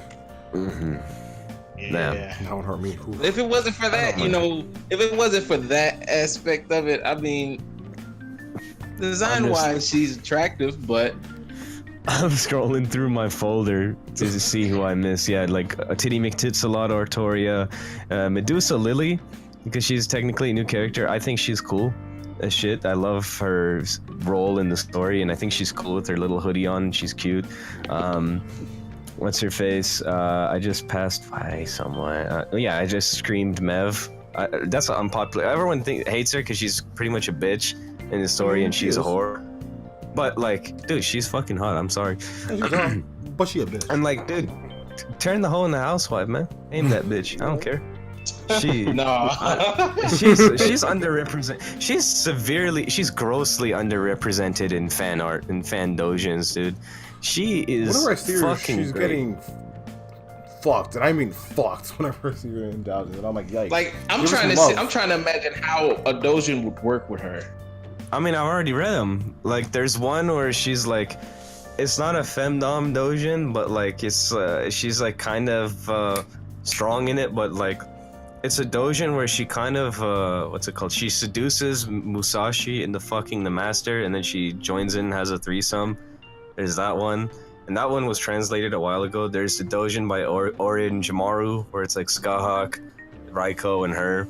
I'm sure you guys have seen it. I own a copy of that dojin. And then she's trying to act in that dojin. The theme of that is like they try to act hard, like some pseudo fandom shit at the beginning, but then they end up getting fucking bodied by the dude. Dude just fucks the shit out of him, and and that one's pretty nice. And Mev gets humbled in that one for sure. And then there's one that's like a straight up femdom dojin of her. I don't really care if that's a thing or not in her dojins, but she's just underrepresented, especially in like translation of the dojins that do exist. And fan art of her just doesn't get released frequently at all.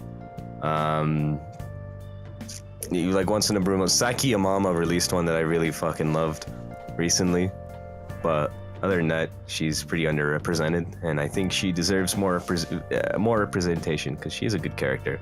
You might disagree. I know there was some dude on Twitter that really likes Skahawk like me, but he's like, imagine being a Mev fan. I wouldn't call myself like a Mev fan, but I'd like her, so I'm like, I mean, I don't see why you hate her. I mean, I kind of do, but I don't hate her.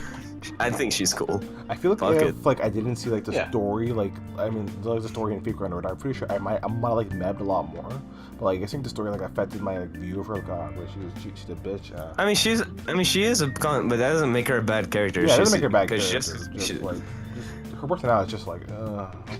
And I feel like someone's gonna come around and use that argument for Shinji now, but dude, let's be real. I'm not gonna compare what Mev did to Shinji. Shinji rapes women to make himself feel like more of a man. That's the difference. There's no way you can save Shinji. There's just no way. There's no exactly. I don't see how anyone can stand that motherfucker, bro. I come to me with a compelling argument because I'd want to hear it, but I don't think you can create one, bro. He literally rapes an innocent girl to make himself feel like a man. Like, how the fuck are you gonna create a justification for this guy? You can't. I don't fucking care. You can't. Who else did I miss as far as a fucking bomb-ass character? I like Marie Antoinette is cool. And Metal Lilith is cool, and then I've already mentioned all the soccer, like BB. The only soccer face I don't like is Passion Lip, because her proportions are just too much fucked up. I love how like Amogu's like hearing all this right now. He like knows none of these servants. He's like, Passion Lip is just, she's just not attractive, dude. Like her tits are bigger than her entire rest of her body, and it's just to the point where it's like, dude, you look like a medicine ball. You don't look like a human anymore. Like. This is not attractive. There's a limit. Scheherazade. She's actually Persian, but the interesting thing about her, if you don't know her lore, is she's not really Persian in that she comes from an Arabic story, but in the Arabic story, she is a Persian character in the Arabic story, you know what I mean? So she's Persian by what her ethnicity is, but she's from an Arabic book. So I don't consider her a real Persian servant. But someone who interestingly is a real Persian servant, but none of you probably think she is Semiramis. And I have a Cambridge study to back up what I said that I found in Germany, and I tweeted it. Yes, she is Persian. Oh. Yes, so you might think obviously she's Assyrian and Babylonian. Well, she is, but she is through marriage. She married the prince of Babylon, and she became the queen of the Babylonian Empire. But where did she come from? She wasn't born a Babylonian. She was a princess of the Mede dynasty, the Medes.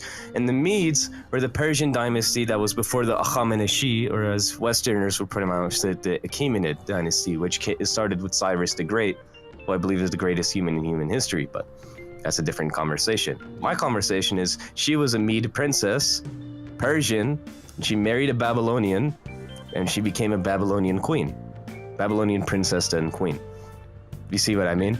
But people don't talk about her origin. They talk about her like she's Assyrian, like she's an Assyrian Babylonian, when she's actually a Mede queen, Mede princess from Persia.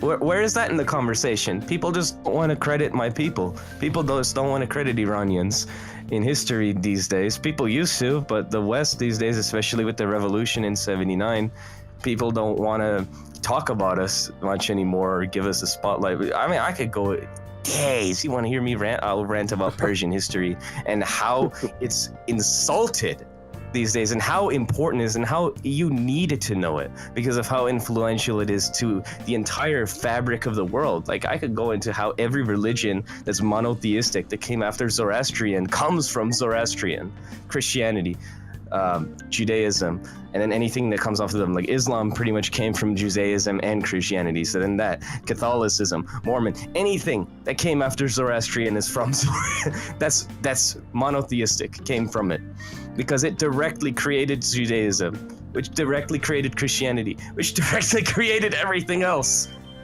I feel like the Persians are almost like Gilgamesh when Gilgamesh says all the treasures of the world come from me. That's the Persians. Literally almost everything you have comes from them, and people don't fucking realize it. And all this stuff they credit to Greek people, which goes back to what I said, I don't care for Greek servants. No, it's not because Alexander the Great defeated Darius III. Darius III was a shithead who had the most powerful army in the world. He had the 10,000 most powerful troops, and he had over 100,000 troops back then, which was insane. He had 49% of the world because of Cyrus the Great and his descendants, and he took Alexander lightly, and he lost. He's an idiot. He deserved to lose. I am not like biased against the Greeks because they defeated the Persians in that war. I'm biased against them because they're way overcredited for things they didn't fucking do, or things that directly come from Persia but are credited to them falsely by the West, because the West subscribes to them and the Romans over us because they don't like us for whatever reason. They stopped saying it how it is, or they're whatever wrote the history that they subscribe to is not accurate. Because if you really look at it, a lot of the accomplishments that they give to the Greeks in history, they come from a 150-year period of time that people don't talk about, where at first, and for a very long period of time, Persians and Greeks had no animosity towards each other. They were brothers, and Persia helped Greece win a war a very long time ago, BC, I forgot what year, but they helped them win a major war, and for about 150 years, they had access to all of the Persian libraries, which was huge, because they had 49% of the world, and they had the most sophisticated libraries in the entire world. They were talking about things no one was fucking talking about, things that you would find even advanced now, over 2,000-3,000 years later. And most of the accomplishments that are credited to the Greeks that you'll hear taught to you in school, they achieved during that period of time where they used our libraries. And no one fucking says that. No one knows this. And it fucking astounds me. because no one cares. They're just going to teach you about the Greeks, the Romans, and they're going to teach you about European history. They're going to teach you about like the Constantinople, the Byzantine Empire. They teach you a little about the Egyptians. They don't talk anything about Iranian history. They don't talk about the Persian history. And there's a clear reason for it. And a big influencer was the 79 revolution. Then some things go back to World War II. It takes too long for me to explain everything why. But right now, Iran itself has a bad image in the world for reasons that have to do with the revolution and the regime it has. But ultimately, Persian history is one of the most important pieces of history in human history to shaping the world you have now. I mean, the constitutional rights of the US government come from Cyrus the Great Cylinder. All the freedoms that you think like the French, was it bourgeoisie and John Locke created? No, they didn't come from that. The American rights that the founding fathers created for this country, well, you live in Canada, but those rights, and then the influencers, they come from Cyrus the Great. In like 770 BC. They come from Cyrus the Great and his cylinder. Persia had freedom of press, they had freedom of speech, they had freedom of religion. They didn't even have slavery because Zoroastrian banned slavery. I mean, in BC era, there was a nation that was huge that didn't have slavery. I mean, can you believe that? People had slavery people have slavery right now. Yeah, they have it right now. They have it right now! And prominent. people were that civilized back then. There was no slavery. They took the peasants, the nobles would take them in by hand and bring them into the cities. Like, not necessarily like they equal, but they would treat them like humans. I mean, Romans would tie people to ropes and toss them into the battlefield like they're property, like they're an object. Like, and then these people, in comparison, are so civilized and so advanced. It baffles me that people want to turn around and treat them otherwise. That's why I don't feel passionate about all this stuff just because I'm a Persian. I feel passionate because I feel that one of the most advanced civilized nations in human history is being treated like a bunch of savages and is just being lied about and is not being properly respected or respected by modern society, and it just disgusts me. I don't know how I went into that, but if anyone is watching this, please, I hope I taught you something new and you just go and research smartly because a lot of people lie. But yeah. Semiramis ultimately is Persian, and a lot of other things are Persian that you don't know about, and I want to spread this as much as I can because it needs to be known. It needs to be known. Oh yeah. Ooh. Yeah. All right. Well done. And I love Semiramis after I found that out. Also, I love Semiramis, of course. But yeah. The last thing we're gonna talk about is just the future of Gacha games. What do you think is gonna happen in the future, guys? Do you think it's gonna be still as prominent as it is now? Like, is there like a high that's going on right now with Gacha games, or do you think there's gonna be like a change in the market? What's going to happen in the future of Gacha games? I guess I'll go with Blood Triforce. What do you think? By all means. I mean, I think that, the future of Gacha games is gonna still exist. Like, I don't know if I wouldn't necessarily say that some of the Gacha games are playing now are gonna be good in the future still, because there are always gonna be more on the horizon. Like, nobody expected Epic 7 make a big splash, but it kind of did. It got in the way of a lot of other games' work ethic, and it seems like when it came out, a lot of other games started working towards it. So, kind of like with any other thing that people make, there's always going to be competition trying to creep up next to it, and that's the same could be said for Gacha games. So, as long as the competition is still coming, I mean, Gacha games are going to be around for a while. Alright. Imoga, what are you? Man, I feel like I haven't said anything in a bit. But I'm sorry. No. I apologize. Nah, but I don't really see the popularity decreasing. Like Triforce said, honestly, the games that we play now might not be, as good as they are now. But I think you know, they got a good place. It's gonna keep going as it is right now. All right. And for you, Vince, how do you feel about the future? What's going on? I think it's going strong, man. They're not going to go anywhere for a long time because the mobile gaming is really the mode right now. The more mobile technology keeps going, the more mobile gaming is going to go with it. And the less time people are having to sit in their houses and, you know, game the same way. And honestly, I think one thing helping mobile games that we haven't talked about, a new point I'll address, is the fact that the quality of games itself, of console games and PC, I think it's going down. I mean, you might have a counter argument, someone else might, but I think it's going down because back then, when I was a kid, I would pay $60 for a completed game, a real game that had heart, a lot of heart and soul. I'm not saying games nowadays don't, but it was a true completed product. Like Melee, look at you. People are still fucking finding exploits in Melee. Right. It's been 20 years, and people are still finding. Do you know how significant that is? And games nowadays, it's a joke in comparison because they released me this game, partially complete, and then they try to complete the rest of it with paid DLC. Originally, DLC was okay. It's like, okay, you want to add content to something that's already complete, that's fine, but companies really quickly found a way to abuse the DLC system, and now they can just sell you half the time a half-assed product. Shout out to EA. And then they sell you a half-assed shitty product, and they make you pay additional payments on top of the $60, and if you bought a special edition of the game more than $60, they make you more payments just to slowly complete the game over time and milk as much money out of you as they can, and the quality of the gaming experience is just not what it used to be. That's another thing that deters me from gaming the way I used to, because when I used to be a real gamer, I know being a gamer is a meme, but let's be honest, we all gamed as a kids and shit.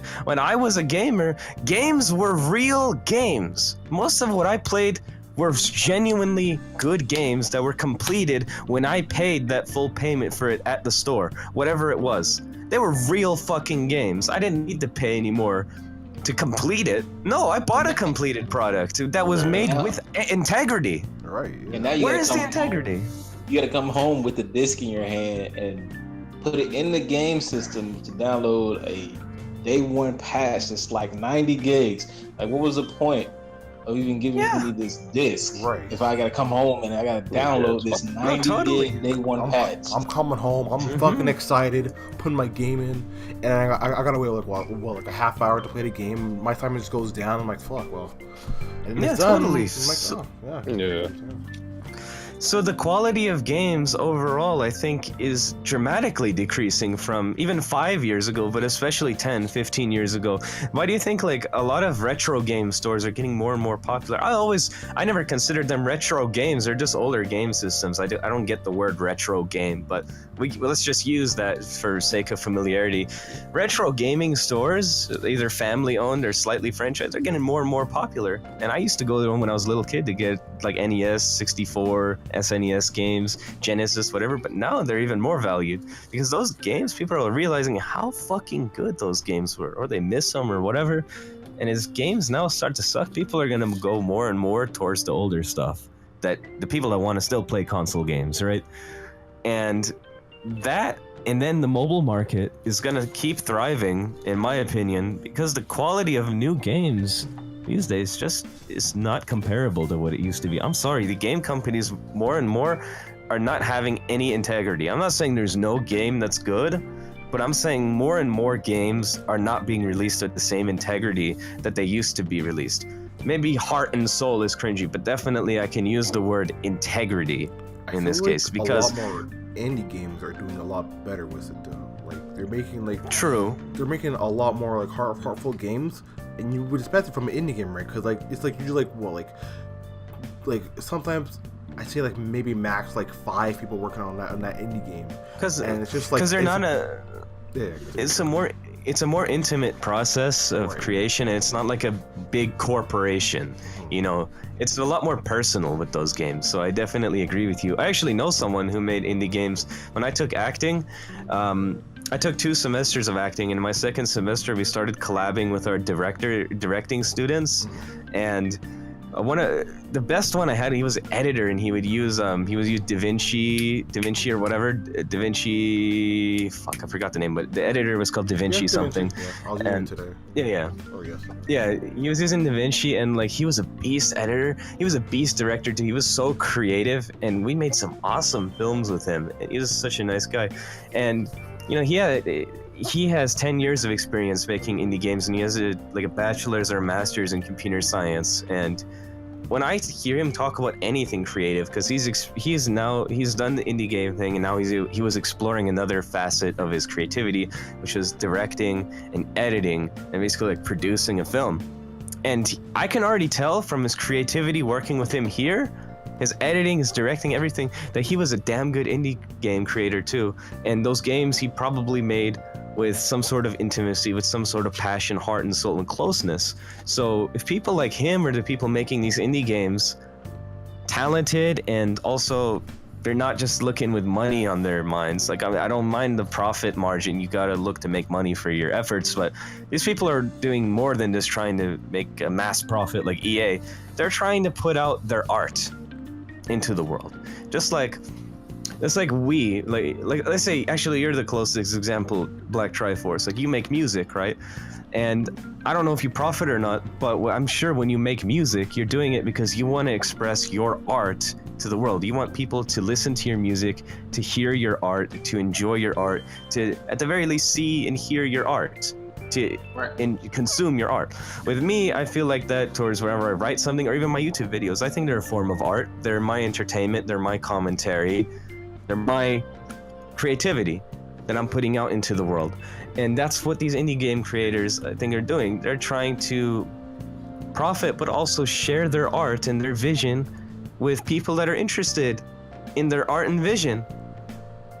And that's why I think these games are becoming better. And that's what I think all game developers were like at one point, that made legendary games like Pokemon, Smash Bros, Mario, Zelda, Metroid, Star Fox, Sonic, Final Fantasy, Kingdom Hearts, you name it, man. So many legendary franchises, but I don't see developers like Destiny, like Bungie on Destiny, dude. I don't see them being compared to this. It doesn't seem like an art for him, or the new Star Wars Battlefront that EA did. That's a fucking joke, man. I can't look at those games and say that this was someone's art that they were trying to share. No, man, this is just a mass fucking profit margin bullshit attempt to just greed and suck money out of people, man. This isn't fucking art. But the indie game developers, much more, it's still an art with them. So that's where I see it. That's how I see it with them. Alright. Yeah, I'm pretty much the same thing. I'm almost just waiting for, like, I guess, a gacha game battle royale. Like, it's gonna happen. There's one gacha game battle royale, so it's gonna happen. I don't know how it's gonna work, but it'll probably happen. But yeah, that's pretty much all the topics. Now we have one viewer question, if I can pull up the note. This is from Prophet of God. What a cool name. What's the worst part of gacha games, and are gacha games worth playing? The worst part to me would just be what I said about Fake Grand Order, how they just don't help you at all with resources, and the rates at the same time are bad. To me, that's the worst thing I've experienced, is just that, basically. We've already went in depth with. Yeah. Are gacha games worth playing? The worst game playing? I mean, I've already... Worth playing. Wait, what? Are they worth playing? Worth playing? Yeah. Okay, yes, they are worth playing. They are worth playing, but if you explore spending money, that's all subjective. But worth playing? Yes, they are worth playing. And some people will say, oh, they're not real games. This MMO is a real game. Okay, but it is a real game at the end of the day. It's popular, and it's a form of entertainment. And there's a lot that goes into making these games. They are legitimate forms of games. And as I was saying, with overall games kind of deteriorating a bit, I think that their stock is going up right now. So, yeah, they are worth playing. How do you feel about that Black Triforce? Do you think they're worth playing, Black Triforce? You like cut out a little bit. Oh, sorry. Yeah, I was asking Black Triforce. Do you feel like it's worth playing Gacha games? Yeah, it's worth definitely trying it out. From a news perspective, it don't really have anything to lose by trying it out. If you're already playing gacha games, you're already in your way. You know, you don't have to necessarily go out your way to play another gacha game unless you really want to. Yeah. Because it's going to get the majority of your time. It defeats the purpose of a mobile game if it takes up too much of your time. But as far as, you know, some of the worst aspects, is saying I agree with Zay on this one. You know, if you don't get rewarded for the things you do in these games, it's kind of not worth playing in that aspect there. But you know, it depends on what you want out of it. I don't necessarily play Figure Order anymore for the resources. If I play it for anything, it's gonna be the character. But as far as any other game, like I said, you know, Epic 7 rewards you for the work you do. I think that makes it worth it in that aspect. All right. And Imolga? Yo, firstly, I just want to say, if anyone's made it to this point in the podcast, you're a fucking champion. Honestly, you're a fucking yeah. champ. We are literally Yeah. 4 hours and 42 minutes in. You're a fucking champ. And I hope you found all of our unique opinions on anything we might have touched on, whether it was relevant to the Gacha theme or it was me talking about fructose and semen or Persian history or whatever. I hope you found anything that was any of the content mentioned here interesting to you, whether you agreed or disagreed with it, honestly.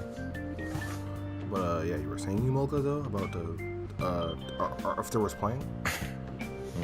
Yeah, I definitely say it's worth giving a shot, at the very least. Yeah. Because, you know, you don't really lose anything. You know, just give it a shot. If it's not for you, just take a step back. What was the other question? What was the other part of it? What's the worst part of Gacha games? I guess it would, you know, if you're a really busy person, the grinding can be really bad. So I guess that would be like a really bad part. And I guess, like say Dokkan Battle for a great example. They haven't updated like the story for like a year like coming up on 2. So like there's no really way to farm like stones reliably, so I'd say like that would be like the worst part of it. Okay. Alright. Well, yeah, I guess that's really it. I share the same sentiment with everyone about just Gacha games, and if there was playing or not. But I think we're gonna end it off here because we're all pretty sleepy. Like it's almost time for the sun to rise, at least in Canada, at least. So yeah. Before I go, do you guys want to say again where people can find you? Start with Black Triforce. Where can they find you?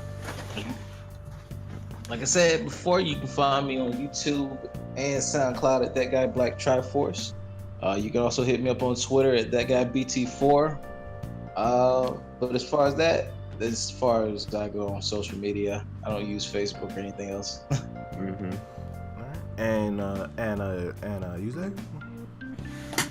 Yeah, YouTube is Zayence, Twitter Zayence, Twitch Lord Zay because of what I explained earlier, and I technically do have a Facebook, but I never use it. But if you want to go drop a like on it, I mean, you can feel free. I don't have an Instagram associated with my YouTube brand. So yeah, just main places you'll find me are Twitch, Twitter, and YouTube at the respected names Lord Zay for Twitch, Twitter, YouTube for Zayence, and then I have a Discord server too if you want to join. Then you'll find that through my Twitch. Yeah, I'm sorry.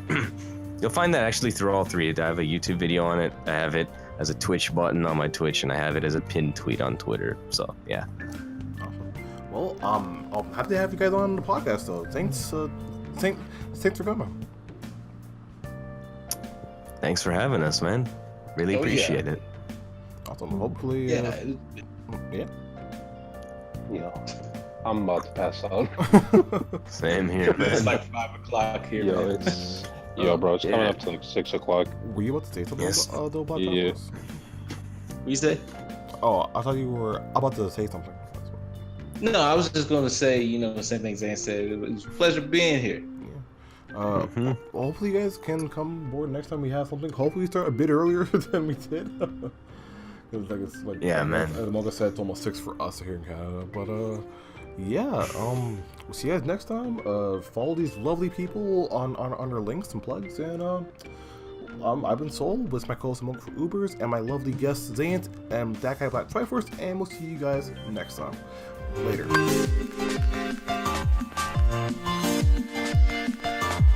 Thank you.